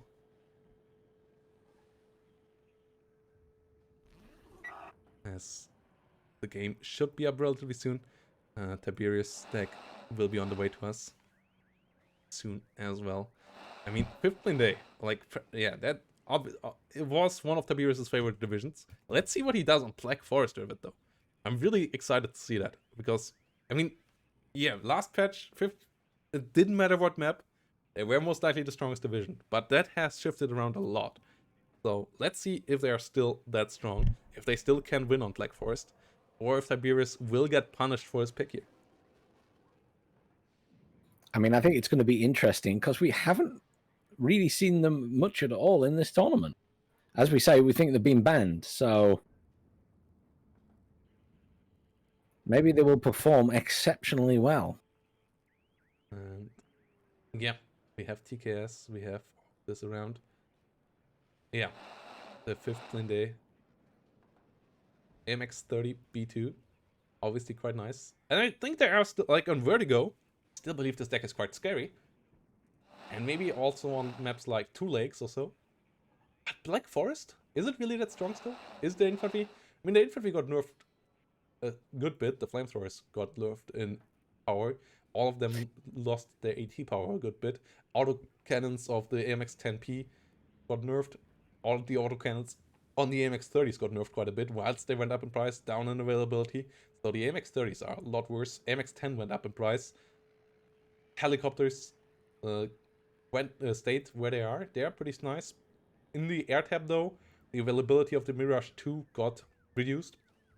You can not take them on lowest. You can't take 3 of them anymore. So you don't get quite as many air superiority fighters, or at least not quite as strong. If you only want to go MiG 3, that's fine, but Mirage 3. But the Mirage 200 is reduced in number now, so that's another slight nerf there. And yeah, it's really going to be interesting to see what these players will bring around here. I think he's going to need to keep his infantry alive more than anything else because Derek's going to have more. Yeah. Coming around here now. Tiberius, yeah, had to give his PC another short rest. That's why he just came around now. But that should be quite interesting. Will be starting any second now. That for sure will be really good. As we'll have a look on what his 5th Plane Day is bringing around here. Yep, good couple of CVs. Infantry tab will be interesting. Yes, a Perf Lam makes sense. A lot of Grenadier Voltigeurs in VABs on 50 points. The Perf Lam coming up as well. Escort PCs, Commandos, all of these guys being around here in good numbers. And then artillery-wise, low numbers. A couple of AMX could be interesting. They got a bit lowered in price, so they could be viable. We have seen what Lavens did with M109s. So on Black Forest, finding targets a bit harder. I'm surprised that we don't see the AMX30. We saw the AMX30 EBG in previous games with this deck on Black Forest, and it worked always quite nicely. And with the nerf to the other AMX30s, I feel like in the Forest you kind of want these guys. So not having them, I'm not sure if that might bite Tiberius. What is your point of view on the AMX30 EBG? I mean, as we've discussed before, these tanks are very good against infantry. And right now, with infantry being king again to some extent, and the reduction in damage of your autocannons, I think they probably play a more pivotal role at the moment, especially in your forested areas like this. But what does chat think? Yeah, chat, what is your point on the EPGs? What is your point on Fifth Blinde in general at the moment? Do you think it's the favorite here still? Or do you think TKS has this? As we have only 4 fighters here this time around. It's 6 fighters on the side of Derek.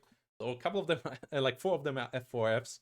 So they are for sure the weaker ones compared. But he has 2 Mirage 2000s, which 2000, 200, you know which one is better there. Bigger number beats smaller number, obviously. And then Jaguar seat here. Those things are quite interesting. They still have good cannons, so they can be super good against helicopters. They only have 1 ATGM, and it's a pretty terrible ATGM seat missile, though. And it's one of the weakest seat missiles out there, so not the biggest fan of these guys. But the Jaguar HE here, really, really strong planes as well. So, yeah, this will be a lot of fun. Match is coming up right now for us, as players are going to get ready. I'm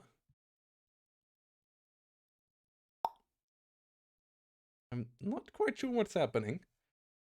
I will show you the screen right now, guys, if any one of you... Yeah, we have Tiberius 1-0 up. We have Tiberius and Derek in here. And last time it stopped at 2 minutes, the countdown, when one guy was not loading in. Now it's stopping us at 0001. That's the first time. If any of you in the chat has a solution for this, let us know.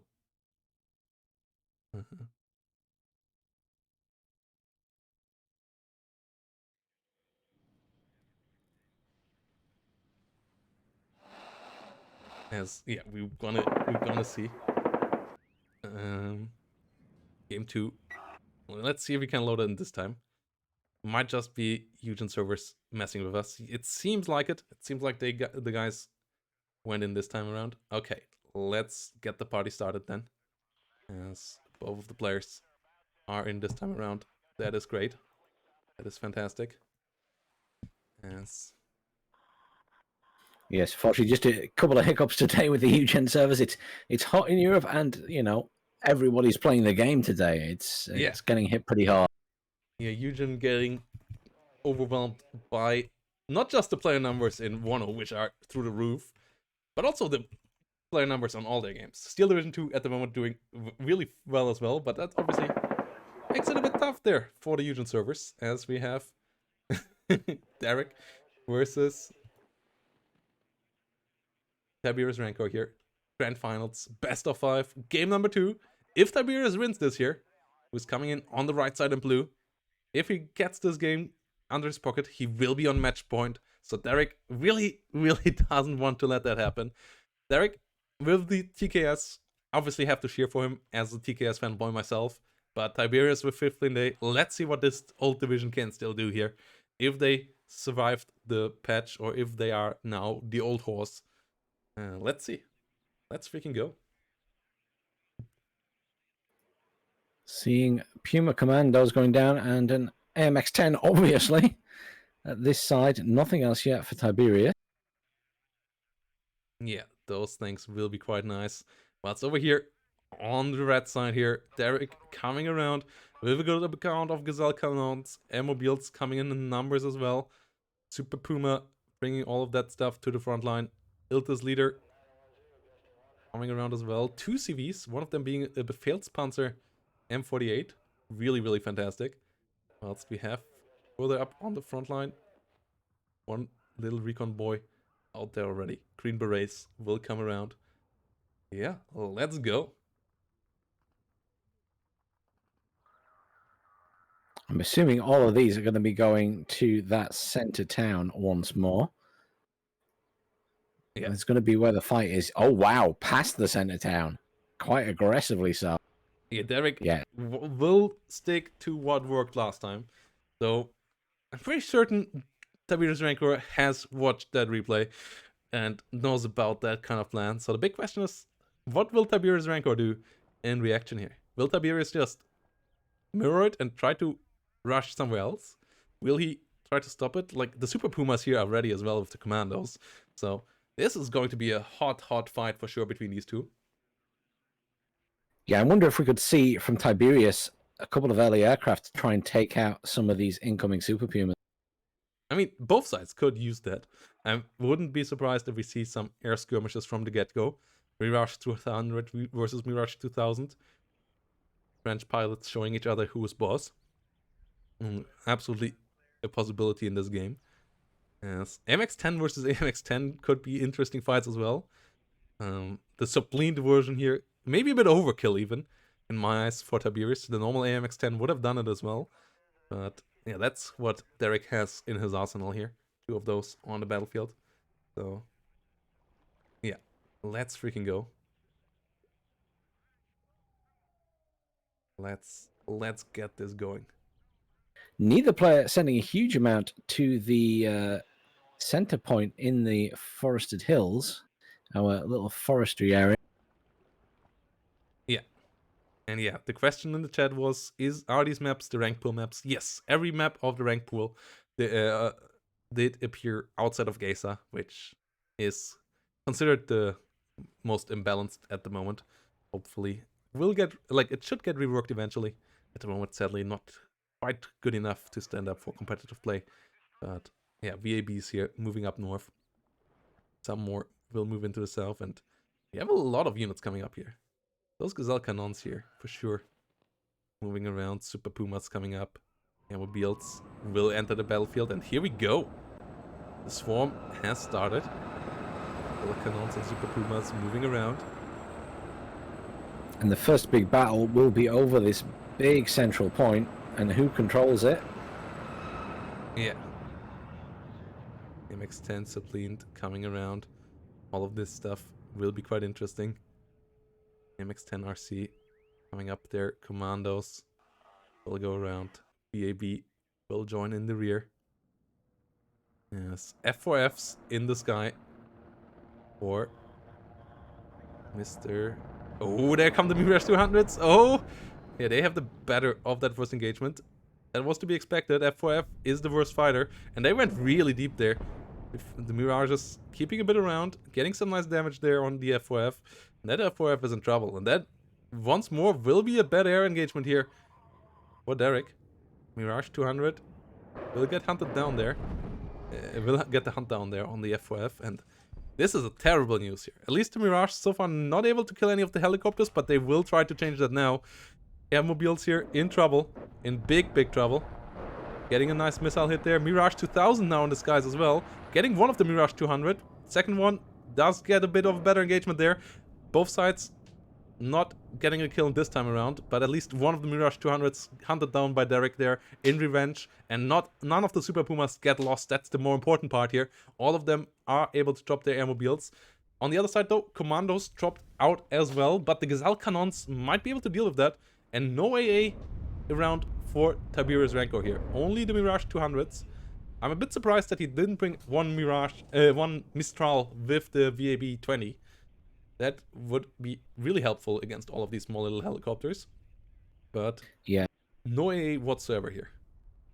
No, I mean, Derek looking very strong here. He's done the job with his troops all the way up the front there, and the Gazelle cannons clearing up the rear. I mean, and the aircraft, obviously both players bringing out a lot at the start, as you say, and just clearing each other out to some extent. Commandos moving around here. Super Puma landing, getting those out. That is nice. Mirage 2000 trying to come in again. Mirage 200 on the other side though, doing a decent job, killing off some Gazelles. But Roland 2 on the ground, helping out. Both airplanes have to return back to home. The other Mirage 200 seems to be relatively low on ammo, so maybe might be able to shoot down one more Gazelle cannon, but most likely not going to be able to stay around for much longer, as it still has a good amount of ammo on its guns, actually. As the Gazelle Cannons have to be careful there. AMX-10 still helping out from the rear. It's a really bloody fight here from the get-go. Tiberius currently the one in the lead with the CV. Both sides ignoring the forest station nearly completely, which is really interesting. And oh boy, Tiberius going with a really aggressive movement path there. Gazelle Cannon once more getting destroyed. One more commando got eliminated in the rear though. These two Gazelle Cannons have to be careful. Roland not able to harm the Mirage 200.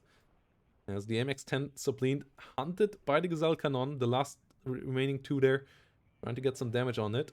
PRM 2000s, yeah, those should have been around as well. Like that's a 35-point unit. Not bringing any anti-helicopter in this matchup, it just seems suicidal to me.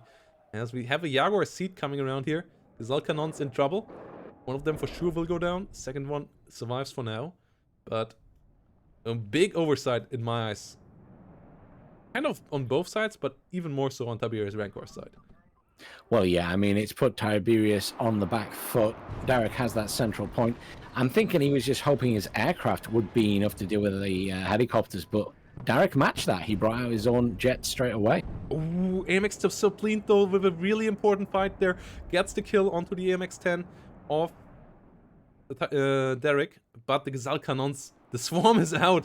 Oh my goodness, and the space for the VABs to move here is relatively low. VAB goes down, AMX-10 also only has a mediocre MG here to try to deal with this.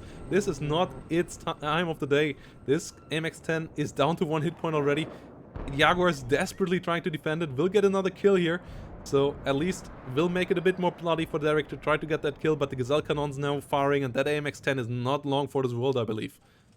No, another MX-10 lost there, and he's the one at the back there managed to get out and survive. So he's managed to keep that alive, but how many he has left is up for debate. But Derek now in control of that center point with a command in, but no command in the back yet. There is a command in a chopper coming in though, and the Gazelle cannons will protect that. On the rest of the map, oh, there we go. Command infantry in a chopper going round to the back point at the bottom there. I did wonder if we were going to see that with so many infantry command from Derek, and indeed we are going to get that happening. Some reinforcements coming into this point as well for Derek there. Some infantry. Obviously, he would love to regain some control over that point just to be able to get a command to sit in it. These points obviously all worth 1 at the moment, so no one getting any massive boost to points. And it's going to take a while, this map, unless someone completely overwhelms the other player. Nice kill on that command in the chopper from the Mirage there. Will not survive, obviously, with the changes in the latest patch. The damage now done to the infantry and choppers is the same as the ground vehicles, so very rarely will they survive.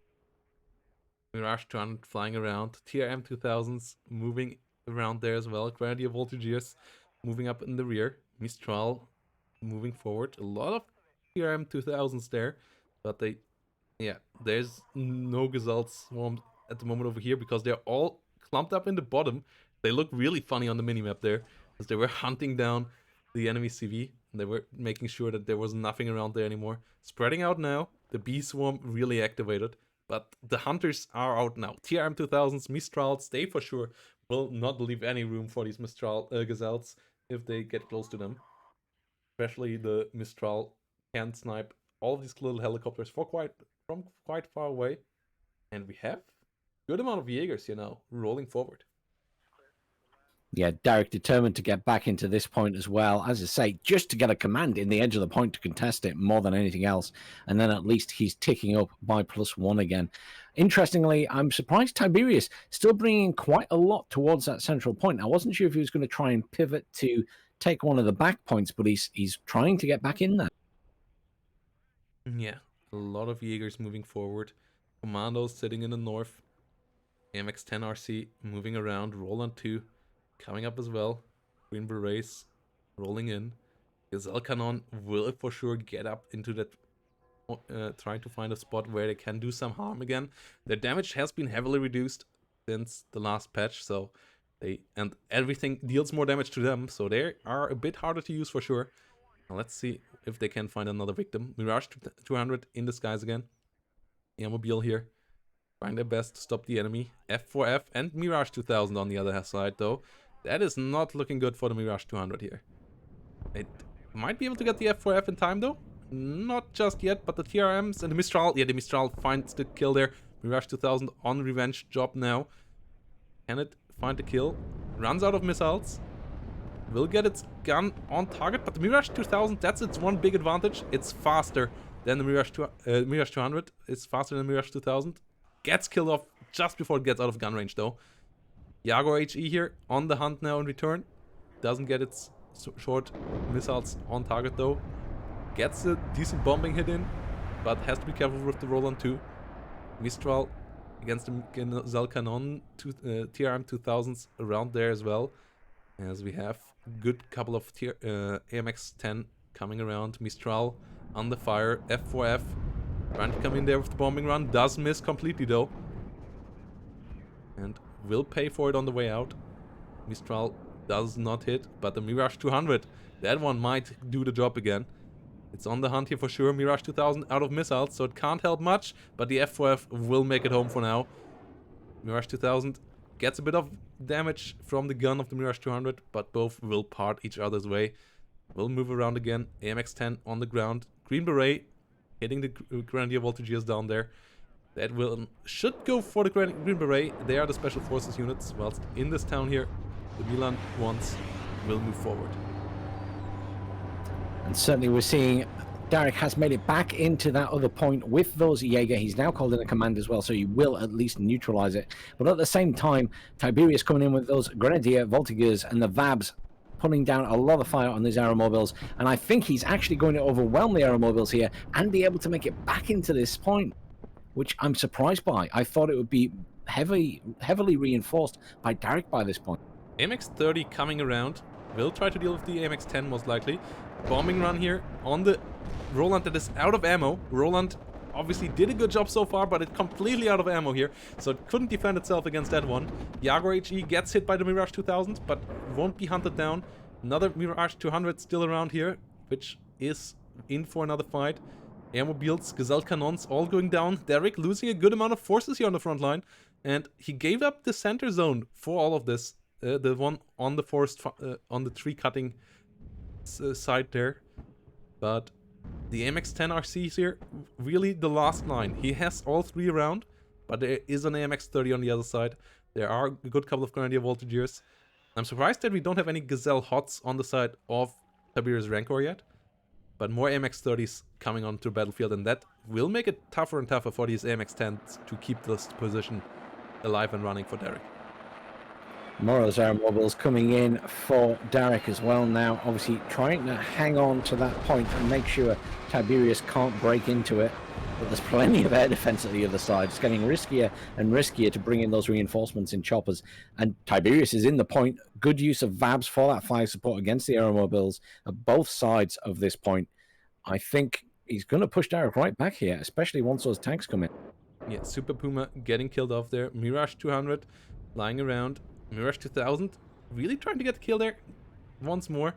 But get a low missile counts on both sides. Make these French versus French fights always a bit unreliable, as both sides also don't have the best missiles. Mirage 2000 slightly has the slightly better ones, so it should always be having the advantage, but that doesn't mean that it always gets the kill there. Meanwhile, down south, Jaegers and Pioneer Flamethrowers will try to march on here for Derek. Derek back on a +1 here, slightly behind Tiberius. With a +1, will need another minute to catch up, and then start to get ahead of the opponent here. The Jaguar HE comes in for the kill.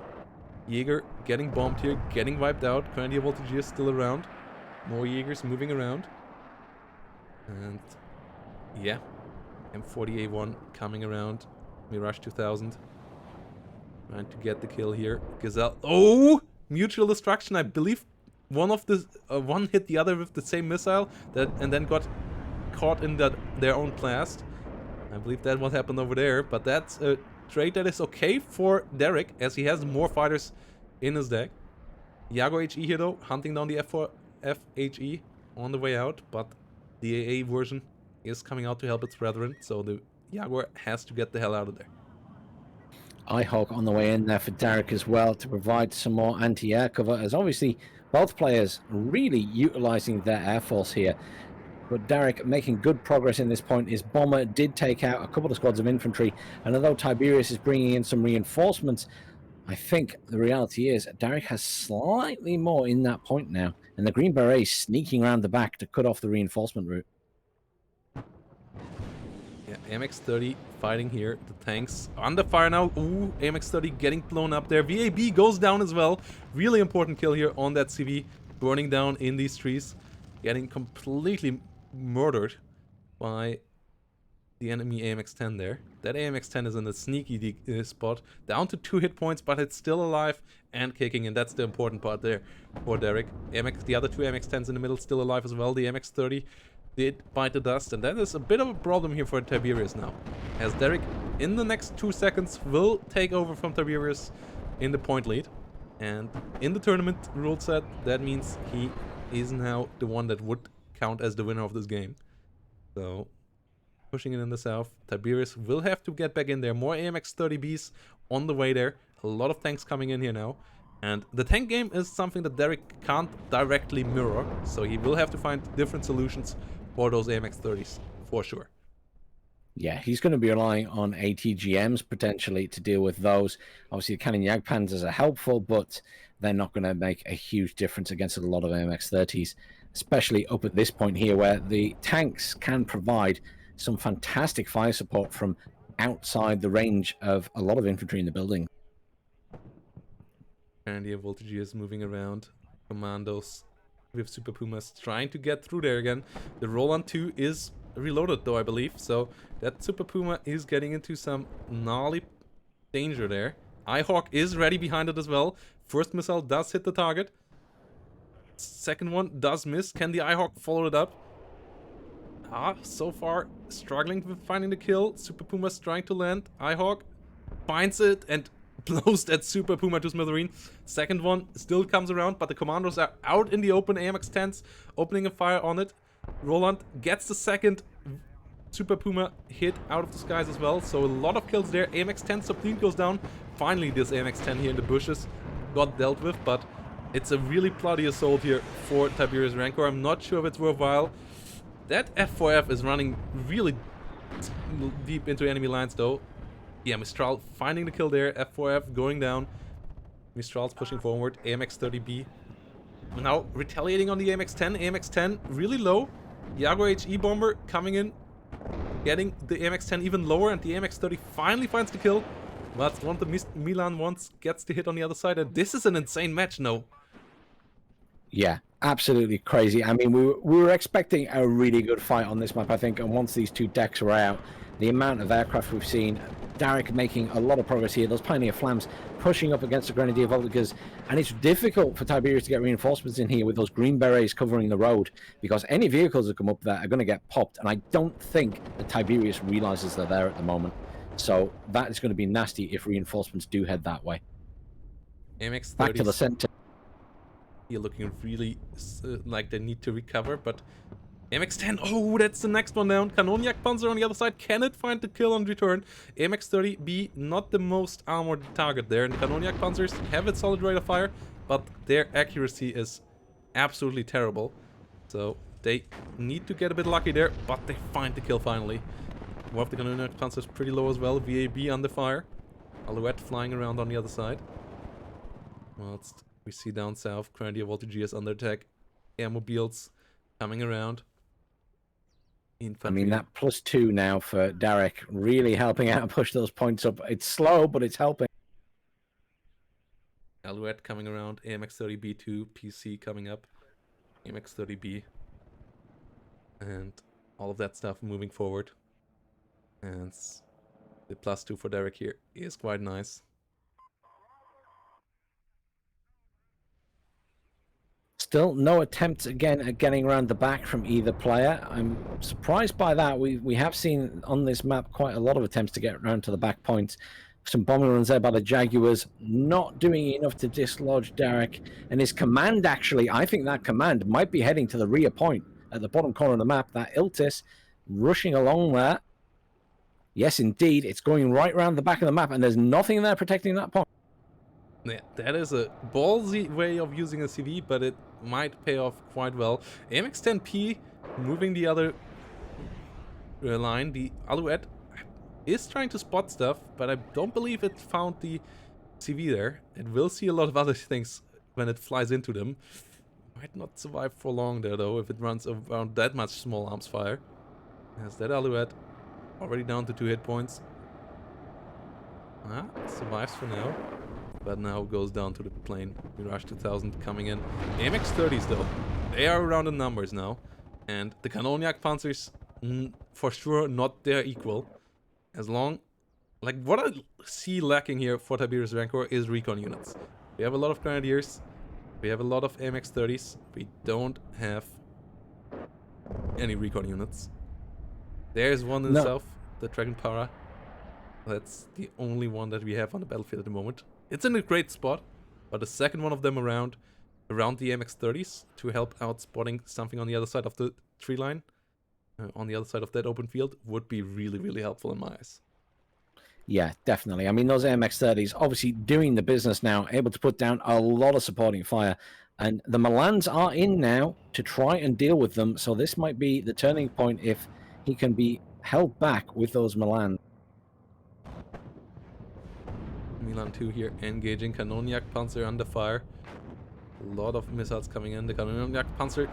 Oh, that's a nice flank from the north. The VAB here once more needs to be careful, as the ATGMs are flying wildly as well. A lot of Milan 1s, and the Milan are pretty scary for AMX-30s. They don't quite have the staying power to keep up against AMX-30.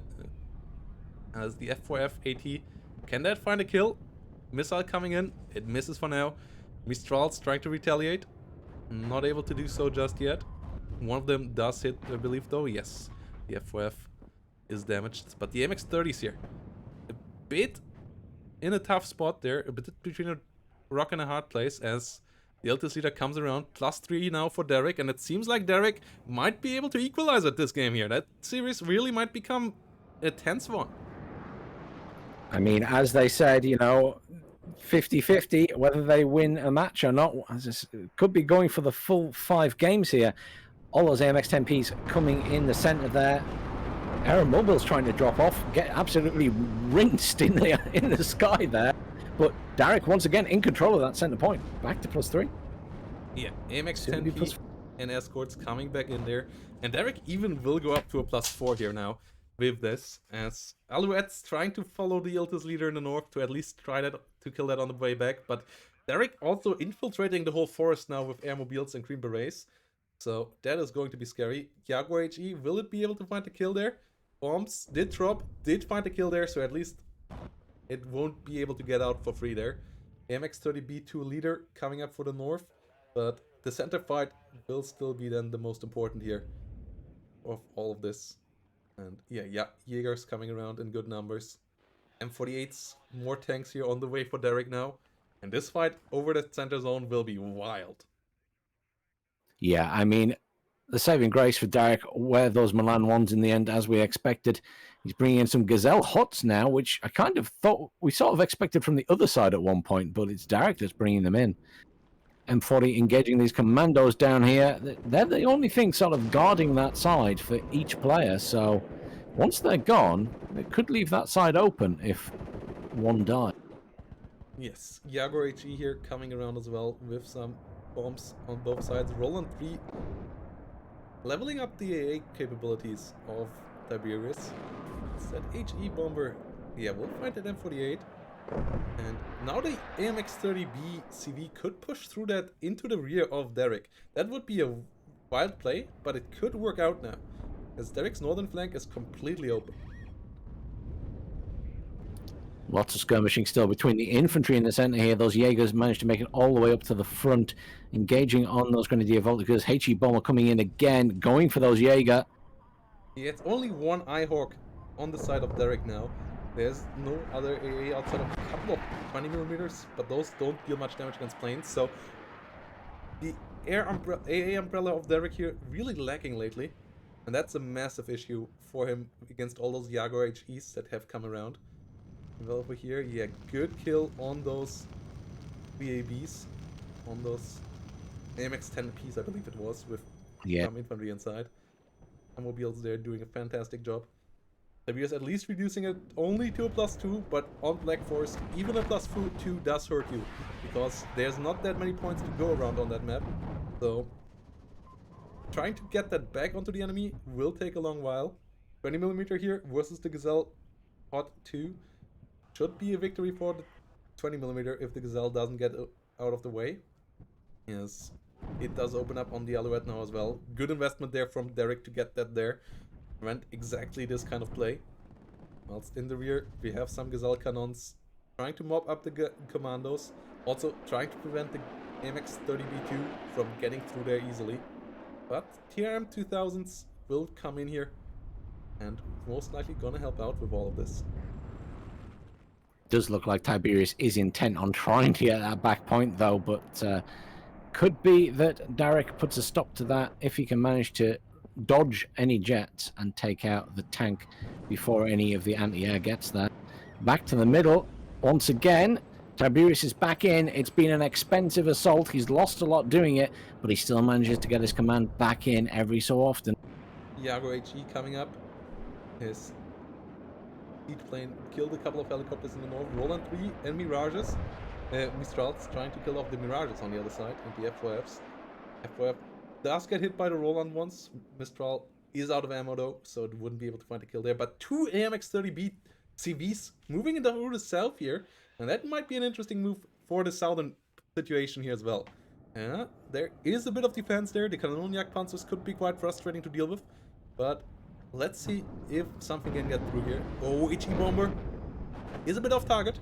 MX-30's not hit too hard, but F4F at least will get out alive as well. Roland 3 not able to get on target there in return. Jaguar HE moving around. Getting the Gazelle hot killed. Nighthawk not able to get on target there once more. And yeah, this best of 5 for sure is starting to get hotter and hotter here, as Derek is looking like he might get the equalizer here, which for sure would mean that we would go at least to game number 4 already. Definitely looking that way. One of those command tanks at the bottom there has pulled back, and the other one looks like it's about to drive into the Jaeger. This could be unpleasant. MX-30B getting hit there by the Jaeger. Jaeger getting the kill. So that's one of the CVs down there. And yeah, Tiberius seems to be a bit out of options here in this match. Not quite sure how he plans on bringing all of this back now. Yeah, I mean, it's a lot of point to make up in this game on this map, and I'm not sure he's going to be able to do it. The defense that Derek has in the middle, it's working. The Milan ones are keeping those tanks at bay, and right now it feels like the thing that Tiberius has left is the tank. Yeah, absolutely. The tanks are the ones that can work, but the amount of ATGMs there in the middle for Derek really make it a lockdown. And that is a massive, massive problem for our player in blue here. P4 Milan moving around, TRM 2000s coming around there as well. All of that looks quite nice. Gazelle Cannon, trying to hunt all of that down, but the TRM 2000, obviously, if they can get in range, should be able to kill that off. So I'm not sure if the P4 Milan will be able to see that day. Yeah.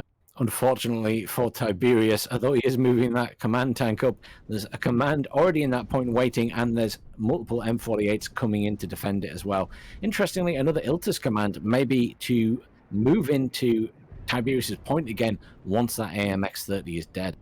It seems like Derek is really trying to do everything to prevent any possibility of him letting this slip, like the CVs in the rear and so on. It seems like he's not intent on trying to win this game in the 2000 point manner anymore. He's just taking safety precautions now, making sure that there's enough stepping stones that Tiberius has to get over to be able to just make it a bit too long. Like keeping an Iltis leader in there in the middle, moving all the airmobiles into some nasty spots. Not quite aggressive, but annoying spots, so that Tiberius just can't come back here because it's just a bit too much everywhere. Yeah, and I mean, that's all he really needs to do now. He's got a big lead in the points. There's only 12 minutes of the game left. He's just got to hold now and make Tiberius waste his units and bash against that huge set of rocks that is the ATGMs in the center of the map and whatever he brings in down here. Yeah, for sure. Not the game that Tiberius Rancor was hoping for here. From the get-go, it went a bit south. And the Gazelle Cannons killed off his commandos. Oh, and this is fantastic for Derek here. Resupply getting cut off like this. Really, really terrible news. Gazelle, the Green Berets also getting reloaded in the same time, so that doesn't make it any better. And yeah, that means that Tiberius will be even more hard pressed to find a solution here. Gets up to a +1 now. And if that would be a full capture now, he would go up to a +3 even. Which obviously would then give him a chance here again. Like a +3 would just be barely enough for him to get back to victory. But Derek saw it coming, did already prepare for it, and it's not gonna be lasting long here, I believe, that AMX-30. No, I mean, the M48 are right on top of it. It's going to die. Grenadier of all the goods managed to move all the way up into this town finally for Tiberius. I mean, he's doing a good job at pushing up, but I'm not convinced he can make up the point. Yeah, he is really trying here. But only 10 minutes, and that's the really big limitator here. Like, it seems like he for sure starts to get the better traits out of all of this. But kind of like last game, just the other way around. This time, it's Tiberius, the one that is a bit too hard pressed on time to make it work. And yeah, Derek, early game did work out. Derek also still with some solid stands in the skies. It was something that Tiberius lost completely in the last game. But that AMX-30 is not looking great. No, that's not long for this world, I don't think. And there's going to be a limit of how many more commands Tiberius has to bring in as well. So that other command is still alive. The M48 didn't kill it. What? Yeah, the M48s, I guess, just did spot it too late, and then the first one got down. But yeah, all three of them are burning up. Oh, I thought it was 3 of them. I guess it was only 2. Both of them went down here. And yeah, AMX-30 did the job there. Really well done. And for sure, a bit of an unfortunate situation here. Grenadier of all the goods trying to push up to find a command there, I think, but they're about to get set upon by a lot of Pioneer Flams. No, there is an AMX-10, and you know, he's finally breached and killed a lot of those Milan 1s, so his tank is all the way up to that town. Yeah, AMX-10 Sublime gets an M48 killed here. That for sure is quite nice. Yes. I see a lot of stuff happening here now.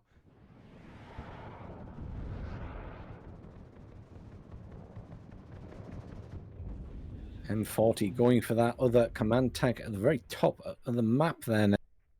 And there it is dead. Yeah, Derek back to the +1. 9 minutes only. And I don't believe Tiberius has enough to do it on this map. Like, sometimes on Black Forest it can spiral out of control in the last couple of minutes. I have seen comebacks like this on Black Forest. It's not completely impossible, but it's not really going to happen with this amount of forces on the battlefield. Like, it might even be Derek still ahead in the KD here. Derek the one going up to a +3 as he captures another zone here. And yes, he's going around here. He captures the rear zone, I believe, of... Yeah, he captured the corner zone of Tiberius again. So the Feldpanzer M48 there, driving all the way through. Not quite sure how it got there, but it did make the whole journey. Burned a lot of fuel getting there, but it did the job. Must have gone through the central point in the mountains, and that's the only way it could have got there safely. Yeah, for sure. Quite a nice situation there now for Derek, as the center zone finally falls to his opponent, but the rest of the game falls to Derek, and that's the equalizer. That is the equalizer. That is the 1-1. And that means we at least gonna see 2 more games here, which is really, really cool. Yeah, fantastically well played to both players there. Derek just edging it out at the start, a bit like Tiberius did in the previous game. So they've both had one each where they've kind of edged it out at the start. Yeah. Yeah, and they both need a cigarette time now before they're gonna come back. That is absolutely deserved. Yes, Oh, yeah. that was a fantastic show here between Derek and Mr. Tiberius here. Really, really strong game. Yeah, French moment for sure. And yeah, that is a great equalizer there. That was a really strong show. And next map is gonna make it quite different again. As it might be a long matchup once more though. As the map that we have for match 3 is gonna be 2 lakes. So let's see how all of that will go. There's a lot of potential there for artillery fall on fights, or maybe for one of the suicides really going all out. And guys, thanks for keeping me hydrated. Yeah, that's where I have my jug. My Maßkrug. My Maß. Let's go. Yeah, you all should get hydrated as well. Fighting the heat. It's really warm over here in Germany at the moment. Really, really warm, even at 8 p.m. And a PC running next to me for 5 hours already. Doesn't really make it better. But I noticed you've lost the jacket and the tie has got loosened. yeah, the tie had to got loosened there. That was for sure something that had to be done. Mm-hmm. I'm totally still here in a full wool suit. You can't prove otherwise. You mean your fur, right? We all know Yeah. that is a selfie of yours. I'm really a talking dog, yeah. Yeah. Yeah, sure thing. And yeah, $600 on the line, guys. Fantastic prize pool here. It's a difference of $210 between first and second place here. I mean, second place still taking over $100, $120 home with them, but obviously that jump up from second to first place is nothing to sneeze at. So I'm pretty certain both of the players absolutely want to make sure that first place is going to come their way, but they are back on the same page. So it's basically a best of 3 from here on out, once more. And yeah, basically it has been reset here by Derek. Really looking forward to the next couple of games.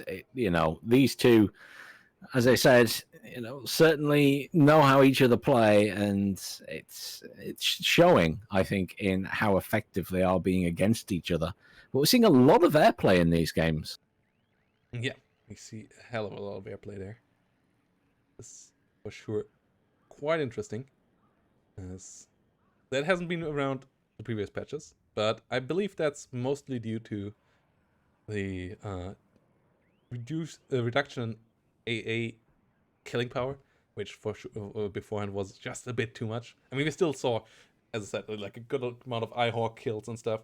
Like, it's not like AA can't kill them. It's just that it is not a complete force field when one AA piece is on the battlefield. One IHawk can't stop a whole army of airplanes coming in anymore, because it has to take some reload time between shots and some adjustment time, which is really good change in my eyes, so that you at least can play with airplays in the late game at all. Yeah, also, Leifens and Joker are in a game 4 as well in their prongs match, so that game should be going on quite nicely as well. If you want to have an eye on that, you can find that on our B stream over at Wooden Boxes, or I believe also the first person over at Leifens. I'm not sure if Leifens is still streaming. No, it's in the hands of a Wooden Box. So yeah, if you feel like you want to see some action in the downtime, check out a Wooden Boxes stream. That is going on over here. Deadly advertisement here right now for me, but for sure say hello there and leave a follow, as a Wooden Box has some high quality content. All the lovely artwork around here, all the banners and stuff have been done by a Wooden Box over the last couple of days on super short notice, so big thanks there to Wooden Box as well, both for covering the stuff and for coming around with all of that stuff as well. Ooh, Joker looking pretty hot there with 35th. 35th versus second UK. One more current meta battle, it seems. And Joker in a really hot spot there. That is looking like a really interesting game. Definitely have to watch that one later. I expect that's going to be a good series again. Yeah, that seems to be a really, really hot one as well. And yeah. And thank you to everyone who's joining us, watching us today. Thank you, everyone in chat. Thank you for all of the gift subs, the follows, everything else to the channel. Nice. Might be down to halftime here. And yeah. But maybe we're still not even quite there, which is intense. Like best of fives for sure are not just a fight of strength and wit, they're also a fight of stamina.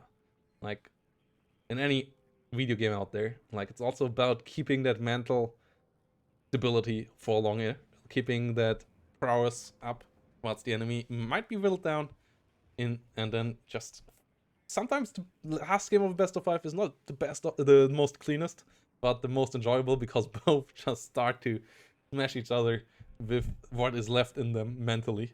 So let's see where this one ends up here in the end. I'm really excited for game 3. And I'm also really excited for what we will see on Death Row, as one of the sides will be on match point there for sure. So I'm pretty sure there might be some risky plays in there. And then 2 ways as the final. Obviously, I kind of wish will get there, but we will see how it all goes there.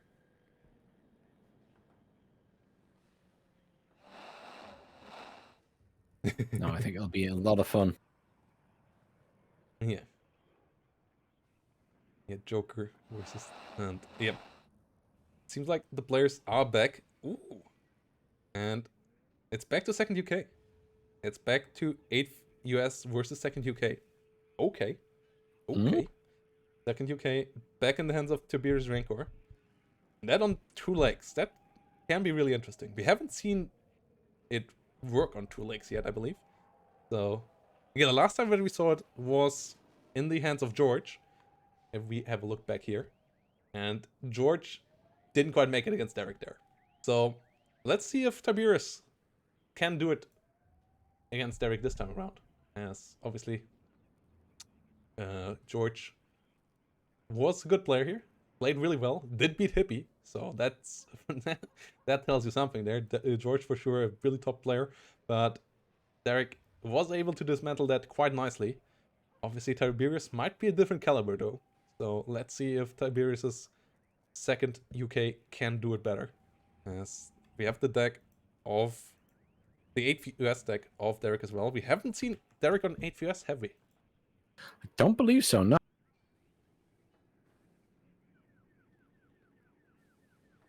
So let's see what all of that looks like. This is Derek game 3 for the second time. Oh, M1A1's here. Way more numerous than in any other 8th US deck that we have seen so far. 2 cards of M60s as well. So that is going to be quite interesting. Only 1 card of M1s. On the other side, artillery, MLRS, still coming around. So that is going to be quite fun as well. So, but really low supply for that. I would be There's really not much surprised supply to at see all. that. Plus, also, this is a baller move, Derek. Having 1 slot open and not using your last one. Is he showing off? Or is he is his brain starting to slip? I mean, that's pure showing off, isn't it? He's just. I don't need to spend all my activation points. I'm that good. Yeah, that for sure could be the case. But yeah, I'm interested to see how it ends up here, as that is not what I expected. That's for sure. And yeah, let's get all of that ready, as the players will get ready as well. We'll get the deck of Tiberius right at this moment. As over here we have AA-wise pretty standard chaparrals, no stingers, no fight League of Fausts against second UK. Okay, completely different approach. Like none of these are fast AA. Okay, this is This might bite Derek once more. He might once more not have the right setup here in the early AA in my eyes. It's going to be really interesting. And again, it comes back to this. We're seeing these decks built really differently at the moment compared to previous patches. Yeah. Yeah, but I don't think that's a good one this time. Like, obviously, Derek, better player than me. But this game, deck number 3, I'm not the biggest fan of it. It has some weird choices for sure. Like, yeah, over here we have the same setup. Yeah, this is basically the identical deck of what we have seen before. It has challengers. It has M48s this time around. One card of challengers got removed. Yeah, this is the same, I believe. And then air tab wise, yeah, it's a lot of bombers. I believe the cluster bombers are new, but against 8 that makes sense. Some 105mm guns. Supply wise, also not that much, so supplying 8 guns is not really viable. Like, for that you would need the Chinox, I'm pretty certain. But which would give you a bit more supply and so on. But it's still an interesting deck here, as the game is starting to be set up. So this will be a hell of a lot of fun, as we are about to go into game number 3 here between these two. And it's I always find this such an interesting map, because sometimes you see some weird and wonderful strategies on it. Sometimes you get someone pushing straight through the middle to the back. But whether they go for a very standard setup remains to be seen. Yeah. We are on the beautiful map of Two Lakes. A lot of beautiful scenery on this one. It's the most beautiful lighting in the game so far, I believe. The lighting department for sure did a good job there.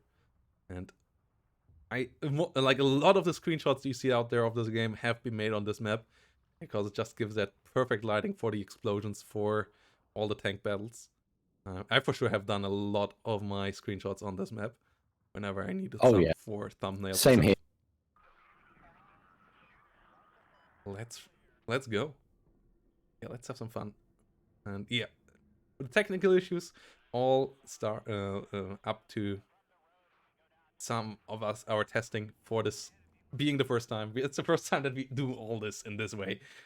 There are some small things that we have to improve. Our current setup for the feed might not be the perfect one. We tested it. It worked all fine in the tests. Don't know why it's not working fine yesterday and today. A bit sorry for that, but we will for sure work on that for future tournaments. And yeah, stick with us, guys, there. The games are still amazing, the players are still amazing, and Phoenix and Team and Play still work as hard as they can to make it as great as possible. So yeah, let's freaking go. Yeah, it's obviously technical hitches because of servers being busy, I think, over the weekend more than anything else. It's just, unfortunately, one of those things, but we will persevere today, and next time we will find something else. Yeah, next time.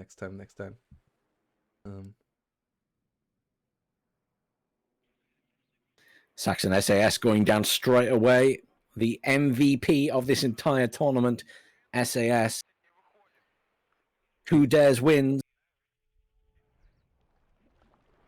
Yeah, Saxon SAS coming around here. We have Tiberius in blue on the left side. Wow. Straight round the back.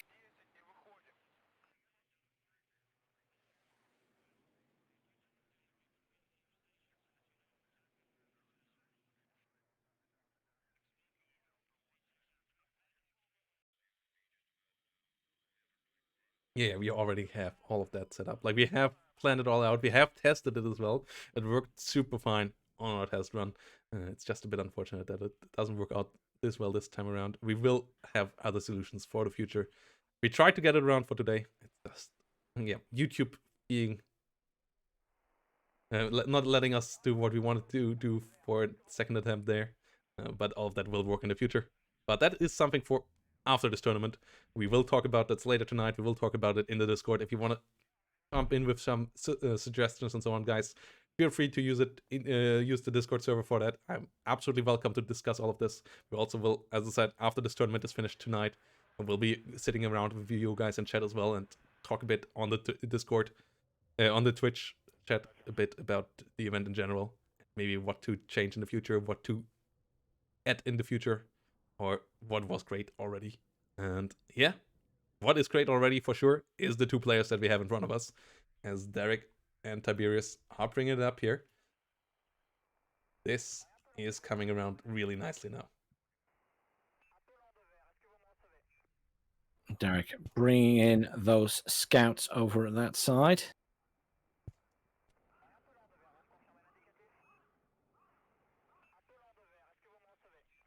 Some military police at the back. Blackhawks with some rangers to get up close and personal early on. Interesting where they're going up to this end. So we're looking at a sort of very standard deployment at the moment where I think Derek's going to be going for Alpha and Tiberius is going to be going for Bravo. Yeah. A little bit of a spread out for Tiberius, though. He is getting some Saxons with some of those SAS possibly going down towards Alpha. Jägerführer coming around. Military police, M67s here, looking quite hot as well. All of this will be, for sure, quite powerful. And will put some issues here on our player on the left side. But the amount of SAS coming up here. The big question is, how aggressive will Tiberius be this time around? And can Derek stop it earlier this time? Or will it be a slow game? Like, 2 lakes often is a rather slow game. Pushing the north early on can often backfire, so I wouldn't be surprised if it would stick a bit slower this time around as well. But yeah, I mean, he is going straight into that bottom point as well. I wasn't sure, but the SAS indeed are going straight into Alpha. This will be an interesting early fight. Yeah, that for sure looks quite interesting, as all of these guys will be having a hell of a fight in there. And I don't think, like we have talked about it before, town fighting is one of the weaknesses of 2nd UK though. They don't have much good CQC infantry. Like, the SAS are decent, obviously, they're special forces, they can do their job somewhat well, but they don't have many flashes, they don't have much TNT, and so on. Yes, all of that got nerfed a bit, but it's still rather important for these town fights, so not having that could be a problem here, in my eyes, for Derek, for Tiberius here, for sure. Yeah, I think that definitely could be an issue depending on what Derek brings in at the other side. At the moment, I'm not seeing any flash, so he's not going to have that advantage. The scouts at the front there obviously aren't going to be particularly scary to the SAS, especially with the Saxon support, with the scouts not having any anti-tank. Yeah, that for sure is not helping out, but we have a Cobra coming around, which against the Stingers, I'm not sure if that's the right choice. Like, in general, I find it a bit weird, the choices of Derek in this deck building.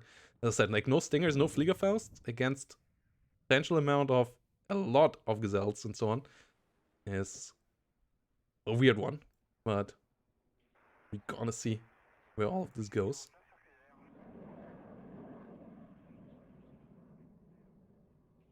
Couple of anti-air jets in, the Fighting Falcon, obviously the better of the two technically, but a couple of Harrier rockets in again for Tiberius. F-16 coming around, Harrier under fire, Harrier and F-16 flying past by each other. Both sides take some damage, both sides still alive though. F-16 trying to hunt them down, Cobra going down. Yeah, Harriers once more dealing nicely here. F-16 on the way out, trying to get some shots on target there. Used all its missiles, it seems, already though. And the Harriers will make it out here.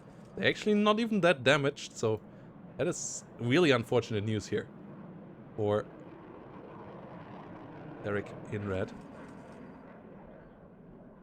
SAS have arrived, but the reinforcements have arrived for Derek as well. Those M67 recoilless rifles will be able to put out a lot of damage if they can get eyes on. But there's those rockets coming in. They were not on target this time around. Like, someone were trying to aim on some of the Jeeps there, and the Jeeps were not even hit by it. So that was a weird moment there for the Harrier. I believe they didn't have any line of sight anymore. Oh, the SAS though. Falcon has to be careful. Falcon goes down. Oh, this is a painful moment here. Alpha Jet coming around on the other side. Alpha Jet trying to drop its bombs on the SAS, but the SAS with the Stingers here for sure doing a great job. Military Police going down in numbers. Another HE bomb on the SAS, but the SAS switched building. Great micro there on the ground. Another Alpha Jet damage, and another Alpha Jet going down to the Harrier. And this is full sky control for Tiberius Rancor here. Yeah, there's a lot of death and damage there. Those SAS not really making much progress at the top. That command is on its little trot round the top of the map, coming around the back there. I don't think it's going to be spotted at the moment. I think he might get it into that point to contest it, but he's only going to contest it for a short while because that Jaeger commander is still in there. Yeah, pivot coming around. I don't know why Derek once more started without AA. Like, I mean, he knows what's coming. That's the one strength, the one massive strength that second UK has at the moment. That early start. So why are there no Chaparrals? Why are there no pivots? Why are there no Stingers? Like, why start with so little AA against a deck that is all about that helicopter and air stuff at the moment? Not all the SAS in range there to activate their special ability, since they are technically shock troops, but they have to be now within 145 meters as of this path. Airmobile coming in and landing in the rear, trying to reinforce all of this. And yeah, no AA there to greet them. No Chaparral that could murder the old Lynxes in disguise. One Chaparral missile is enough to kill a Lynx, so those actually a bit risky here. Pivots finally moving forward. That Hellarm is not having a great day here, but the pivot just barely not getting the kill. That's the good thing about the Lynx in comparison to something like a Gazelle. It at least has 6 hit points, but it still can get killed off somewhat nicely. Harrier here going pretty low as well. Alpha Jet on the other side going low. That Harrier is super duper low, but it will make it out of it. This is looking like it will survive. Military Police over here versus Airmobile versus SAS fighting in the sound. Cobra has to be careful. Only one SAS remaining though, and it is out of Stingers actually. So actually the Cobra can be quite aggressive now. That Saxon command still just trundling along there, hasn't been seen. I mean, it's going to temporarily cut off reinforcements in that area, but although the cannon Jagdpanzer have been brought in, I can't imagine Derek's going to focus too much on building up forces there at the moment. Yeah, SAS coming around, Saxons coming up in the north, Airmobiles and Lynxes lying around as well. We see the Alpha Jets dropping the napalm onto the ground. Airmobile getting hit by it. Okay, but getting the Airmobile in their transport killed off, and that is big. Yeah, Tiberius may be a bit overeager there.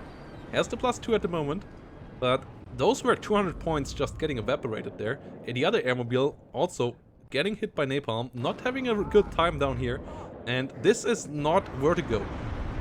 Tiberius can't rush ahead in points here. He can't finish the game super quickly this on this map, usually, as this is also an only 8-point map, similar to Black Forest. So if Derek stabilizes here, if Derek can get some M1A1s out and stuff, like this game might turn the other way. What is going on at the other point here? Derek has put his SAS back into their Saxons and is moving them. Are they going back to the bottom point here? Tiberius, yeah, moving back with the SAS. Both SAS seem to redeploy. They seem to be moving to the north as he realizes there's no attacks in the south and he needs the Stingers. He needs the power of the SAS as a CQC infantry up there as well. Ooh, Kanonjagdpanzer in a nice spot there. Great line of sight. That can get a shot onto the Saxon. That would be fantastic.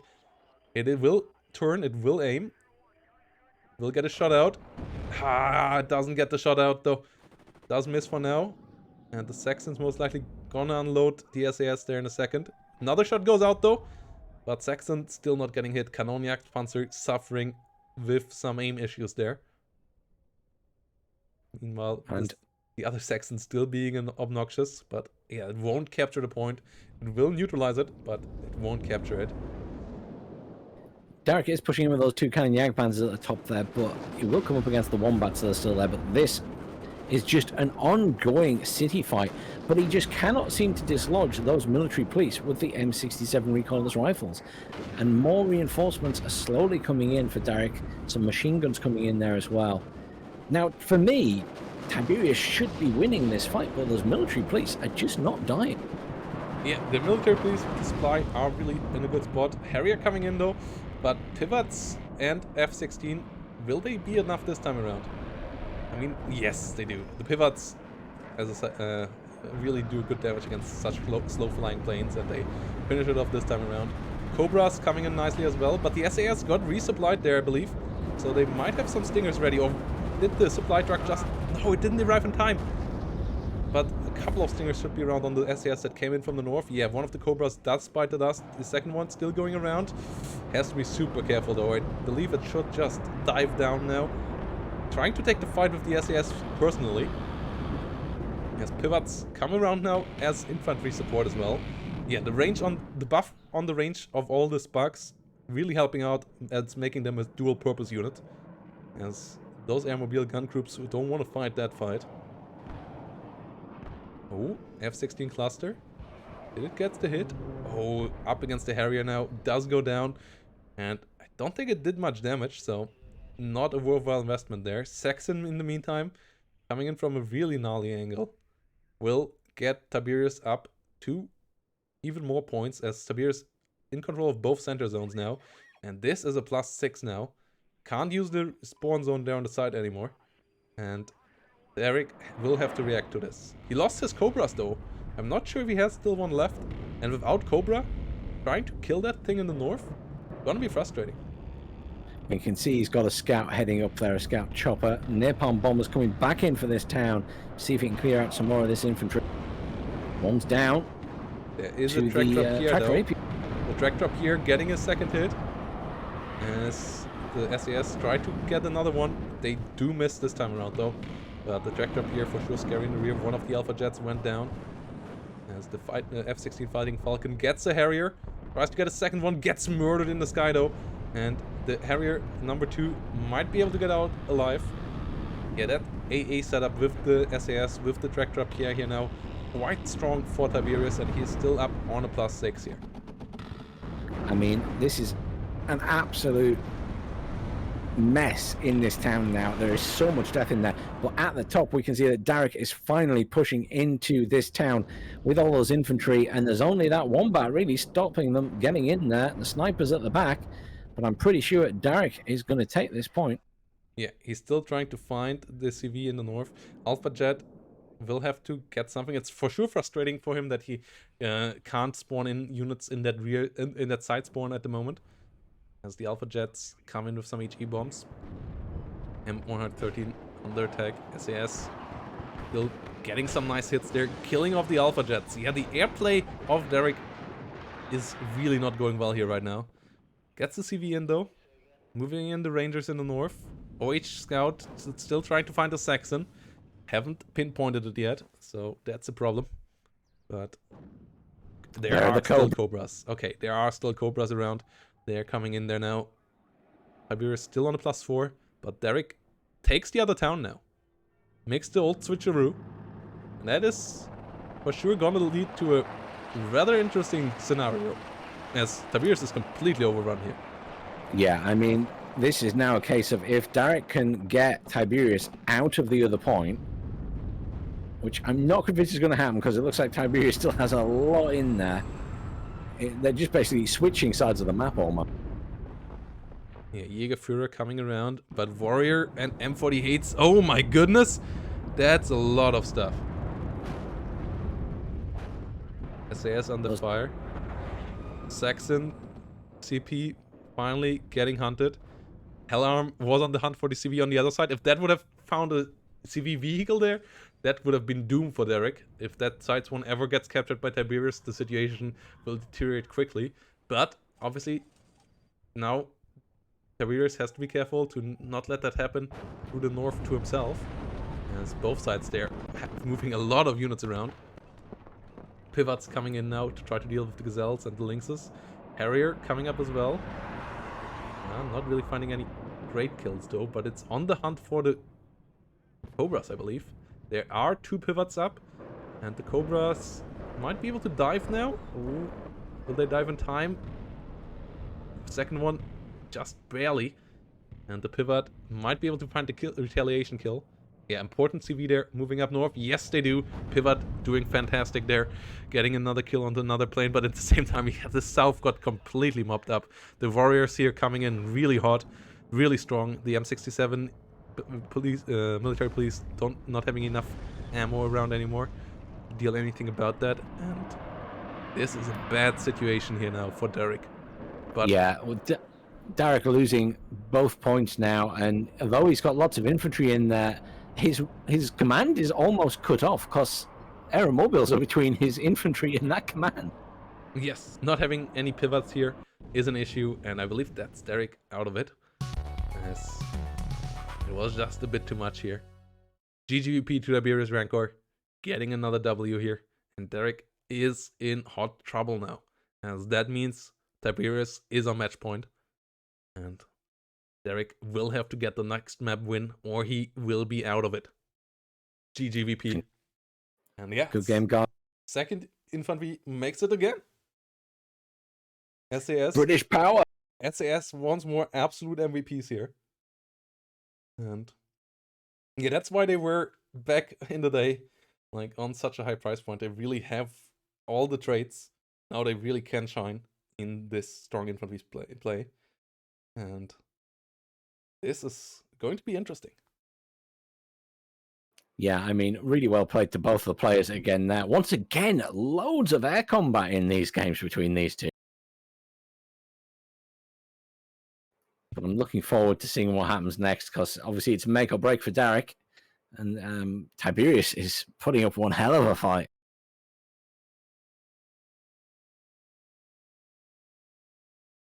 How is everyone in chat feeling? Which way are we leaning now? Yeah, it's for sure going to be an interesting couple of games here. Getting late in the day. But I mean, I can imagine the players are getting tired. You know, they've played a lot of games now. It's a lot of concentration. I'm sure plenty of you have played 1v1. It really takes it out of you when you're playing back-to-back games. absolutely. And yeah, that second UK, I can't see Derek not banning that in the next matches. Like, letting that slip through, I don't know. I feel like this is a really wild choice. Like, I mean, 35th, yeah, it's strong, but you're losing against second UK time and again. We haven't seen Tiberius on 35th at all. Is he really that good with it?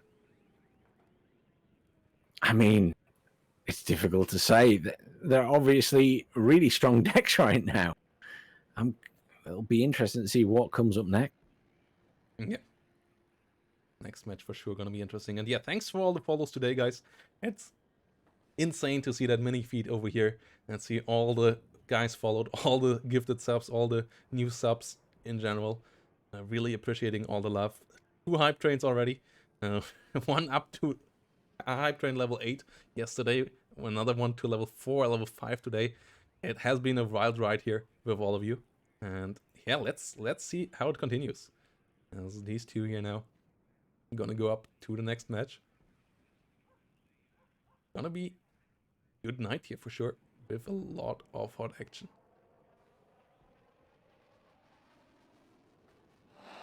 Yeah, I believe last time around in the Super Tournament, we had a 3-0. So it's nice to see it being a 2-1 already, being matchable now, but if we have a look on the past of, on the last tournament. I can't even remember now who was in the final of the last 2 Super Tournaments. You don't remember? It's been quite. There's been a lot of tournaments since then. I can tell you in a moment. Let's have a look here. Yeah, it has been a good couple of tournaments since then. Let's see where that actually is. Just a few. Yeah, there we go. Yeah. It was Duro versus Fantix. It was 3-1 actually. Fantix actually had a map back then as well. And yeah, that semi-final up here between Fantix and Hippie, that was quite a show. Tiberius beating was in the semifinal back then as well, beating Tanner, beating the other Phoenix. And then over here, Fantix beating Phoenix, Fantix beating Hippie. That was quite the show as well. And then falling to Joro SVK in the finals, though. I hear Fantix is really weak now, and that's probably why he didn't He join was this weak back then as well. Fantix was always weak. That has nothing to do with the current state. But yeah, it's a bit of a shame that he couldn't join us this time around. Really looking forward to see Fantix in the tournament again. He for sure is his own way of weak. Like, he's weaking himself to victory. But well, at least he's not washed up like Integer. yeah, that's for sure. I mean, he played a bit. I saw a couple of games of his on the new patch. He's still looking rather sharp. You will have to get back into it as well, though. Fantix, that is. And yeah, Integer, like, I mean, yeah, he will have to find his cheese. I mean, I think he has found his cheese. He just refused to play it because everybody else is playing it, and then what is the fun, right? Everybody's playing second UK. Why should Integer play second UK? That's not how he operates.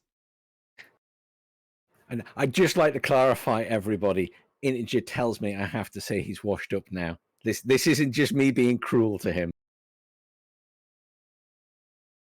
It's self-inflicted. Yeah, we can set up the new pad. Down. Open it up for the third time now. Let's see. By the way, is the other game still going on?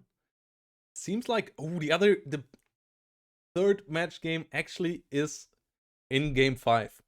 They are on two ways over there. So that is a hot action there. Yes. Yeah, I'm gonna end that prediction for you, Puddin. So that we can't see how all of this goes. And yeah. Someone report that bandana guy. Sure thing.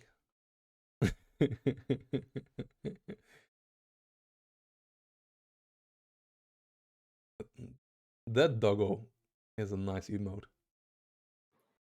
Now I'm planning more emotes. I've got a fantastic picture of Nova with her tongue sticking out, but like just a little bit, so it looks like she's sticking her tongue out. Damn. Yeah. I wish I would have an animal close to me that I could do. Well, I could use abuse the cat of my parents for that. I'm pretty sure. No one likes cats. It's all about dogs, man. You know you're not gonna win that fight, right? Yeah. I've already won that fight. No. And Panzer can just whinge all he wants about it. You're really playing with your role in Strike Team there, you know? Don't let. I bet there's more dog lovers in Eugen devs. You sure about that? But Panzer is the one with the power. I don't know, man. What about Madman? I don't know what Madman is. I actually don't know if Madman is into any of those. I don't know if he has a cat or a dog. If he's a cat or a dog person. That's actually something interesting. But also, I don't think Madman is in charge of recruiting for Strike Team. Or firing, that is. Like... I always deny I'm on Strike Team. I don't know what you're on about. Yeah. Yeah, Sean also. Yeah, I mean, obviously SDL is teamed cats from the get-go.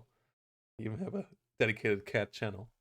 It has. I mean, I can't help you with that. I mean, if you have problems, you have problems. It has gotten loose a bit. We allow a couple of other pets nowadays in there as well, but it's for sure more cats than everything else. And there's not only Sean nowadays. There's a good couple of mixes. Luna jumping in there quite often nowadays as well.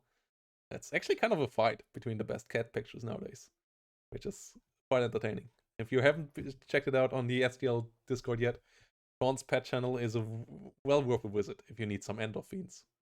A lot of cuties over there. Well, next time I go visit and look after the dogs, I will try and do a proper photo shoot and see if I can get them some costume. Then we'll have some really fancy thumbnails. Yeah. Getting over in a nice military hat. I mean, I still have a military hat here. I have no idea what is the Royal Air Force still using these, or what is the modern Royal Air Force hats looking like? Are you still fashionable, or did you go cheap nowadays? Oh, very fashionable, obviously. At least for dress.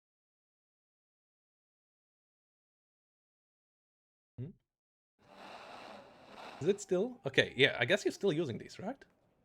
It's looking a bit different than the World War II hats, but There's changes, I guess, over the is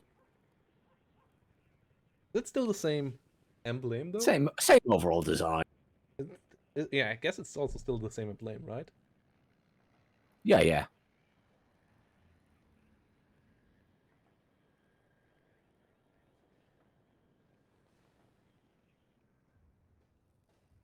Hmm.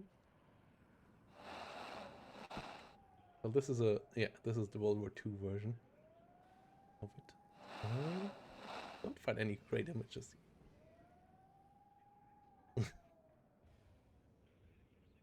This is the old one, right? Yeah, this is similar to what I have here as a replica. But yeah, that's still be quite similar. Okay. Look at that! I managed to get him to put on a hat without it even being a stretch goal, guy. Yeah, let's keep it at that then. Good old Royal Air Force set. As obviously, I mean, we have seen Royal Air Force more than any other Air Force in this tournament so far. Which is, Well, yeah. I mean, why wouldn't you? They're the best. Also, guys, this is looking hot, guys. We're really closing in on the 700 average player base for July. Let's keep that going. Like, absolutely smashing previous months out of the ballpark. So, this patch for sure going well with people, it seems. Which is lovely to see.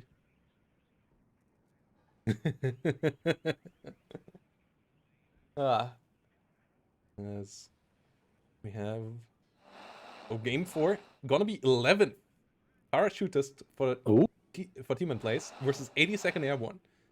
Map is going to be Death Row, so that is going to be interesting. Also, guys, the match of Levens and Joker really looking interesting as well over there on wooden boxes. If you want to have some love there for that game, yeah, check it out. Might not go on for much longer here if Joker keeps that on, but yeah, check that out over at the wooden box and at least leave a follow there. So, as the wooden box. I think he maybe means Tiberius rather than T-Man. Oh, yeah. Tiberius Rancor, obviously. As first deck is coming around. 82nd Airborne for Derek. I mean, I just see it. Derek is keeping it short with just T. So, that's why. And obviously T is T-Man. I mean, he is the T-Man. So, I mean, not sure if that's actually copyrighted, but in my head it is. And let's have a look on the stack. 82nd Airborne, for sure, a hot division. And yeah, this time we see a lot of Cobras in it, including the ATAS. It's still really high on the availability list. And I mean, against 11 parachutists, that's the perfect helicopter, right? Like, a lot of Gazelles on the other side. You say no to that with the Stinger. Like, that's the perfect helicopter, whilst pulling the rest on the ground. You might have an issue against the enemy Mistrals, but outside of that... Oh, this is... Why is Derek's AA tab always looking so weird? No Avenger? Oh. What? Why do you play 82nd and not use the Avenger? The rapid fire Stinger is so good. What? I mean, it's costly, but it is good. And you get 8 of them. Yeah, but it's 4 times as good as a normal Stinger. Like, it rapid fires 4 Stinger missiles. But, so it's double, it's 4 times, like, yeah, it only costs double the price, but it's 4 times as good, so... It's not quite, because it obviously doesn't fire them immediately, but you know what I'm getting at. Like, it's not using it against another airborne division is weird. Okay. You know, Toe 2 makes kind of sense. Sheridan's will be nice. All that is pretty good. Tiberius deck coming in here now as well. It's going to be 11, which is pretty interesting as well. Infantry-wise, a lot of TOE2s. Oh yeah, you don't get ITOs here, but is there that much to kill TOE2-wise here? Would rather use Dragon teams, I guess, as ATGM. Well, they're certainly more popular again, the Dragon teams. I mean, they've been used a lot in the tournament so far. Like, I love Derek's play in these games, but I really don't like his decks at the sometimes. Like, some more choices here for sure. Well, it's over here. Let's see what Tiberius' deck looks like. That for sure is going to be interesting as well. Yes, that is 11th parachutist. There we go. VBLs. Decent amount of supply. Obviously, a lot of helicopter guys, including Super Pumas. Artillery-wise, some 105mm. Tank-wise, yeah, you have some Sagai coming around. Really expensive at the moment. Don't think they're worth 80 points, but we're gonna see. Or we're not gonna see it because they're not worth it. But yeah, a lot of power SAS here as well. Gazelle Ulysses, some VBL Recon, some VBL Milans. Yeah, this is gonna be interesting.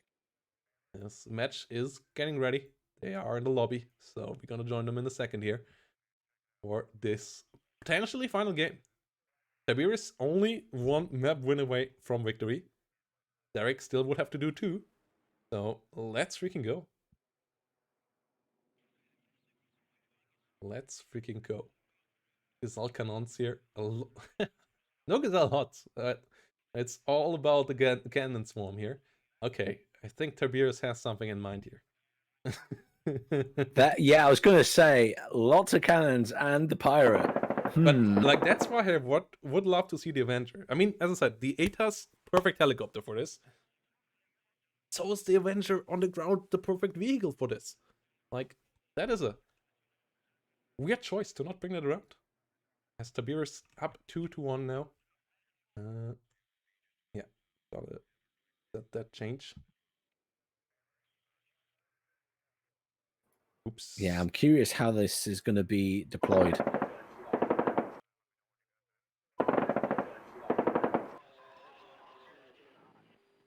Yeah. Series Rancor coming around 2-1.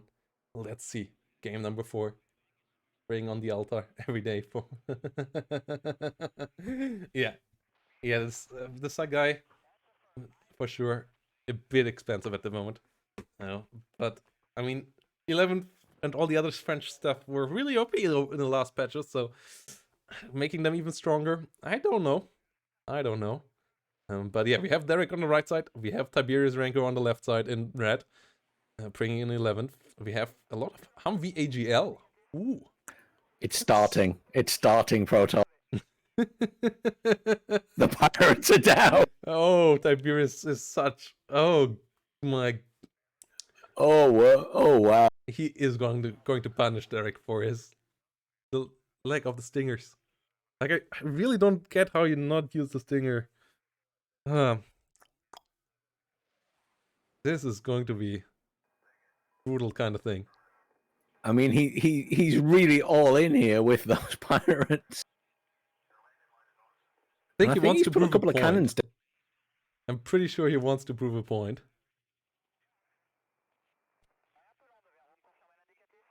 And once more, Derek. Well, I mean, like, I want to see the AGLs. I think not the AGLs. I want to see the helicopters. I want to see the stingers. I mean, there's stingers down. There's cannons down. The Vulcans. I mean, he has stuff there to try and deal with it, but there's just so many of them. Yeah, like what I said, like the ATAS with its 20mm cannon in front with the stinger seems like the one unit to deal with this.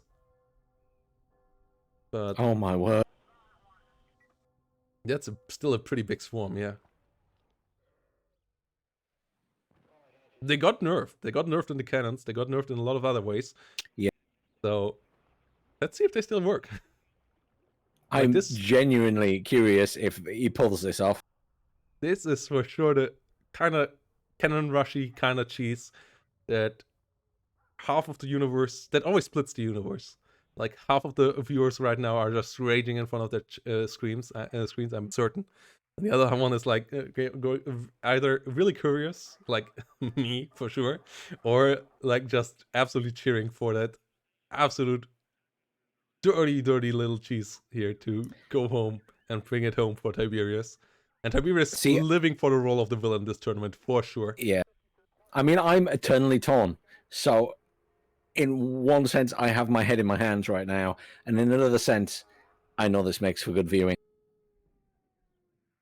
Yeah. Like, I always enjoyed Haas. I always enjoyed Ply and TLO back in the StarCraft days. SOS is my favorite Brodos of all time, so I like some good cheese. I don't like the direct cheese, so this one here is a bit too up on my in front. But like a good cannon, like a good sideway cannon rush, a good weird DT build, all of that I always enjoyed. And let's see what this is going to be. Like, this is just so upfront. Can it really work? Does it really work anymore? Derek? I mean, if it's going to work, I wouldn't have expected it to work against Derek, is my honest answer. In my eyes, Derek really will miss his Avenger, but we're gonna see how this goes. Like, the Avenger, the good thing about the Avenger compared to the normal Stinger team is also it can run away from all of this thing.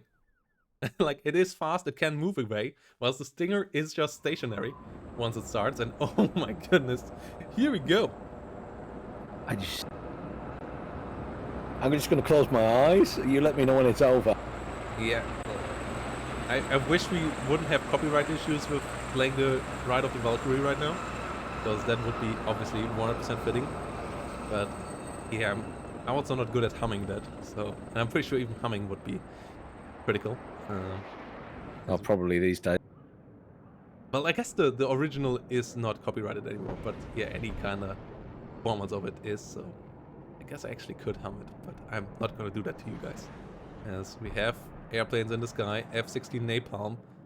Completely wasted there because nothing is going through that. That napalm. I love how Derek wanted to napalm cheese, and all it does is it's giving even better scenery to those helicopters flying over that burning napalm road. It's for sure great for the screenshots, but yeah, those two Vulcans, those two Stingers, gonna really try hard here to get the shot down. A lot of Stingers all around. It seems like our player in red really wants to end this tournament, but is it working? Doesn't seem to be. mean, Six Gazelle Cannons already down. Puma Pirates fighting for dear life. We still have a good couple of Stingers. We still have a Vulcan there in the rear, and I believe the Vulcans got buffed in ammo exactly for situations like this. Another Puma Pirate does bite the dust. I mean, even if they kill the Stingers here now, I don't think it's cost efficient. A Vulcan ran out of ammo. That's a bit of a problem. 810 trying to come around. The Mirage 200 still annoying above all of this. Another Puma Pirate going down. Stingers from the side. Struggling to find a kill. Yeah, a resupply truck here would have been ballers, but the Puma Pirates now getting shredded one by one. +3 for Tiberius, and the Gazelle Lycée goes down as well. It's 3 Puma Pirates remaining, but a lot of stuff going down. The Mirage 2000 though shreds the A10, rips its wing off. Really good catch there. The Stinger do miss another time. Something hits the Mirage there from the sideline. It feels like this game is fully reset now. Puma Pirates getting killed, and both sides just losing everything. Yeah. And now it's, yeah, play with 260 income from the point. Why use 1,500 starting points if you could just play with 0 and then play with 260 points of income each turn? Let's completely reset that, and let's freaking go.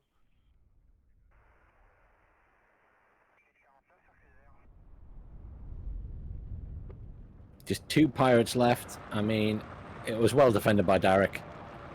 Yeah, I think it's... Derek for sure had the right setup for this. Even without the Avenger. Still, I believe that was a mistake, but who am I? It did work. Let's freaking go.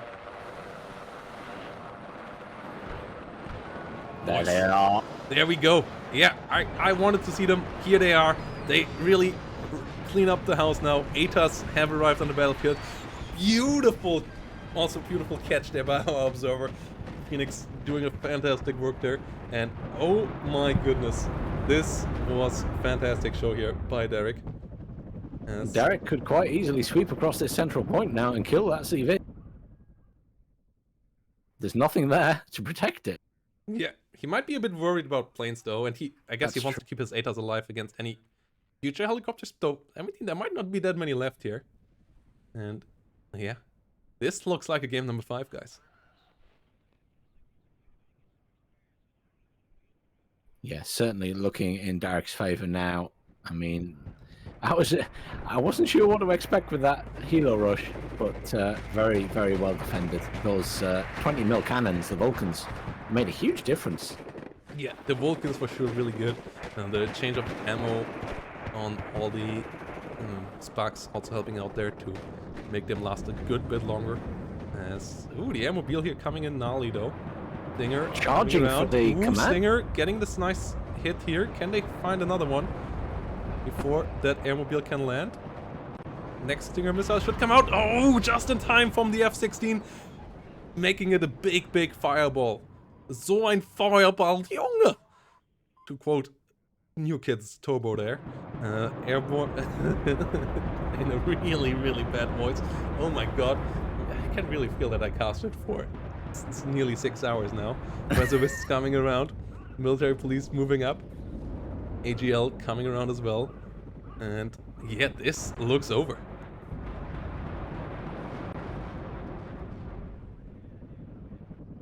Super Pumas desperately trying to put in reserves back in here. Mirage 200 trying to fly over this. Stinger not quite able to kill it. Bit more AA maybe needs to be replenished. The ATAS obviously needs to get their Stingers back online. Military police there moving forward, but I'm not certain how long Tiberius can hold out on this. No, right now, very much looking in Derek's favour, obviously, and those military police there doing a really good job, supported by those Humvee AGLs, and here's the Cobras coming in to clean up that command. Yeah, really good swipe here now. Really active play here between the two airborne divisions. Cobras now gonna sweep south as well, and there's nothing to stop them there. There are some VLR 20mm coming up, and the Mirage 2000 obviously is still 200 is still around, but there's a lot of other planes as well. Mirage 2000, can it find one of the Cobras? Yes, it does. Second Cobra gets damaged as well, but it will find the VBL here, and that VBL is not long for this world. Gets the kill there. Really important kill. Jaguar rocket trying to come around once more. Surprised we don't see more activities here. A couple of Gazelle cannons came in again at the back there, but I don't think they're going to last very long. Mirage 2000 getting hit. And yeah, this was the perfect game 4 strategy in my eyes for Tiberius Rancor, even if it's not working out here. First of all, I believe both players kind of wanted, like, are kind of exhausted. And second of all, obviously, if it would have worked, would have been a quick way here out. And it makes Derek fear next game to run into something like this again.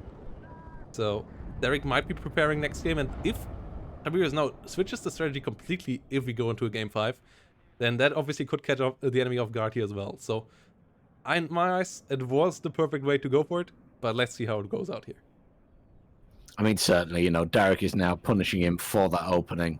Yes. And Tiberius can't come back from this. This is already over. This is basically over. I wouldn't be surprised if Tiberius taps out any second here. Did he get the ATAS killed? I think the ATAS went down. Yeah, rifles coming in. Both ATAS going down. Nice. Our observer. Yeah. Jaguars and stuff coming in. Chinook, being a pretty chunky helicopter there, does hold out for a while. One of them having a bit of control issues, but they will come down here nicely now. Chunky, big helis landing around here now. Getting out the guys. Getting the rush in here. Really making it feel like a great squad game or so when you get in there with the heli in the enemy rear line. VBL making it into the center again. I it seems like Derek needs to consolidate a bit about the AA again, as the Mirage 2000s and 200s might be the one way back into this, in my eyes, for Tiberius. So setting up a bit better AA so that you don't lose all your helicopters and so on might be somewhat important. As, oh boy, here we go. The next 6 are out.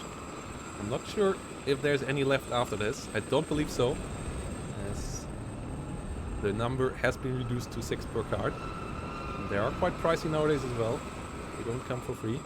You see a Mirage 2000 got just shut down there, so AA did its job there this time around. And there's still Stingers, there's more Stingers coming up. So I'm not too certain how that well this will go, but Tiberius is trying one more time. In the meantime, south here really not looking good for Tiberius at all. Chasseurs get found, get hit, will get killed off. Military police rushing forward. Jaguar rocket getting shut down there as well. This is really going from bad to worse here now for Tiberius. The Gazelle Cannon's gonna be funny and all, but they're not gonna change the outcome of this. No, I think it's gonna be funny watching them get shot down again. But yeah, this is over. Last ditch attempt by Tiberius there, with a bit of memeage. Yeah, there we go. First one already out. As the Stingers do reload. Next Stinger shot, next Stinger kill. More Stinger kills coming in. Gazelle Cannons reduced already to Smithereens there. Only 2 remaining. Those go down as well, and wouldn't be surprised if that would be the moment to tap out now, as the airborne engineers in the north most likely gonna get loaded into a vehicle and then gonna make it into the rear zone. Gonna make it a +4 already for Derek. And there is no AA in the center to stop that Cobra from getting the VBL PC down once more. Chasseur Powers there, having to engage the Cobra. Cobra maneuvering nicely. Another ATOS coming in. Mirage 200 coming up on the other side. Cobra did land. Still gets killed. Oh no, it didn't. Just looked like it from the skies. Couple of 20 mils moving up in the middle there, and there's no anti-tank to stop them at the moment. ATOS trying to do best to defend itself there. Stingers coming around. Yeah, there's a little vehicle there, as all the infantry stuff and so on is north up right now. The VLRA 20mm also hitting the ATOS. The ATOS is down. I don't get why Derek is not using his F-15s. Did he use them both up already? Did they both die already? Don't think so. I don't remember seeing them. Yeah, no. So I'm really surprised that we haven't seen any F-15s here, considering what this game is all about here right now. I mean, Derek has the map control, except for complete center, and he just needs to get some reinforcements in there to be able to deal with those 20 mil vehicles. Yeah, airborne engineers now get in here, get the +4. Tiberius is so low on units on the battlefield. He might not quite realize how high he is behind. Obviously, it's always easier for us to see, but this is not looking hot at all. Sheridan's arriving now. Mobile Salaki will know that he is behind, but he might not quite see the extremes that is the difference in this game by now. I mean, I think we can give it to them that they're putting on a good show for us today, guys. Absolutely. This is looking fantastic. Legionnaires under attack. Mirage 2000 coming around. Airmobiles coming up as well. Supplies trying to hold out. Stingers moving forward. Another Airmobile Super Puma moving around there as well. And yeah, Chasseurs under attack. Ooh, good kill there on the CV. Chasseur Para getting the nice kill there in the rear. At least getting the center zone back into Tiberius' Rancor's job. Dealing much damage with little. And if Tiberius can turn this around after this disastrous of a start, that would be impressive, obviously, but I still don't believe it. I'm not convinced. It would be amazing, but I'm not convinced.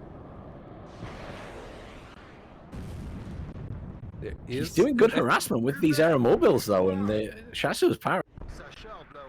F-16 coming around. Yeah. Like, a lot of stuff going on. Napalm, Mirage 2000 flying around. F-16 trying to hit the Super Puma. Not quite getting it done, though. But more airmobiles flying in here. Stingers Ooh, nice shot down there on the first airmobile already. That one is down and out of it. The second one might get shut down here before it can land. Gets hit, but doesn't get stunned. So the airmobiles will be able to get out.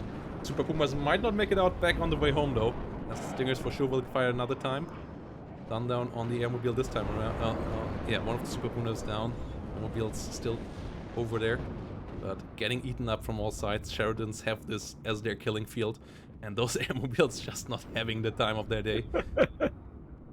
Loads of reinforcements coming in for Derek towards the middle as well. We've got some more Vulcans coming in to deal with these aircraft and obviously put down some fire on the ground as well. Legionnaires Pirates did make it back into that bottom point, interestingly. I thought they would have a hard time getting in, but they did make it through the tree line there.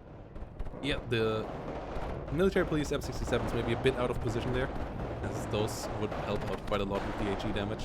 But the amount of things on the right side that are dying and that are red are just way too many now. Another Jaguar, another Mirage 2000 making it to the bottom, and not in the good way. That is not the way how you want to land your plane. They are not one-time use objects usually. A-10 flying around. Sheridan moving forward as well. As A-10 rockets coming around. Airmobiles in the north. Sheridan's coming up as well. And yeah, +1 for Derek. Legionnaires Pirates still moving up. Those military police just not quite in position, but the rockets coming for them. The A-10. Oh, no veering off at the last second. Military police holding the line nicely there. Military police really doing the job here, and Derek will bring it to game 5. Like, there's just no way around it here at this point. I'm really surprised that Tiberius is still in this. Yes. In my eyes, this is a game that you just leave behind after it fails at the beginning, and then you'll be like, oh yeah, Derek, let's see if you expect it in the next game again.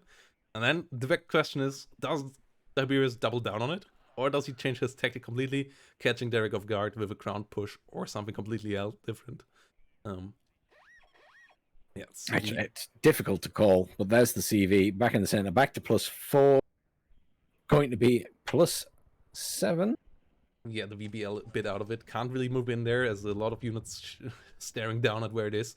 So we're down to even then only 4.5 minutes. VBL will try to come in there, but there's just no spot.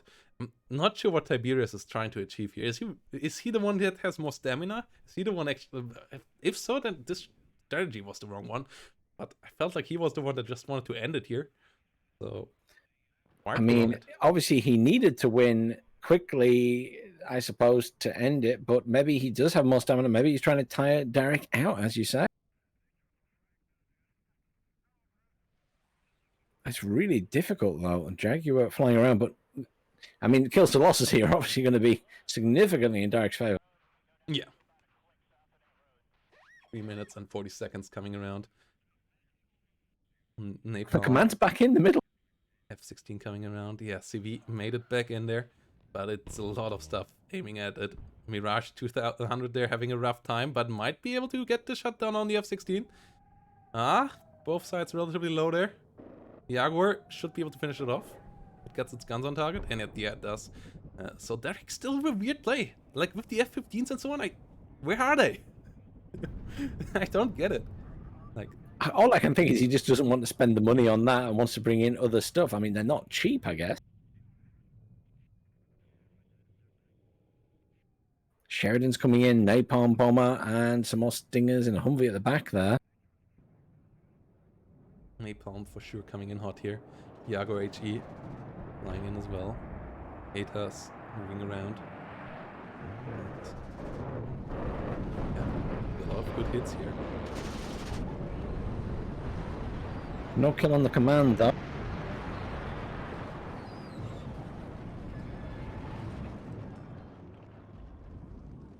Sheridan goes down. F-16 HE coming in hot as well. Trying to get the CV kill. Will find the CV kill. Will bring it back to +7. Napalm coming in there as well. Setting it ablaze. As more Stingers come in. Like, it's so much blue. So little red. Yeah, Chasseurs I mean, just getting melted. The VBL tries to get in the north, has some reservists and stuff, but yeah, Lycée gets down. 16's coming around, and there we go. there it is. Victory here for Derek this time around. And that means we are on to game number 5. Which should be really, really excited. Yeah, look at all those kills at the start from the Stinger.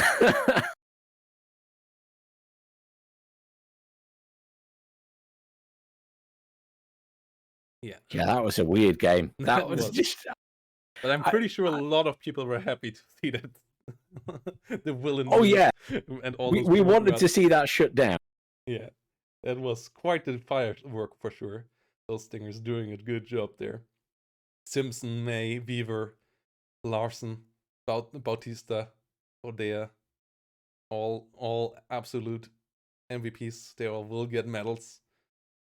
Not just from the US Army, but also from the WARNO community for their service there in shooting down that gnarly helicopter spam. But yeah, the big question is game number 3. 2 ways. What is going to happen there? A lot of things can happen. So this Game number 5 is going to the final match. And yeah, you should get everybody in here now. We will be on the decider match on all of this now. So it comes down to the last map. It comes down to 2 ways. And it comes down to who will take home $330 out of the $600 prize pool. Third place already decided. Yeah, the third place will take home $90 at the moment. Fourth place $60. So that's gonna be quite fun for those guys as well. But obviously for these 2 here, it is a big gap. Not just $30, which is still a nice meal. I'm not having that extra nice meal. It's here quite a bit more. $210 difference between first place and second place. So let's see. Yeah, and 2 ways can go 2 ways, but in the end of each way, only one winner stands. So let's see how all of this goes, and let's see if second UK will get banned. Like, that is my biggest question right now. I'm starting to feel like you're hostile towards the second UK. No, but I think not banning it as Derek is a wild choice. And like, he lost against it 2 times now. He has seen it win so many times for Tiberius Ranko before. Tiberius Ranko hasn't played 35th at all. Why not ban second and let him play 35th and see how it goes? Like, it can't go worse, can it? Well, anything's possible, to be fair. Oh my goodness. Like, yeah. Like, that's what I would say. Like, or don't ban either, and maybe try to see if you can pick one of those 2 for yourself. That's also true. I mean, it depends how confident Derek feels with those. I mean, he's the type of player who can, I would say, pick up pretty much any division, surely. Yeah. Yeah, that for sure will be quite nice.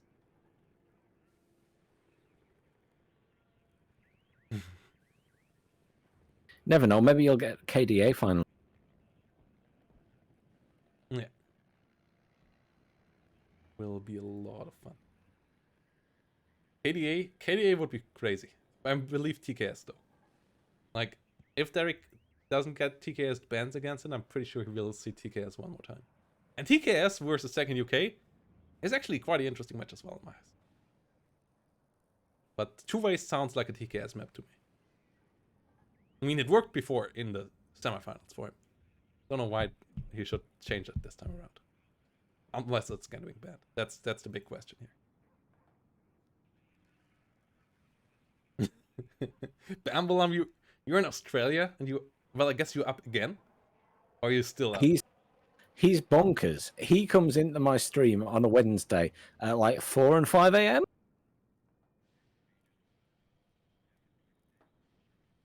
Holy damn, that's dedication, mate. That's why we love you Australians. You really You know, you make the best out of a terrible situation, time zone wise. Like, the sleeping rhythm of you Australians is wild. Well, he's gonna alternate because he's got to be up to fight off those snakes and spiders on a regular basis. Yeah. Yeah, I guess you have to stay awake if you're if the predators that hunt you down are also awake at night. Gotta be alert, non-stop. But that is quite something there. And yeah, I'm really excited. What are we going to see here in the final game? Like, my prediction would be on TKS for sure on Derek's side, and then the big question is, second UK or not second UK? Or do you think I'm wrong there? I mean, as you say, it really depends. Is Derek going to ban it, and are we going to see a 35th instead? I mean, I meant also about the Derek pick. Do you think I'm? Oh, I mean, the TKS. I mean, it's proven to be effective for him. Assuming it's not banned, I don't see why not. Oh, I He's got it in done front a of good me. job. Yeah, we were exactly on point. It's gonna be second UK versus TKS, and I think that's the perfect final. That's the perfect final game. Because that's the two divisions that worked so well for both sides. That's also the two divisions that I think might be the best two divisions right now. So let's see fleshing it out between two best players, potentially. And let's just have an absolute blast, guys. Let's get your mom, your dad, your dog. I have to repeat it, right? Your first date. Get them all back online. Get them all in here. And let's have a great fun here in game number 5. This will be an absolute show. It might last 5 seconds. It might last 40 minutes. I have no idea. But it will be a show. And yeah, Derek's deck, I don't think it has changed. Yeah, it's exactly... No, it's not quite the exact same code. Let's see. There is something different here. Not sure. Yeah, it is the right deck. I have so many TKS decks now that I can use on the ladder. Or maybe not just use, but abuse. Let's see. That will be fun the next couple of days. There's a lot of M48s. No, Fliegerfaust. What is it with Derek hating Fliegerfausts? I mean, they're not very accurate, but you get a lot of them and they're cheap. Yeah, and they deal 4 damage, and you know, against British that is, you need 2 times 4 damage against most of the Super Pumas and stuff. Like, don't know. And you need something fast. Like, Roland 2 is too slow. This is... Yeah, the Rolands aren't great. This is a bit dangerous once more. Yeah, yes, back to 6 AA planes. He needs those. Found 2 double Green Beret this time around. Rest is similar. We will have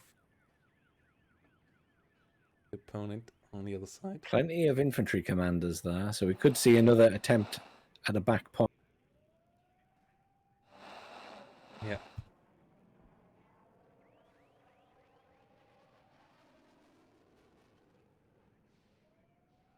Question is, what will we see as an opening here? Are we going to see a very standard game from them both?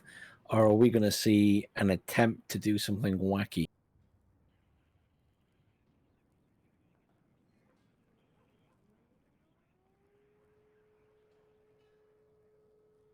What do we think, chat? Memes for the final game? Or are we going to see a very sensible combined arms, longer played out game? Yeah, and also, guys, in that quick little chill time, guys, you really should give all the other guys here that helped out making this an event some love as well. For example, that lovely voice with the dog over there. I can't do my finger like that, so I do it like this. Yeah, give Bandana some love, guys. Go over to that YouTube channel. Not just click the subscribe button, also click that goddamn bell that every YouTuber tells you about and that nobody of you ever clicks. Click that bell over there, please. And then come back here. You have that second skill. And also, yeah, not just do that for Bandana, also do that for Team and Plays. It improves your life, it improves their lives a bit as well, at least.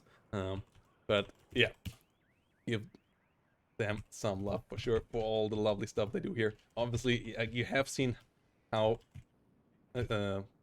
both Team and Plays and Phoenix go over the camera here, and they do that same in their videos as well.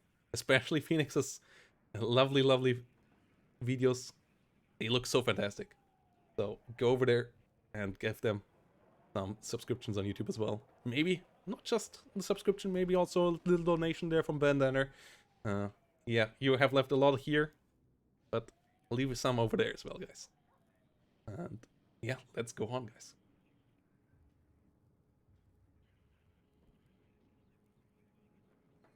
Let's have an. Do we have the other deck yet, or is it just the same?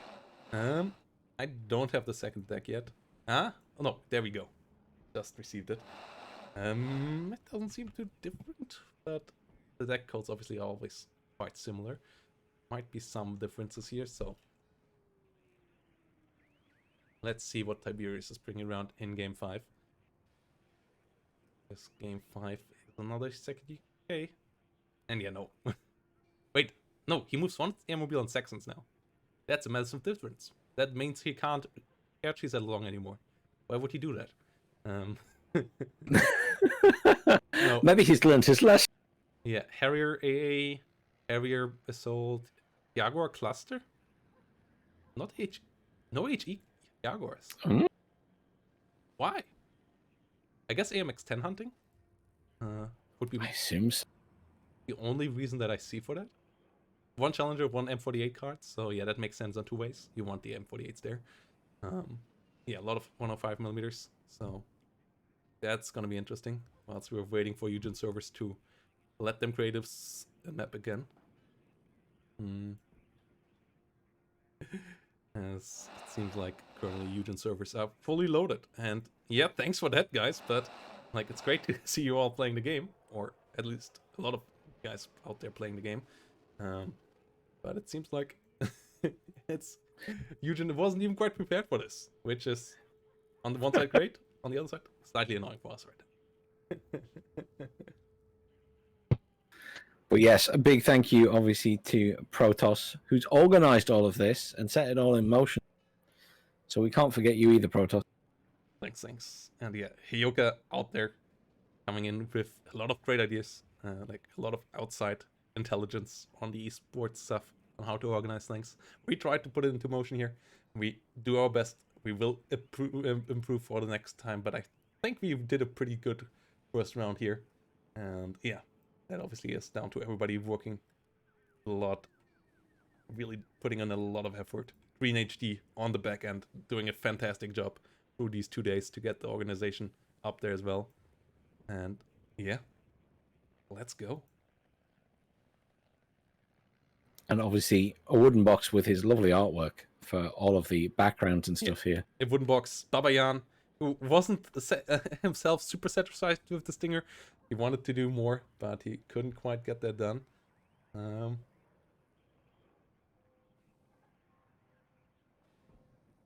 What?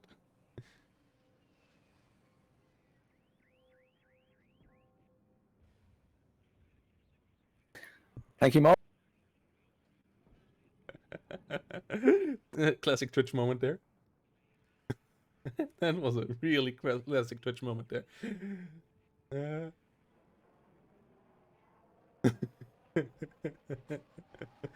There are other pages for that, mate.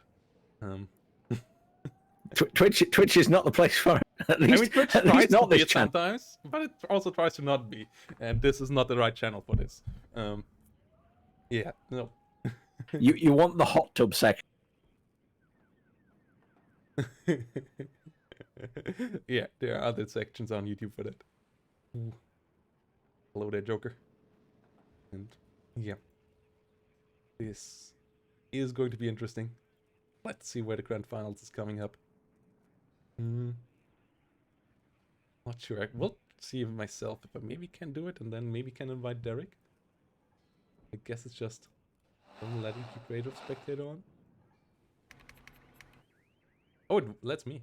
What? But I don't have Derek in my friend list. No. I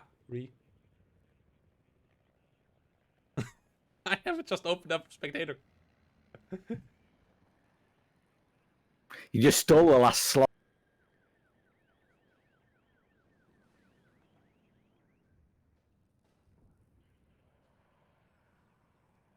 Okay, they are in as well. Okay. They are in as well. You had a friend join immediately. Yeah, I had someone really wanting to fight me in a 1v1. Hashtag FMePro.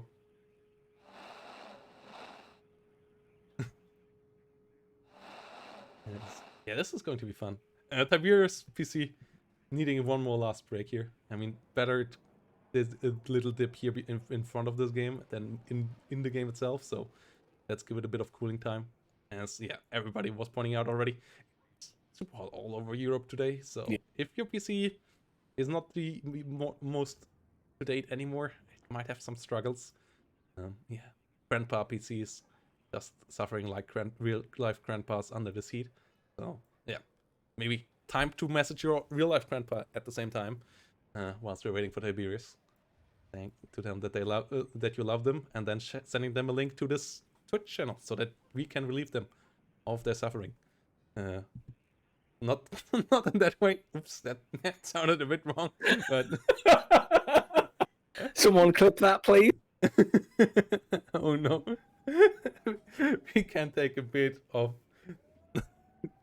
away and get them into. Can you tell, guys? We've been at this for how many hours now? We're starting to crack under the pressure and the strain, and and Protoss is just completely gone. Yeah.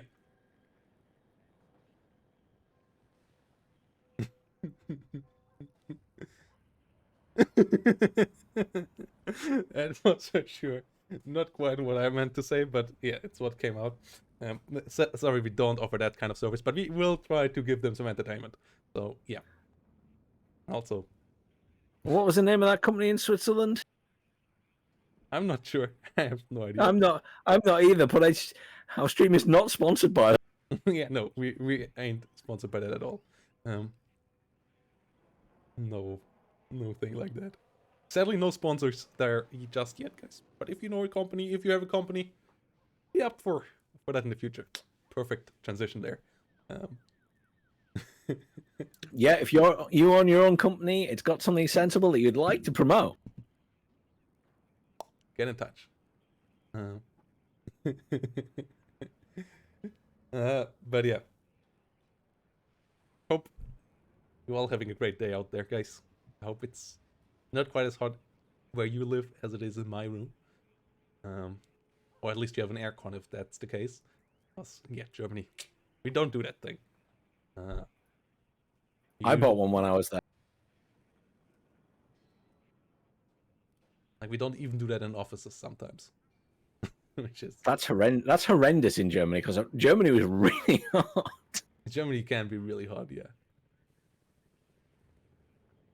We don't even have aircon in office spaces, which, yeah, can be quite painful sometimes. Oh no. Oh no. Yeah.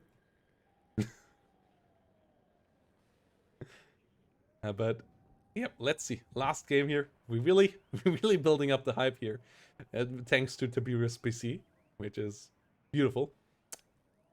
As the excitement here, the armed rifles, the warriors need to be loaded in piece by piece, it seems, into Tiberius PC. I'm not quite sure how old it is, but yeah, I asked him if he would stream the games, and he was telling me nope, he wanted to avoid nuclear fusion today. So it doesn't sound the best, but maybe if he wins the tournament, he can at least buy a new motherboard or something. Or a new cooler. A new cooler for sure, even with his second place money, but yeah. Let's see. Did every one of you clip that? Oh god. He's always digging holes for himself as the days go on. Yeah, my chances of making it to the Chancellor post get worse and worse with each stream. That's for sure. Thought I weren't that bright from the get-go, I guess. So you should be afraid, Protoss, because when I was in Germany, we visited Berlin, and I was asked, would I like to be Chancellor and live in the washing machine building? That's a perfectly accurate description of that building. But yeah. But this is what I was told. It didn't even cross my mind, but this is what all the Germans were telling me. Yeah. But with that said, guys, let's freaking go. It's 2-2 here. Derek just got the equalizer. And we are in for the decider game. Derek and Tiberius Rancor in with their two favorite divisions. It couldn't be any more exciting than this, as they went all the way. They went through a whole weekend. They really fought a lot of games here to get here. And now it is all down to this. Tiberius Rancor versus Derek. Second UK versus TKS. We're gonna see a lot of helicopters. We're gonna see a lot of air. We're gonna see a lot of infantry. We might see a couple of tanks as well. AMX-10 is gonna be important. Challenger? Question mark. Obviously, I know Bandana would love that. I wouldn't mind either if we're gonna see some of those bad boys around. And yeah, let's see what it's gonna be. 10 minutes. I mean, yeah. 50 hours. Could be all. I mean, yeah, I want to see a challenger too. I haven't seen one at all in these games today. And I've seen the second infantry brought out multiple times. Where's my Charlie? And I should stress, Challenger Mark II before Lightning gets upset. Yeah, exactly. So let's freaking go, guys. Let's get the hype going. And yeah, once more, big thanks for all the support through the tournament from all viewers, all support guys, the cast, and amazing support from the players as well by just delivering us amazing games and also staying on schedule, all of that stuff. So fantastic here. Here we go. Derek versus Tiberius. Final game of the day. It's all coming down to this. And we couldn't wish for a better storyline. Both players now bringing their best divisions on two ways, bringing their best stuff around as we have Derek on the left side, Tiberius on the right. Let's freaking go. There goes down the mighty SAS immediately, the MVPs of this tournament. Super Pumas and Aeromobiles going down the other side. I assume he can't possibly be pushing too far. I think these will just be going to his side of the map. There's a commander in there as well, interestingly. Oh, wow, he is going for it. Oh, wow. He's not going to do well against the SAS with those things, though. Yeah, pushing straight up to that point. I'm genuinely surprised he's going all that way, but it might pay off. It's getting an early cap on that point. Yeah. Up at the top, what's he got? This might go all the way here now. Mobiles coming in hot. Really? Oh, wow. I mean, where the SAS for sure won't stop there. They will go further. No, they'll be going to the middle. And that might leave the gap there. So, yeah. Derek being wild here. Feeling hot now. Wanting to bring the trouble back to the opponent. As that's quite a lot of airmobiles. Ilta's leader coming in with a straight line here as well. And it's an airmobile commander there as well. A couple of 20mm AA pieces. Yeah, this is going to be quite the badge for sure. And he's doing the same at the bottom. So he's going to try and contest that point. I mean, I think the SAS might be more of a threat down there, but I think there's only one SAS there. Oh, second SAS just went down, as I said. Yeah. This is going to be absolutely wild. I mean, Derek there returning the favor of the previous game when he got rushed. So this should be interesting. I mean, good use of these SAS. They are so good at anti-air right now. They for sure absolutely will be going wild here. And yeah, this is going to be good. Just a couple of cannons there, but they will be going to that point as well, pretty much. Super Pumas, Iltis Führer, all of this feels like it might end quite quickly, but yeah, it might also just end in a switcheroo. Like, I mean, we are not living in the Wargame Red Dragon times anymore. You can't capture your enemy spawn and do completely wild stuff. You can't immediately helo rush them and kill them for life because you had one helo in the right spot against this CV that couldn't move. We have left those times behind us, but it still can get really nasty in backlines here. So let's freaking go. Still not a huge amount down, it looks like, on the other side for Tiberius. A couple more Saxons and stuff at the top, though. Some airmobile gun groups. Lynx with the Airmobile still knocking around, but I think the big play is going to be Derek's opening, and whether that fails or not, I guess. I'm expecting to see some aircraft early on again. Yeah. Airmobiles coming in. And yeah, I wonder if, like Derek said, he had he took a cigarette break earlier. I wonder if he is playing like that Age of Empires player from I believe it's Greece, who does have the urge to smoke sometimes mid-game, even in competitive games. I wonder if we will hear from that later on. I mean, obviously both of these players pushed it quite far, 5 hours in here. Yeah, let's see how dates will go.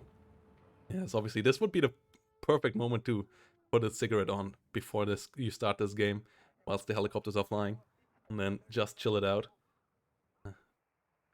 And then once the enemy hits you, you put it away, and then you get into the action. Don't say think about any cooler scenario in my head right now. Obviously, Protoss is not encouraging anyone to smoke. No, that's, I mean, yeah, but that's the damn thing that Hollywood did to us, right? Like Hollywood and the marketing industry.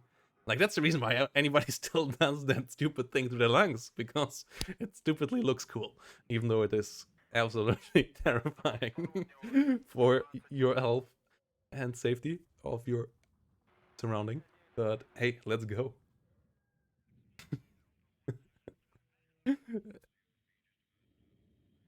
SAS on the other side here. One solitary fox there.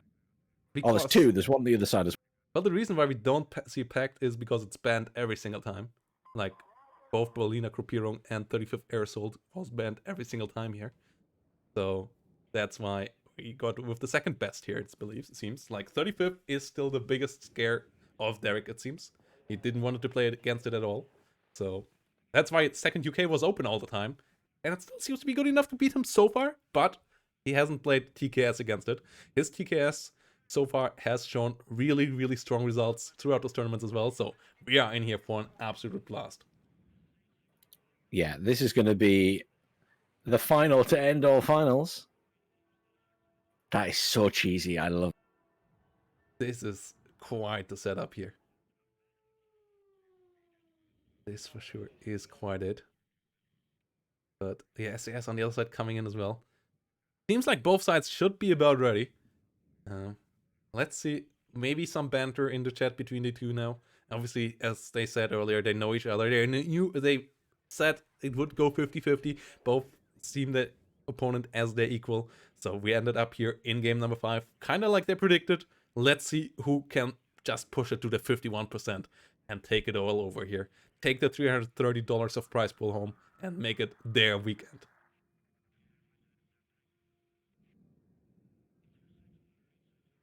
Yeah, lots of changes to some units dotted around. Obviously, we've had a big change at the bottom here.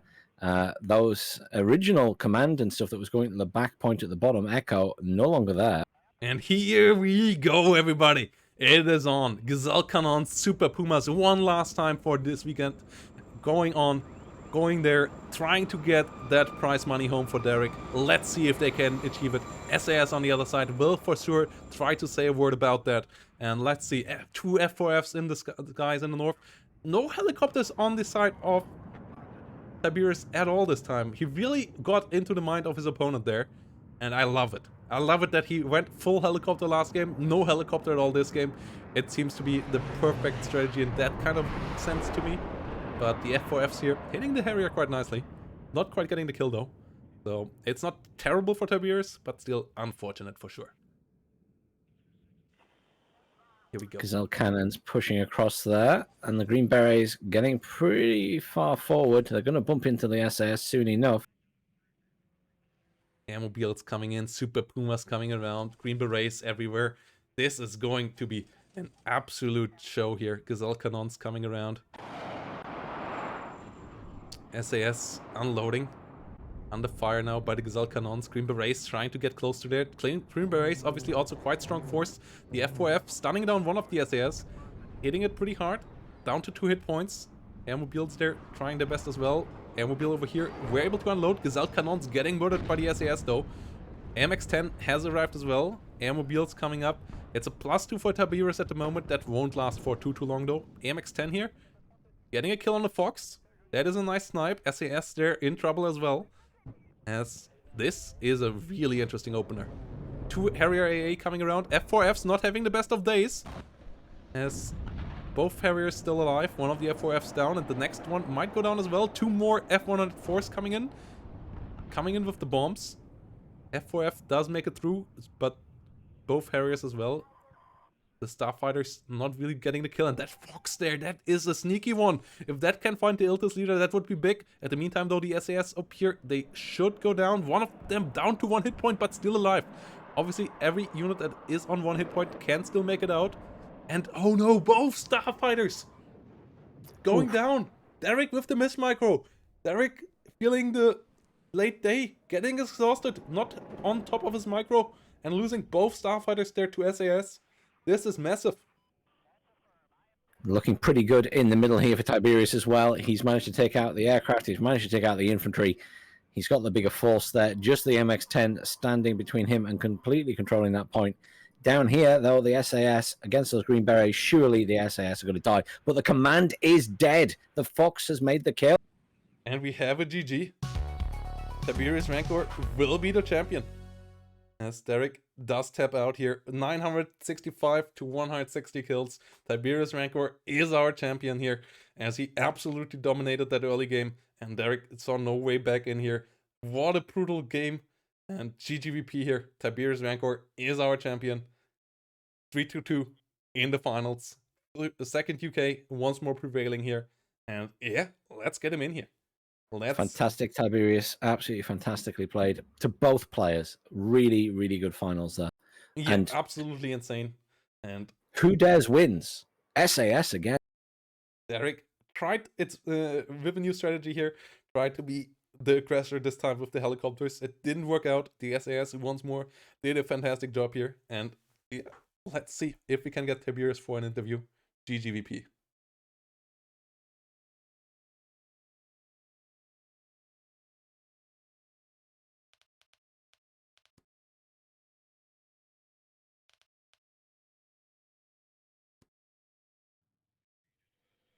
As we will get Tiberius in here for the last round.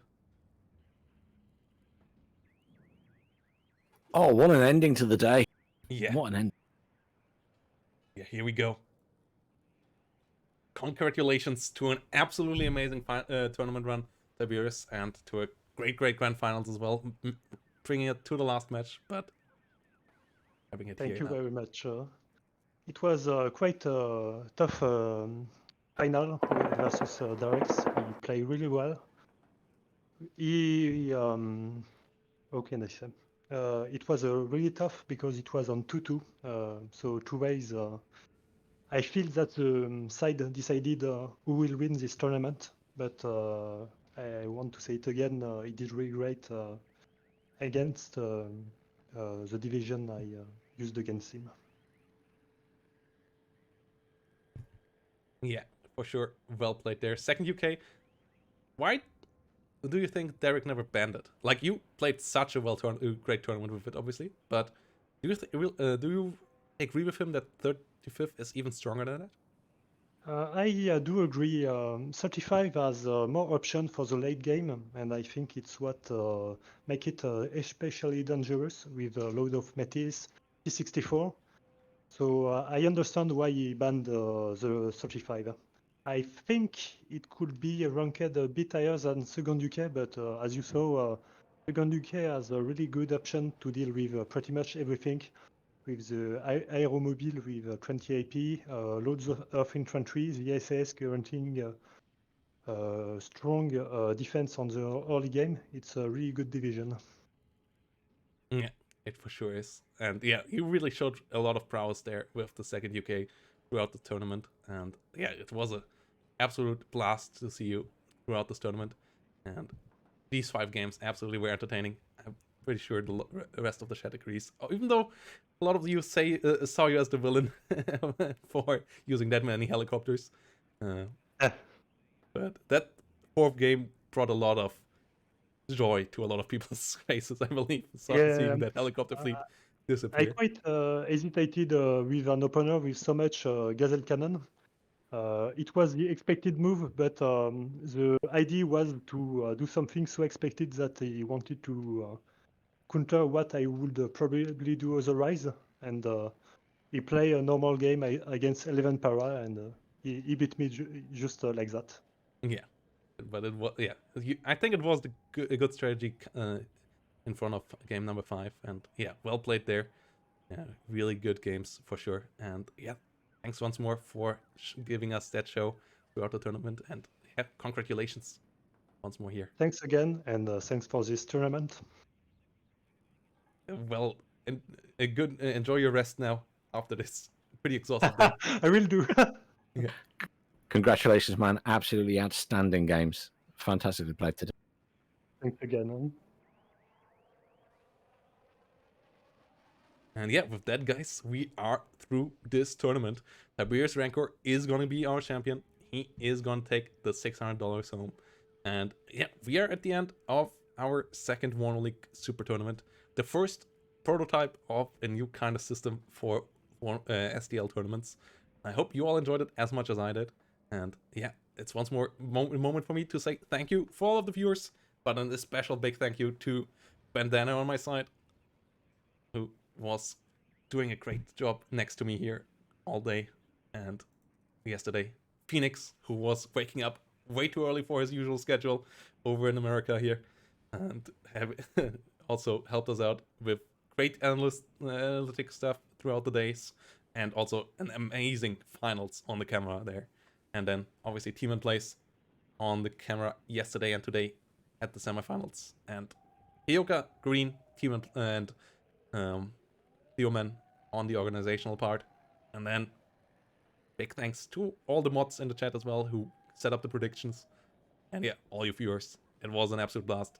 It was great to see all of you enjoying it so much. Yeah, it's where we end the tournament for the official part here. So I'll leave the And a big thank you to you, Protoss, again. I know you like to hide and pretend not, but you've been obviously working very hard. Other than just casting, you've also been organizing stuff behind the scenes. So thank you for all your hard work as well. Yeah, thanks. And yeah, I'm gonna have to hydrate here for sure. And yeah, as I said earlier, we're gonna end the official stream here now. And yeah, I'm gonna leave all of you who want to leave to go out. And then we're gonna go into a bit talking about the tournament itself, maybe the future of it. And yeah, all of you guys in Twitch chat can come around with some feedback that you have about the tournament. Can play open-minded, obviously. Yeah, we want to improve all of this in the future as well. And yeah, also maybe talking a bit about the bits that didn't go super well that we can improve next time and all of that. So yeah, let's do that now. And yeah, thanks for joining, Bandana. Thanks for joining, Phoenix. Thanks for joining, Hyoka. If you guys want to say something, get it out now. Thank you, everybody, for tuning in. All of the chat, all of the contributions to both the channel in subs and everything else, and also all of the contributions to the tournament winners. They've played an amazing tournament, and a big thank you to all the players as well. Hey guys, Hyoka here, sitting in the background. Just want to quickly jump in and say, of all the grassroots events that I've been a part of, you guys have been incredible. Honestly, just your contribution to just chat, the Matcherino pool, and just on Discord as well. You guys are honestly one of the best communities I've had the pleasure of being able to run a tournament with. So yeah, thanks very much, and hopefully do another one in the future. And congratulations to the winner, and yeah, well done. Yeah, Phoenix, do you want to jump in as well, or? I told you guys the French would lose, and eventually one of them did. So, all jokes aside, it was a great event. Definitely a step up from anything that's been done in the past for WARNO. The production side, all the effort and work that not only myself but you guys have been putting in for the last 10 days, 2 weeks that we've been planning this out is awesome, as well as many others that have contributed. Yeah, you guys are amazing, and hopefully we can keep doing cool stuff like this. Yeah, absolutely. So, yeah. We're gonna go into a quick break, guys, and then we're gonna go back into the Q&A session that I was promising you guys. So, see you all in a minute.